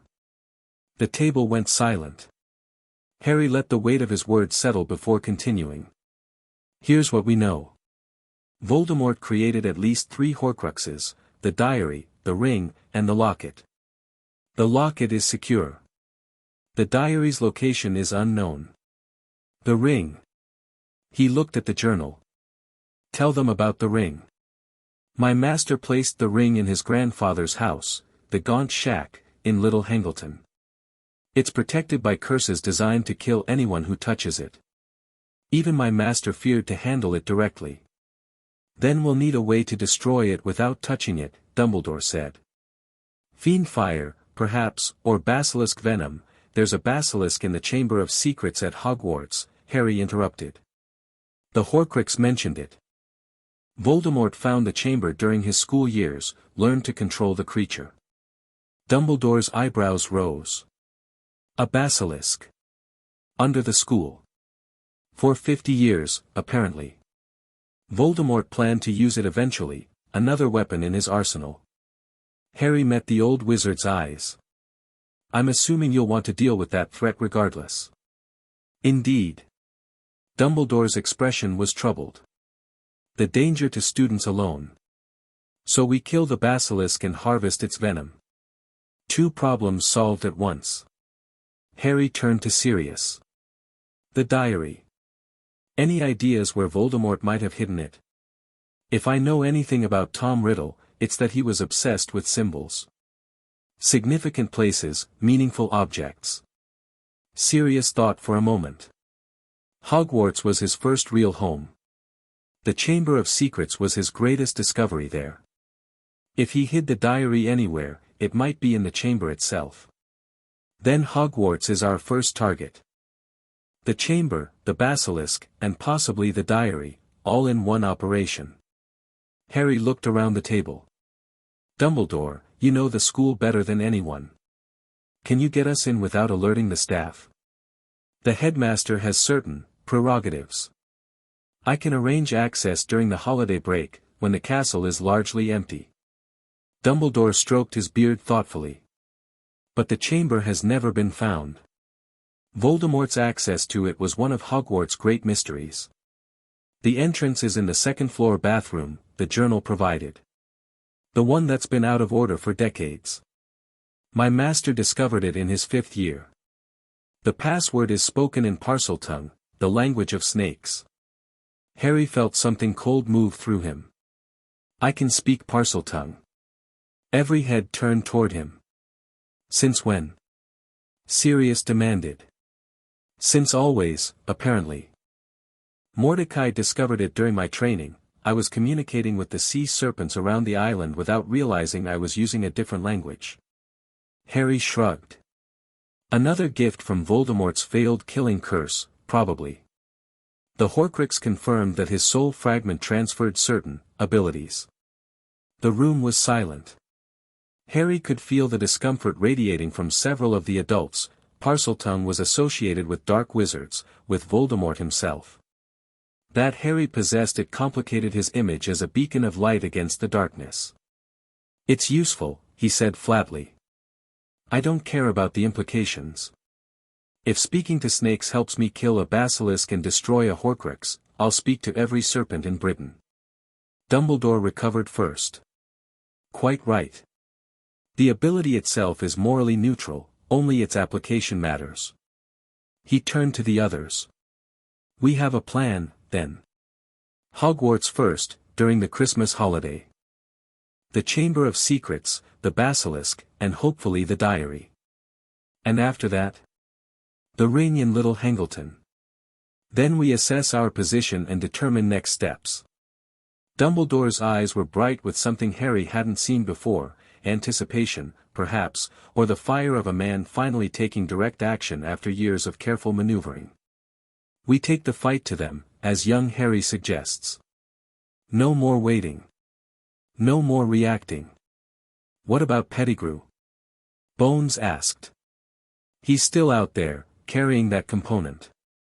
We set a trap, Harry said. The Horcrux told me that Voldemort's wraith, whatever remains of his consciousness, is hiding in Albania, possessing animals to survive. If Pettigrew is trying to restore his master, that's where he'll go eventually. We let him lead us there. You want to follow him? Let him complete his mission. I want to follow him until we know exactly where Voldemort's wraith is. Then we destroy both of them, Pettigrew and whatever remains of the Dark Lord, in one strike. Harry's voice was cold. No loose ends. No second chances. Sirius shifted uncomfortably. Harry, that sounds like assassination. It is assassination. Pettigrew murdered my parents. Voldemort murdered my parents. They've both dedicated themselves to ending the world. Harry met his godfather's eyes. I'm not going to give them a trial. I'm going to end them. The room was very quiet. War changes people, Dumbledore said softly. Even those who fight on the side of light. There are lines that, once crossed, cannot be uncrossed. I know. Harry's voice was steady. I crossed them when I touched the threshold. When I bound myself to this island and its power. When I decided that protecting the world mattered more than protecting my own soul. He stood, signaling the meeting's end. I'm not asking anyone to approve of my methods. I'm asking you to help me save everything we love. If you can't do that, leave now. No one moved. Good. Harry nodded once. Then we begin preparations immediately. Hogwarts operation launches in 3 weeks, on the winter solstice. The alignment will help mask our magical signatures. He walked out of the hall, leaving the others to absorb what had just happened. You handled that well, Mordecai said, materializing beside him. Though some of them are frightened of you now. Good. Fear is useful. Harry kept walking. Respect would be better, but we don't have time to earn it. They'll follow me because I'm effective, because I'm the guardian, because I'm their best chance of survival. That's enough. And afterward? When the threat is ended? If we win, they can hate me all they want. I'll have done my job. Harry paused at a window, looking out at the grey sea. And if we lose, it won't matter anyway. The weeks before the Hogwarts operation passed in a blur of preparation. Harry trained harder than ever, pushing his connection to the island to its limits. Mordecai taught him combat techniques the Hollow Guard had developed centuries ago, ways to channel death magic offensively, to use the cold as a weapon, to perceive threats before they materialized. It was grueling, painful work that left Harry exhausted every night. But he grew stronger. Faster. More dangerous. Sirius recovered alongside him, the two of them sparring in the fortress's lower halls, rebuilding the skills the older man had lost during his imprisonment. Sirius's wand work was rusty but improving, his instincts sharp despite the trauma that still haunted him. You're pushing too hard, Sirius said one evening, after a particularly brutal training session. You're 6 years old, Harry. 7 in a few months. Your body isn't built for this kind of punishment. My body isn't entirely human. Harry wiped sweat from his face. The engineering that created the Potter bloodline, it comes with certain advantages. Faster healing. Higher pain tolerance. The ability to channel magic that would burn out an ordinary wizard. That doesn't mean you should abuse it. I'm not abusing it. I'm using it. Harry met his godfather's worried eyes. The enemy isn't going to wait for me to grow up, Sirius. Pettigrew is out there right now, carrying a ritual component towards something terrible. The conspiracy is regrouping, planning their next move. And the hungering dark. He shook his head. I feel it every night. Pressing against the threshold. Testing the barriers. It knows something is coming. Something is always coming. That doesn't mean you have to sacrifice your childhood to fight it. What childhood? The words came out harsher than Harry intended. I spent 5 years in a cupboard, Sirius. Starving. Beaten. Told I was worthless every single day. The concept of childhood as some protected, innocent time, I never had that. I never will. Sirius was quiet for a long moment. Then he reached out and pulled Harry into a hug, awkward, unpracticed, but genuine. I'm sorry, he whispered. I'm sorry I wasn't there. I'm sorry I couldn't protect you. Harry let himself lean into the embrace, just for a moment. The warmth felt strange after so long surrounded by the Dementors' cold. Strange, but not unwelcome. You're here now, he said. That's what matters. I want to do more than just be here. I want to help you, really help you, not just watch from the sidelines while you fight battles that should be mine. Harry pulled back, looking up at his godfather. Then help me. Train with me. Fight with me. When we go to Hogwarts, I want you at my side. You trust me with that?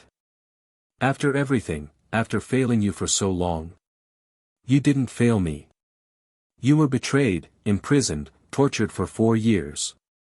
Harry's voice was firm. The only one who failed me was Pettigrew. And he's going to answer for that. Sirius's jaw tightened with old anger. Yes. He is. They returned to training with renewed intensity. The winter solstice arrived cold and clear. Harry stood in the entrance hall of Hogwarts, feeling the ancient castle's magic press against his senses. The school was nearly empty, only a handful of students had stayed for the holidays, and they were confined to their dormitories by Dumbledore's careful arrangements. The bathroom is this way, Dumbledore said, leading them through torchlit corridors. I must admit, I've always wondered why this particular facility has been out of order for so long. Now, it seems, we have our answer. The second-floor bathroom was exactly as Harry had expected, abandoned, dusty, its mirrors cracked and its fixtures corroded. A ghost drifted near the ceiling, wailing softly about something that had happened decades ago. Myrtle, Dumbledore said gently. We need to access the chamber. Would you excuse us? The ghost, a young girl with thick spectacles and a perpetually miserable expression, peered down at them. The chamber? You mean where I died? Yes. I'm sorry to disturb you. It's about time someone investigated. Myrtle drifted lower, eyeing Harry with sudden interest. You're the Potter boy. The one who lives with the Dementors. That's right. Are you going to kill the monster? The thing that killed me? Yes. Myrtle's expression shifted, something almost like satisfaction crossing her translucent features. Good. I'll be watching. She floated through a wall and disappeared. Harry approached the sink that the journal had identified as the entrance. A tiny snake was carved into one of the copper taps, barely visible beneath decades of corrosion. He focused on the carving, let his perception shift, and spoke. Open. The word came out as a hiss, strange and sibilant. The sink shuddered, then began to move, sliding down into the floor, revealing a pipe wide enough for a person to slide through. Impressive, Sirius muttered. And deeply unsettling. The chamber is below. Harry peered into the darkness. I'll go first. Harry, I'm the one who can talk to the basilisk. If there's any chance of avoiding a fight, I need to be the one to attempt it. Harry climbed onto the edge of the pipe. Follow in 30 seconds. He let go and slid into darkness. The pipe twisted and turned, carrying him deeper beneath the castle. He could feel the weight of stone above him, the ancient magic of Hogwarts mixing with something older and darker, Salazar Slytherin's legacy, hidden for 1,000 years. He emerged into a cavern lit by eerie green light. Bones littered the floor, small animals, mostly, but some larger shapes that Harry didn't examine closely. The air smelled of decay and something else, something reptilian. The tunnel ahead led toward a massive door, carved with serpents whose eyes seemed to follow Harry's movement. Open, he hissed again. The serpents slithered apart, and the door swung wide. The Chamber of Secrets stretched before him, a vast underground cathedral, its ceiling lost in shadows, its floor flooded with dark water. Stone serpents lined the walls, their carved eyes gleaming. And at the far end, rising from the water like a monument to Slytherin's ego, a massive statue of a bearded wizard dominated the space. Harry walked forward slowly, his senses extended, searching for the basilisk. He found it. The snake was enormous, easily 60 feet long, its scales dark green and gleaming, its head raised as it tasted the air. It had been resting near the statue's base, but Harry's entrance had disturbed it. Now it was watching him, waiting. Speaker, it hissed, surprise evident in its tone. Another speaker, after so long. I am Harry Potter, Harry replied. The last of the Guardians. Guardians. The basilisk's massive head swayed. I know that word. My first master spoke of guardians. Said they were enemies, obstacles to be destroyed. Your first master was wrong about many things. Perhaps. He was young when he found me. Young and angry and full of dreams. The basilisk moved closer, its movements sinuous and precise. Are you here to kill me, young guardian? I was. But now I wonder if there's another way. Another way? Harry took a careful step forward. The basilisk's eyes were closed, instinct, perhaps, or awareness that its killing gaze would end any negotiation. You've been down here for 50 years. Alone. Waiting for a master who never returned. Harry kept his voice calm, reasonable. That master is dead, or near enough. The boy who found you became a monster who failed. Everything he built has crumbled. I know. I felt his fall, years ago. A tearing sensation, like part of my purpose being ripped away. Then you know there's nothing left to wait for. Nothing left to guard except empty stone and old bones. Harry moved closer still. I'm offering you something different. A new purpose. A new master. The basilisk's head swayed, considering. You would bond me? A Potter, bonding the serpent of Slytherin? I would offer alliance. Not control, I'm not powerful enough to control you, and I wouldn't insult you by pretending otherwise. But partnership. A place in my service, on my island, where your power would be valued and your needs met. What needs do you imagine I have?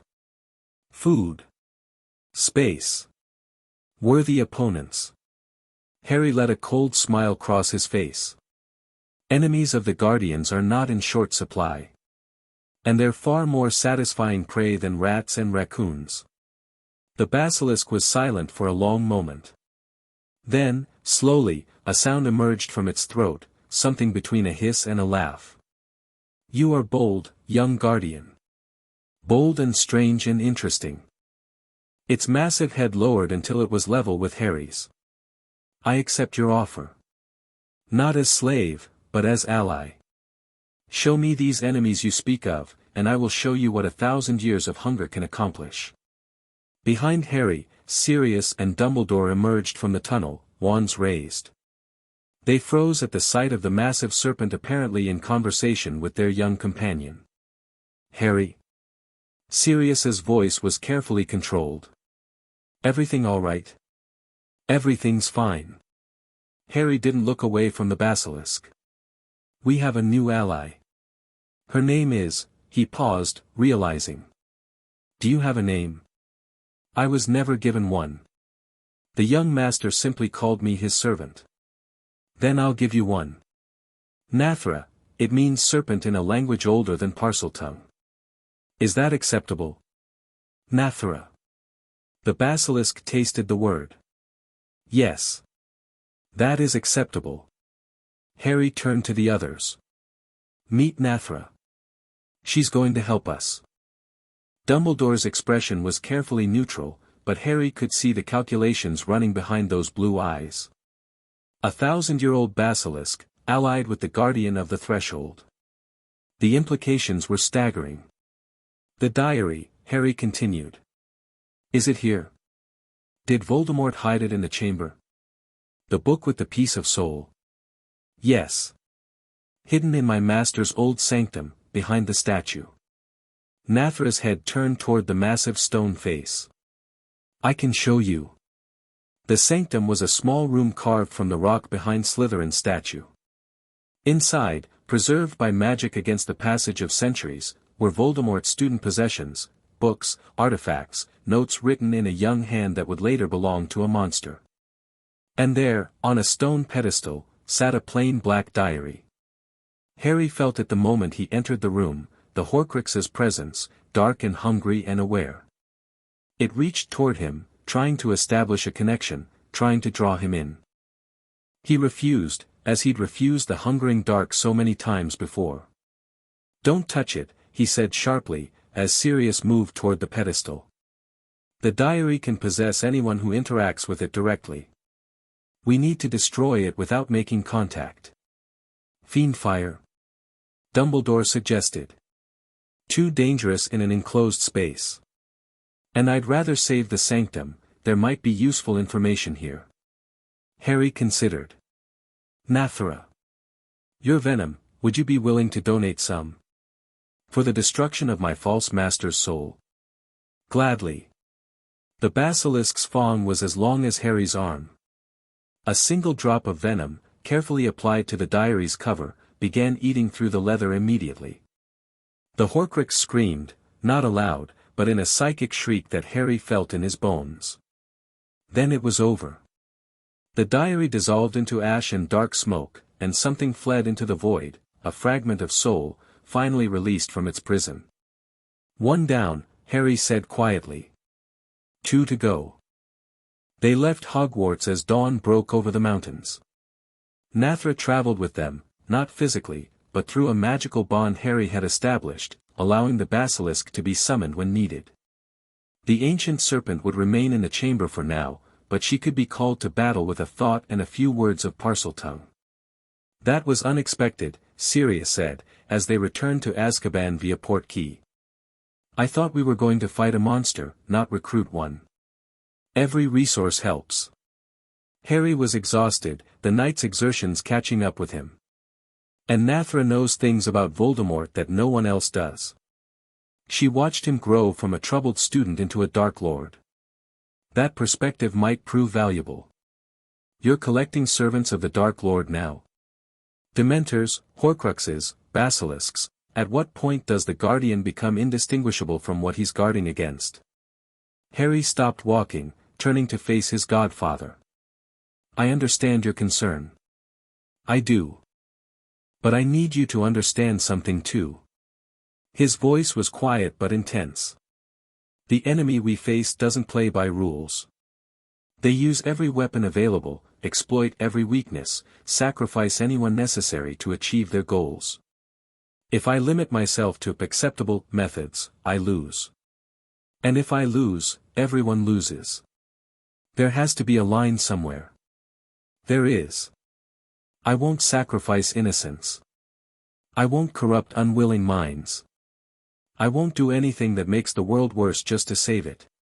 Harry's eyes were hard. "But I will use dark creatures, dark magic, dark knowledge, anything that gives me an advantage without crossing those lines.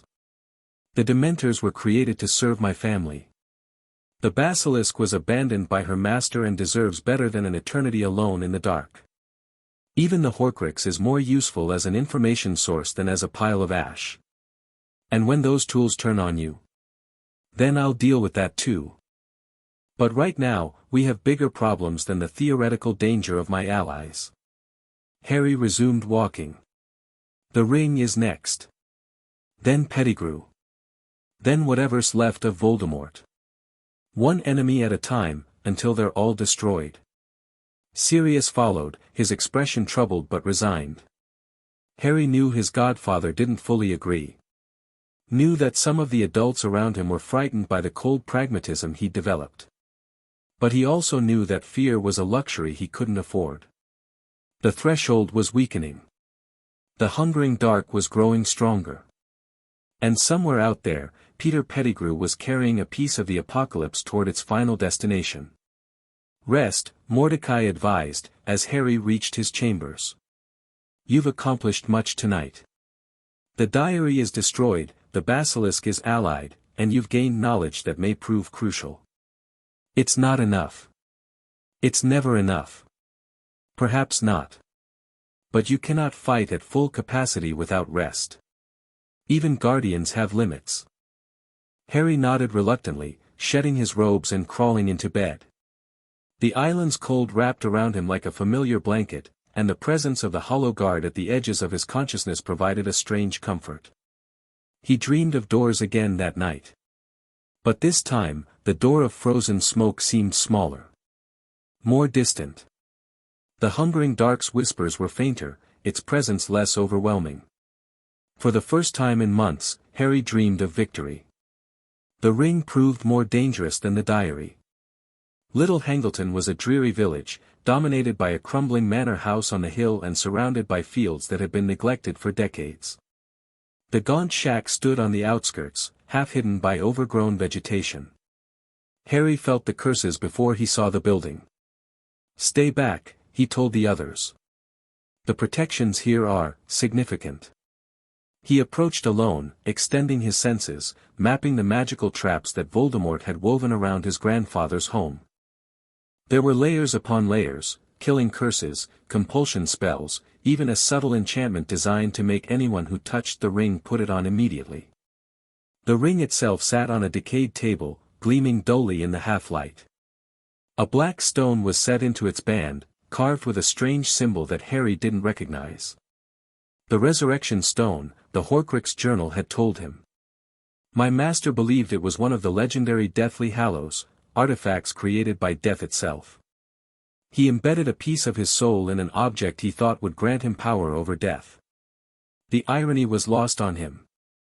Harry didn't touch the ring. Instead, he drew on the island's power, reaching across the miles through his bond with Azkaban, and called forth something he'd never attempted before. A Dementor materialized in the shack.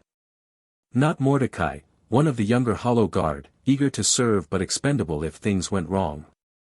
The creature drifted toward the ring, immune to the curses that would have killed any living thing. Take it, Harry commanded. Don't put it on. Just bring it to me. The Dementor's skeletal hand closed around the ring. The curses activated, dark magic swarming over the creature like angry hornets, but the Dementor simply absorbed the energy, feeding on it, growing stronger from the very protections meant to kill intruders. It brought the ring to Harry, who accepted it wrapped in cloth, careful not to make direct contact. The Horcrux's presence was stronger than the diaries had been, older, more entrenched, more aware. It tried to speak to him, to promise things, to offer power and knowledge in exchange for mercy. Harry ignored it. He'd brought a vial of basilisk venom from Hogwarts. One drop on the black stone, and the ring began to dissolve just as the diary had. The Horcrux screamed, its final death cry echoing through the empty shack. 2 down. 1 to go. The locket, Sirius said, as they regrouped outside. We already have it. Yes. But destroying it is more complicated. Harry looked at the cloth-wrapped remains of the ring. The soul fragment in the locket made a deal with me. Information in exchange for existence. If I destroy it now, I break that deal. You're worried about keeping faith with a piece of Voldemort's soul. I'm worried about setting a precedent. If I break agreements when they become inconvenient, why would anyone trust me in the future? Harry shook his head. Besides, the locket still has information I need. Once I've extracted everything useful, then I'll destroy it. And if it escapes in the meantime? If it finds a way to restore Voldemort on its own? It won't.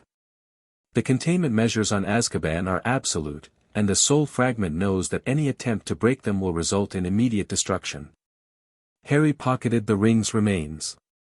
But you're right that we can't wait forever. I'll accelerate the interrogation process. They returned to Azkaban as evening fell, the weight of another destroyed horcrux balanced against the urgency of what remained to be done. Pettigrew was still out there. Voldemort's wraith was still somewhere in Albania. The ritual component was still traveling towards some unknown destination. But the enemy's options were narrowing. 2 horcruxes destroyed. 3 ritual components damaged beyond use. The conspiracy's leadership scattered and exposed. For the first time, Harry allowed himself to feel something like hope.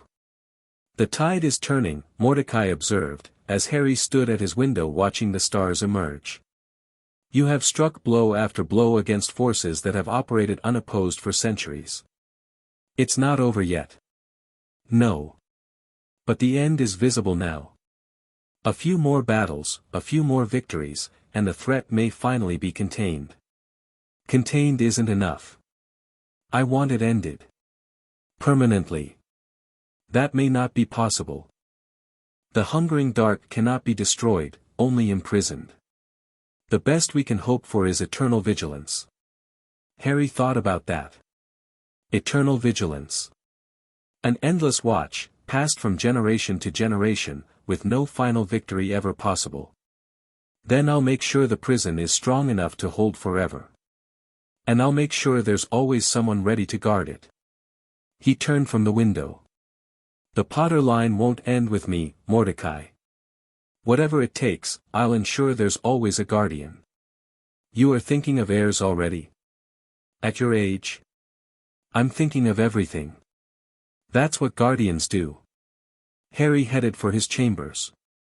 Tomorrow we plan the Albania operation. Tonight, I need to rest. Sleep well, young master. Tomorrow, we hunt. Harry dreamed of fire and flight again. And in the depths of the island, the hungering dark stirred uneasily, sensing that something had changed. The Guardian was no longer waiting. The Guardian was coming.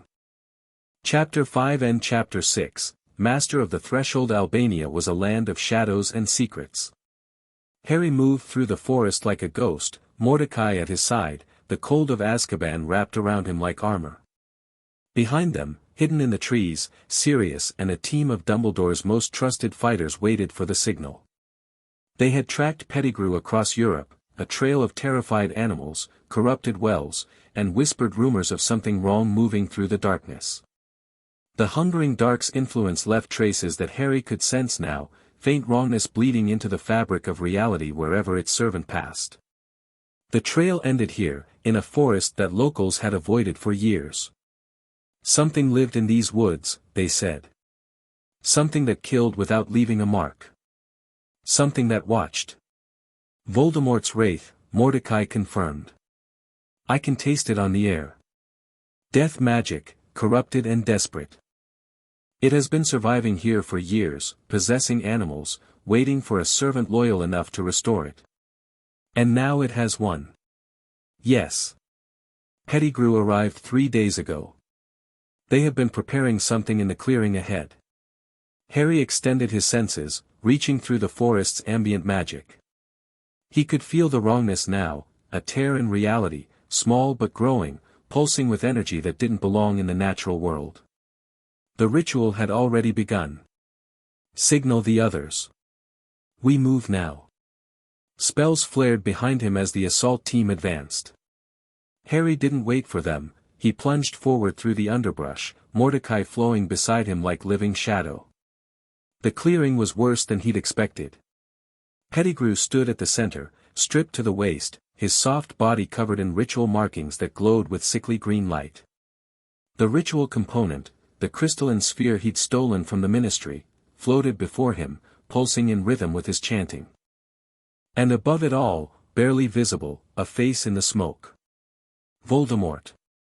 Not truly present, the wraith was too weak for full manifestation.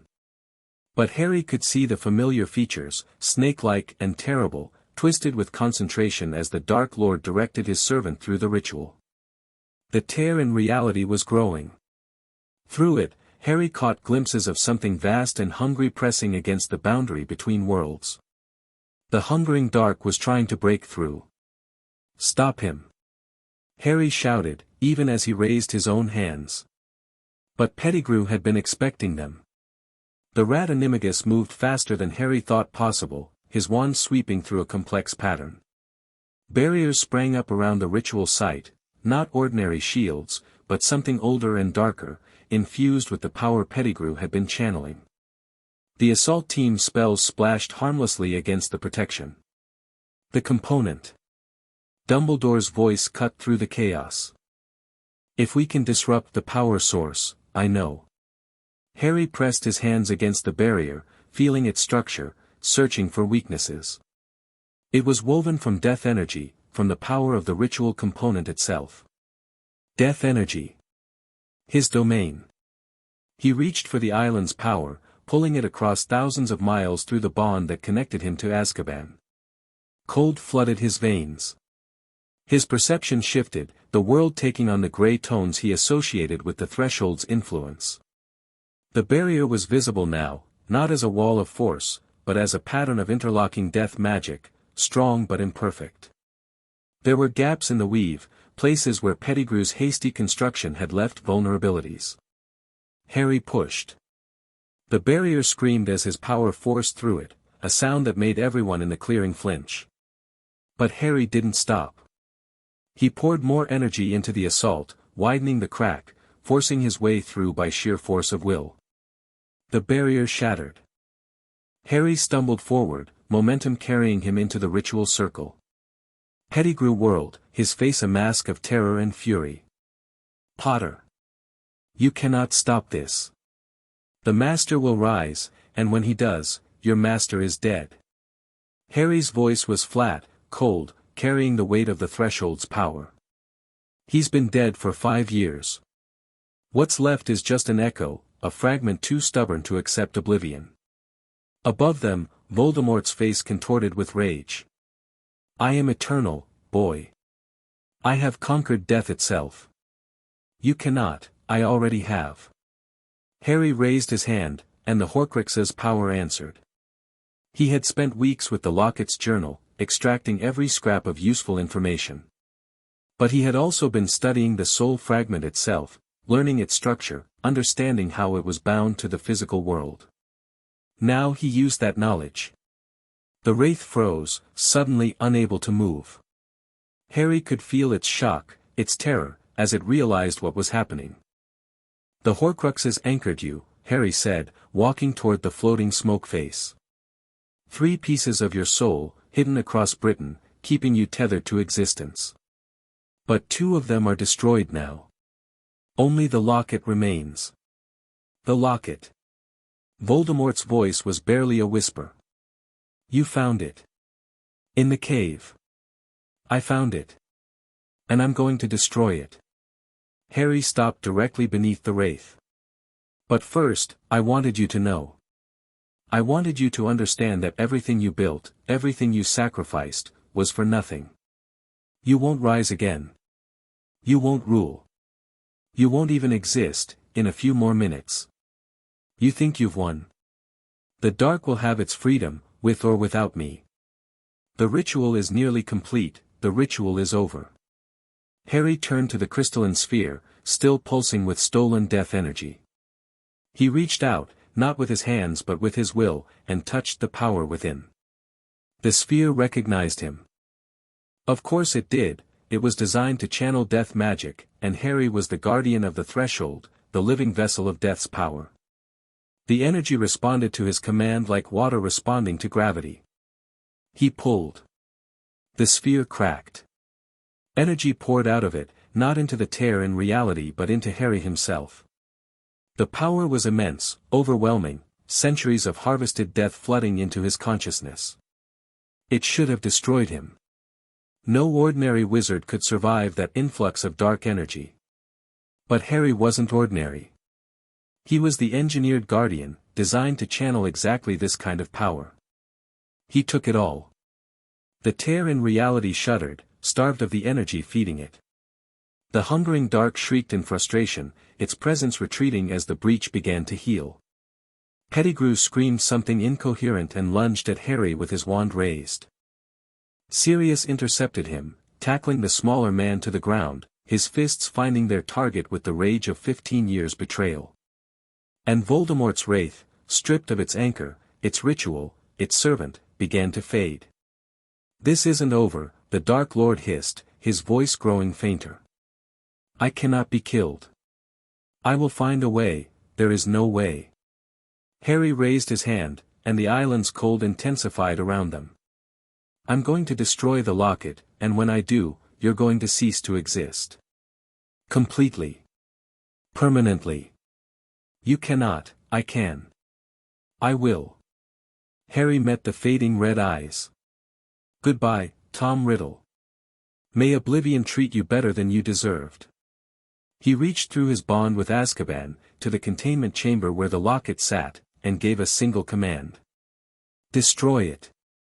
On the island, a vial of basilisk venom shattered, its contents splashing across the locket's golden surface. The metal hissed and bubbled, dissolving in seconds. In Albania, Voldemort's wraith screamed one final time, a sound of absolute despair, and dissolved into nothing. The clearing fell silent. Harry stood at the center, still pulsing with the absorbed death energy, watching as the tear in reality sealed itself. The hungering dark's presence faded to its normal background level, frustrated but contained. It was over. "Harry." Sirius's voice was hoarse, his knuckles bloody from subduing Pettigrew. "Are you all right?" "I'm fine." Harry looked at the unconscious traitor, then at the shattered remains of the ritual component. "Better than fine, actually. That sphere contained enough energy to power a dozen dark rituals. Now it's inside me."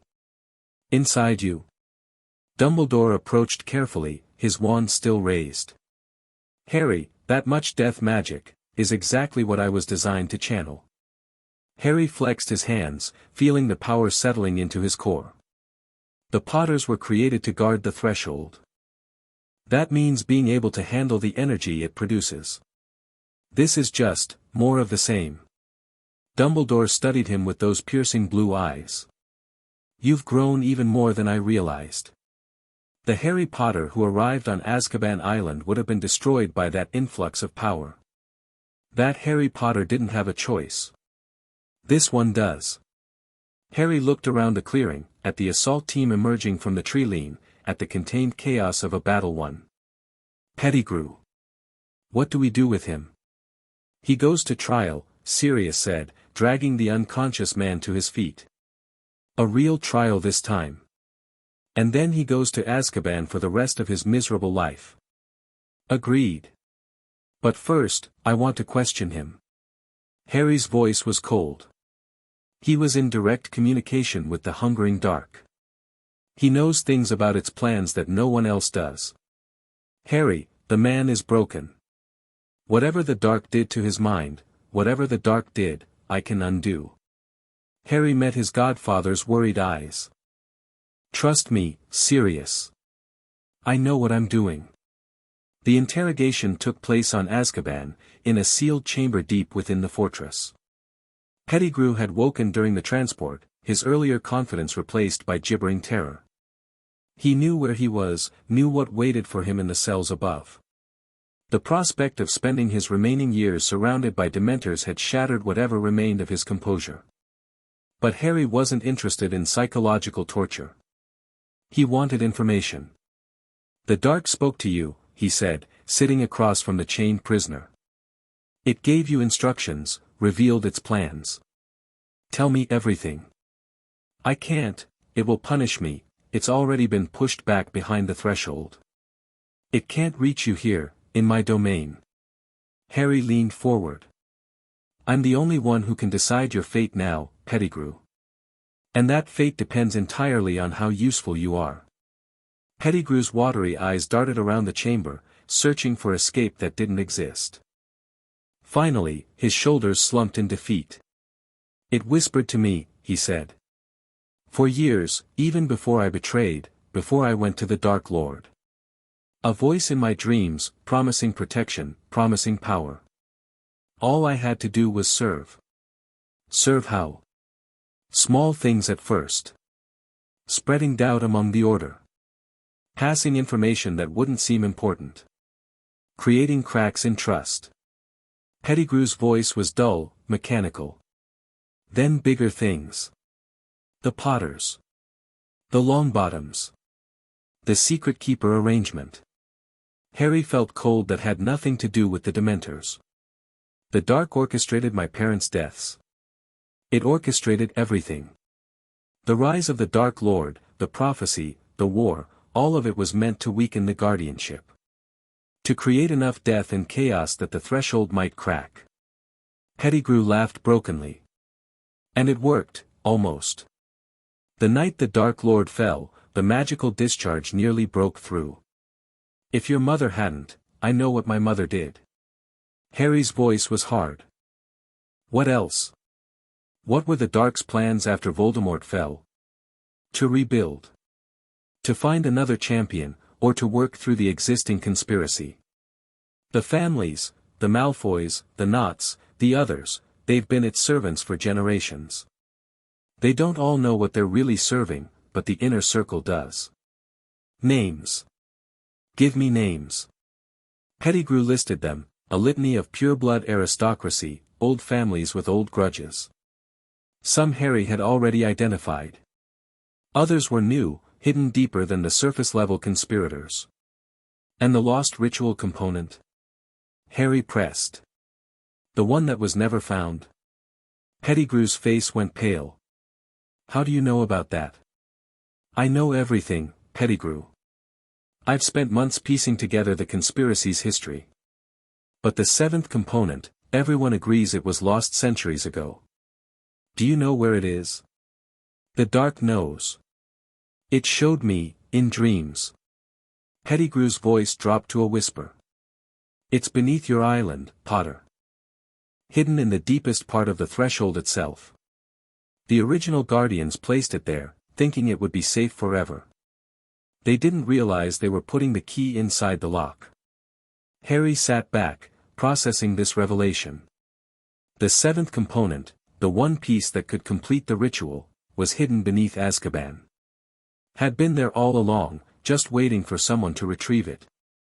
Why didn't the Dark tell its other servants? Why not have them dig it up? They can't reach it. Only a Guardian can access the deepest levels of the threshold. The protections are absolute. Pettigrew's laugh was bitter. That's why it wanted you, Potter. Not dead, corrupted. Turned into its servant, willingly opening the gate from inside. That's never going to happen. No. I don't think it is. Pettigrew looked at Harry with something almost like respect. You're stronger than anyone realized. The Dark thought you were just a child, traumatized and vulnerable. It didn't expect this. Its mistake. Harry stood. You'll be held here pending trial. Given the severity of your crimes, I expect a life sentence. But if your information proves useful, I'll speak on behalf of more comfortable accommodations. Comfortable? In Azkaban? Relative to the alternatives. Harry walked toward the door. Oh, and Pettigrew. If you try to escape, if you try to communicate with the Dark or any of its servants, I'll know. And the Dementors will be very, very hungry. He left the traitor to contemplate his future. The weeks after Albania were filled with aftermath. The Ministry, finally forced to acknowledge the scope of the conspiracy, launched a full investigation. Arrests followed, dozens of them, spreading through the old families like fire through dry brush. The Malfoys claimed ignorance. Lucius was questioned under Veritaserum and revealed to be only a peripheral player, more interested in personal power than cosmic destruction. He escaped Azkaban but lost his political influence. The true inner circle was smaller than Harry had expected. 5 families, a handful of individuals, who had knowingly served the hungering dark for generations. They were tried, convicted, and sentenced to life imprisonment on his island. Harry watched them arrive, one by one, and felt nothing but cold satisfaction. Is this wise? Sirius asked, as the last of the conspirators was led to his cell. Keeping the dark servants so close to the threshold. Where else would I put them? The threshold's protections work both ways. They can't communicate with the dark any more than the dark can reach them. Harry watched the cell door close. Besides, I want them here. I want them to feel the cold every day, to know that everything they worked toward came to nothing. That sounds like revenge. It is revenge. But it's also justice. Harry turned away from the cells. They conspired to end the world, Sirius. Forgiveness isn't an option. They walked back through the fortress, past the wards and guards and ancient protections. The island had changed since Harry's arrival, not physically, but in its essence. The Dementors were no longer starving predators but focused guardians. The prisoners were no longer forgotten souls but cases to be reviewed, some innocent, some guilty, all receiving fair treatment. And at the center of it all, Harry. Older than his years, harder than anyone his age should be, but still capable of warmth when he chose to show it. What now? Sirius asked, as they reached the main hall. Voldemort's gone, the conspiracy's broken, the ritual components are destroyed or contained. Is it over? Over? Harry laughed softly. It's never over. The hungering dark is still there, still pressing against the threshold, still waiting for its chance. There will be other servants, other conspiracies, other attempts to breach the gate. That's a bleak view. It's a realistic view. My family has been doing this for 1,000 years, Sirius. The fight doesn't end, it just continues, generation after generation. Harry moved to the window, looking out at the grey sea. But for now, for the first time since I arrived here, I think we have time. Time to rest. Time to plan. Time to build something that will last. Build what? A legacy. The Potter guardianship has always been about one family, one bloodline, standing alone against the darkness. But that's a weakness. If the line fails, if there's no heir, everything collapses. Harry's expression was distant, thoughtful. I'm going to change that. Create something larger than just the Potters. An organization, maybe. A brotherhood of guardians, trained to understand the threat and prepared to fight it. That sounds ambitious. I'm 7 years old and I've killed a Dark Lord, recruited a basilisk, and saved the world from apocalypse. Ambitious is what I do. Harry smiled slightly. But not today. Today, I rest. We all rest. Sirius put a hand on Harry's shoulder. You've earned it. Maybe. Harry looked out at the water, at the fog that perpetually surrounded his island. But rest feels strange now. I've been fighting for so long, I'm not sure I remember how to stop. You'll learn. That's what recovery is, learning how to be normal again. Sirius's voice carried the weight of experience. I'm still learning, honestly. Some days are better than others. But the key is accepting that it takes time. Harry nodded slowly. Time. That's something I have now, at least. The months that followed were the strangest of Harry's life. For the first time since arriving on Azkaban, there was no crisis demanding his attention. No imminent threat, no conspiracy to unravel, no ritual to stop. The enemy had been defeated, not permanently, never permanently, but thoroughly enough that they couldn't regroup for years. Harry used the respite to do something he'd never had the chance to do, learn. Not just combat magic or ward schemes, but history, politics, economics, diplomacy. The skills he would need to be more than just a guardian, to be a leader, a force for change in the magical world. Tutors came to the island, carefully selected by Dumbledore and vetted by Ironclaw, bringing knowledge that Harry absorbed with desperate hunger. He also, tentatively, began to build relationships. Sirius was the constant, godfather, friend, the closest thing to family Harry had. Their bond deepened as Sirius recovered, as the shadow of Azkaban slowly lifted from his mind. They played chess, Sirius won more often than not, practiced dueling, Harry won almost always, and talked about James and Lily, about the past, about the future. Andromeda Tonks visited regularly, bringing her daughter Nymphadora, a metamorphmagus with pink hair and an irrepressible personality. Dora was 15, loud and clumsy and utterly unafraid of the Dementors. She treated Harry like a strange younger cousin, teasing him about his seriousness, dragging him into conversations about Quidditch and music and other normal things. Harry resisted at first. He had responsibilities. Dignity to maintain. A reputation as the cold, calculating guardian of the world's most feared prison. But Dora wore him down, bit by bit, until he found himself laughing at her jokes, debating the merits of the Holyhead Harpies versus the Montrose Magpies, almost forgetting, for moments at a time, the weight he carried. "You need this," Sirius told him, watching Harry argue passionately about seeker tactics with Dora. "You need to remember you're still a person, not just a symbol." "I know." Harry watched Dora demonstrate an attempted dive maneuver that sent her tumbling over the hall's furniture. "It's just, strange. Letting people in. Being vulnerable. It gets easier. Eventually, you stop expecting everyone to hurt you." "Do you really believe that?" Sirius was quiet for a moment. "I'm working on it. That's all any of us can do." Harry's 7th birthday came and went without fanfare, his choice, despite protests from everyone who wanted to celebrate. But on the anniversary of his arrival on the island, he held a different kind of ceremony. The Hollow Guard gathered in the main hall, their dark forms filling the space from floor to ceiling. Harry stood before them, Mordecai at his right hand, and spoke the words that formalized what had already become true.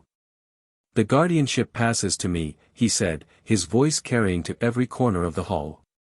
"The threshold is mine to protect, the island mine to command. I accept this responsibility, and I accept the oath that comes with it, to hold the gate against the darkness, to defend reality against oblivion, to stand between the hungering dark and everything it would consume." "We acknowledge you," Mordecai replied, speaking for all of them.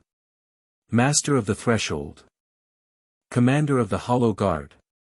Guardian Eternal." The ritual was ancient, predating the Ministry, predating Hogwarts, predating everything but the threshold itself. Power flowed through Harry as the words were spoken, the same power that had always been there, but formalized now, bound to him in ways that could never be broken. When it was done, he felt different. More complete.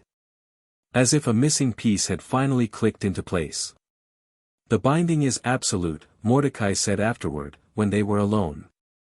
"You are now what your ancestors were, a living key to the threshold. You can access its deepest levels, draw on its fullest power. And you can ensure that no one else ever does." The 7th component. The one Pettigrew mentioned. Yes. It lies in the deepest chamber, beyond the wards even I cannot pass. Only a fully bound guardian can reach it. Harry nodded slowly. "I need to see it. To understand what we're really protecting." "Are you certain?" "The threshold's depths are not kind to visitors.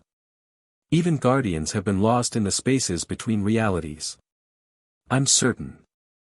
If there's something down there that could complete the ritual, I need to know exactly what it is and exactly how to destroy it." The descent took hours. Harry moved through levels of the fortress he'd never explored, past wards that parted at his touch, through chambers that hadn't seen a living being in centuries. The cold intensified with each level, not the Dementor's cold, but something older, something that came from the boundary between existence and void. The threshold itself was visible long before he reached it. A wall of something that wasn't quite light and wasn't quite darkness, stretching across a cavern so vast that Harry couldn't see its edges. It pulsed slowly, rhythmically, like the breathing of some cosmic entity. And pressing against it from the other side, visible only as shadows and impressions, was the hungering dark. "Hello again, little heir," the dark whispered. "Have you finally come to set me free?" "No." Harry walked toward the wall, feeling its power wash over him. "I came to understand." "Understand what?" "The futility of your guardianship. The inevitability of my release." The shadows shifted, pressing harder against the barrier. "I have waited for millennia, child. I will wait for millennia more. Eventually, your line will fail. Eventually, someone will open the gate. Maybe. Maybe not." Harry reached out and touched the threshold. The contact was like nothing he'd ever experienced. He wasn't just feeling the barrier, he was becoming it, his consciousness expanding to encompass the entire boundary between realities. He could sense the dark pressing against him, could feel its hunger, its frustration, its endless patience. And he could sense something else. A small object, embedded in the barrier itself, pulsing with contained power. The seventh component. "Ah," the dark whispered. "You found it. The key to your own destruction, hidden in the lock you guard. Your ancestors thought they were so clever, placing it where only a guardian could reach. They didn't realize they were making it accessible to anyone willing to betray their purpose. They weren't wrong." Harry examined the component with his expanded senses. It was different from the others, more refined, more powerful. The original, he realized. The template from which all other components had been copied. A corrupted guardian could reach it. "But I'm not corrupted. Not yet. But time wears on all things. Trauma breaks all minds. Eventually nothing." Harry made a decision and acted on it, before doubt could creep in. He didn't try to remove the component. Instead, he pushed with all the power of his bound guardianship, all the energy he'd absorbed from the destroyed sphere in Albania, all the cold strength of the threshold itself. The component shattered. The dark screamed, a sound that existed beyond hearing, that rattled Harry's bones and threatened to unmake his consciousness. Power erupted from the destroyed component, flooding into the barrier, strengthening it beyond anything it had been before. "No." The dark's fury was absolute. "What have you done?" "Removed the possibility." Harry withdrew from the threshold, his consciousness snapping back to his physical form. "The ritual can never be completed now. Not in 100 years, not in 1,000. The key is destroyed, and the lock is stronger than ever." "You fool." That component was the only thing holding the barrier stable. Without it, the dark's voice cut off as the barrier pulsed, once, twice, 3 times, and then settled into a new configuration. Stronger. More permanent. The component hadn't been stabilizing the threshold, it had been weakening it, a flaw deliberately introduced by whoever had created the ritual in the first place. Now that flaw was gone. "What? What have you done?" The dark's voice was quieter now, confused. "The barrier. I can't feel the cracks anymore. The pressure points are gone. I did what my ancestors couldn't." Harry turned away from the threshold, exhausted but triumphant. "I stopped trying to maintain a broken system and fixed it instead. The guardianship isn't about eternal vigilance anymore, it's about ensuring the prison is strong enough that vigilance isn't necessary. You cannot, this cannot." But Harry was already walking away, leaving the dark to contemplate its newly reinforced cage. "You did what?" Dumbledore's expression was a complex mix of alarm and wonder. Harry had just finished explaining his actions in the threshold chamber, and the old wizard was struggling to process the implications. I destroyed the seventh component and strengthened the barrier. Harry was still tired from the exertion, but a profound peace had settled over him. The hungering dark can't break through now. Not with its remaining servants, not with any ritual. The prison is permanent. But the guardianship, if the barrier is truly self-sustaining, what role does the Potter line play? We're still needed. Someone has to monitor the barrier, repair any damage, maintain the Dementors. Harry shrugged. But it's not the desperate, all-consuming duty it was before. Future guardians will have choices my ancestors didn't. They can have normal lives, families, careers, and still fulfill their responsibility. Dumbledore was quiet for a long moment. Then, slowly, a smile crossed his weathered face. You've done something remarkable, Harry. Something no guardian before you managed to achieve. You've broken the cycle. I've changed the terms. There's a difference. Harry looked out the window at the sea, calmer than he'd ever seen it. The dark is still there. It's still dangerous. But it's contained in a way that should last for, well, forever, if we're lucky. And if you're not lucky, then future guardians will deal with it, just like I dealt with it. That's how it works, each generation faces their own challenges. Harry turned back to the old wizard. But I've given them a better starting position than I had. That's all anyone can do. Dumbledore rose, gathering his robes. You've grown into something extraordinary, Harry. Your parents would be proud beyond measure. I hope so. I never got to know them, but... Harry paused. I think I understand them now. What they sacrificed, why they made the choices they did. They were guardians too, in their own way. They were. And they would have been honored to see what their son has become. Dumbledore departed, leaving Harry alone with his thoughts. The final epilogue came on a clear spring day, 6 months after the Threshold's reinforcement. Harry stood on Azkaban's highest tower, looking out at a world that had no idea how close it had come to ending.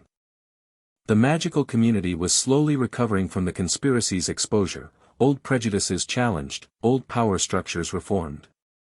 Change was coming, driven by the revelations of how deep the rot had gone. Sirius stood beside him, healthier than he'd been in years. The shadow of Azkaban had finally lifted from his godfather's eyes. What now? Sirius asked. You've saved the world, reformed the prison system, destroyed the Dark Lord, and sealed an ancient evil for eternity. What does Harry Potter do for an encore? I was thinking about school. Sirius blinked. School. Hogwarts. I'm technically old enough for regular magical education now. And there are things I want to learn that can't be taught on this island. Harry smiled slightly. Besides, Dora keeps telling me I need to socialize with people my own age. Something about not being a creepy old man in a child's body. She has a point. She usually does. Annoyingly. Harry looked at his godfather. Will you be all right here while I'm gone? I'll manage.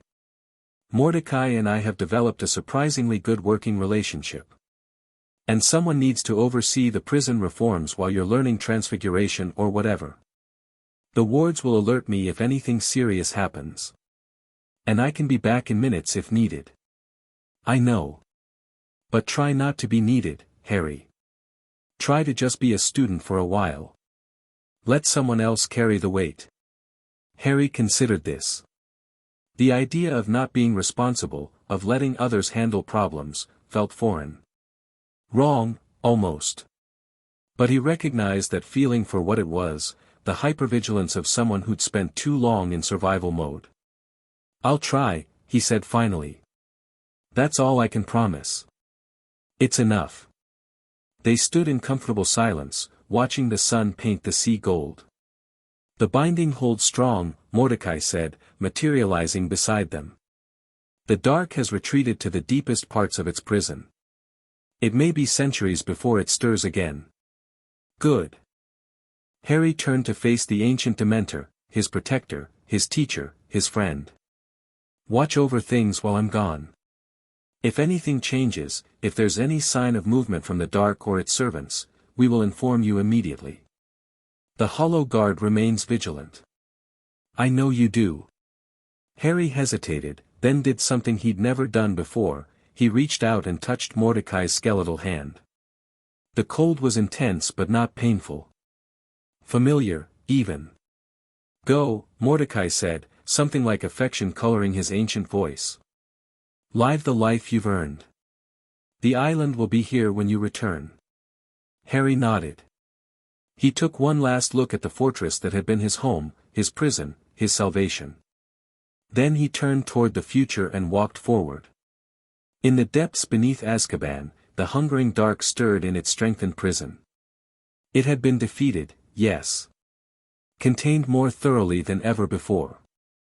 The child guardian had done something unprecedented, had actually improved the barrier rather than merely maintaining it.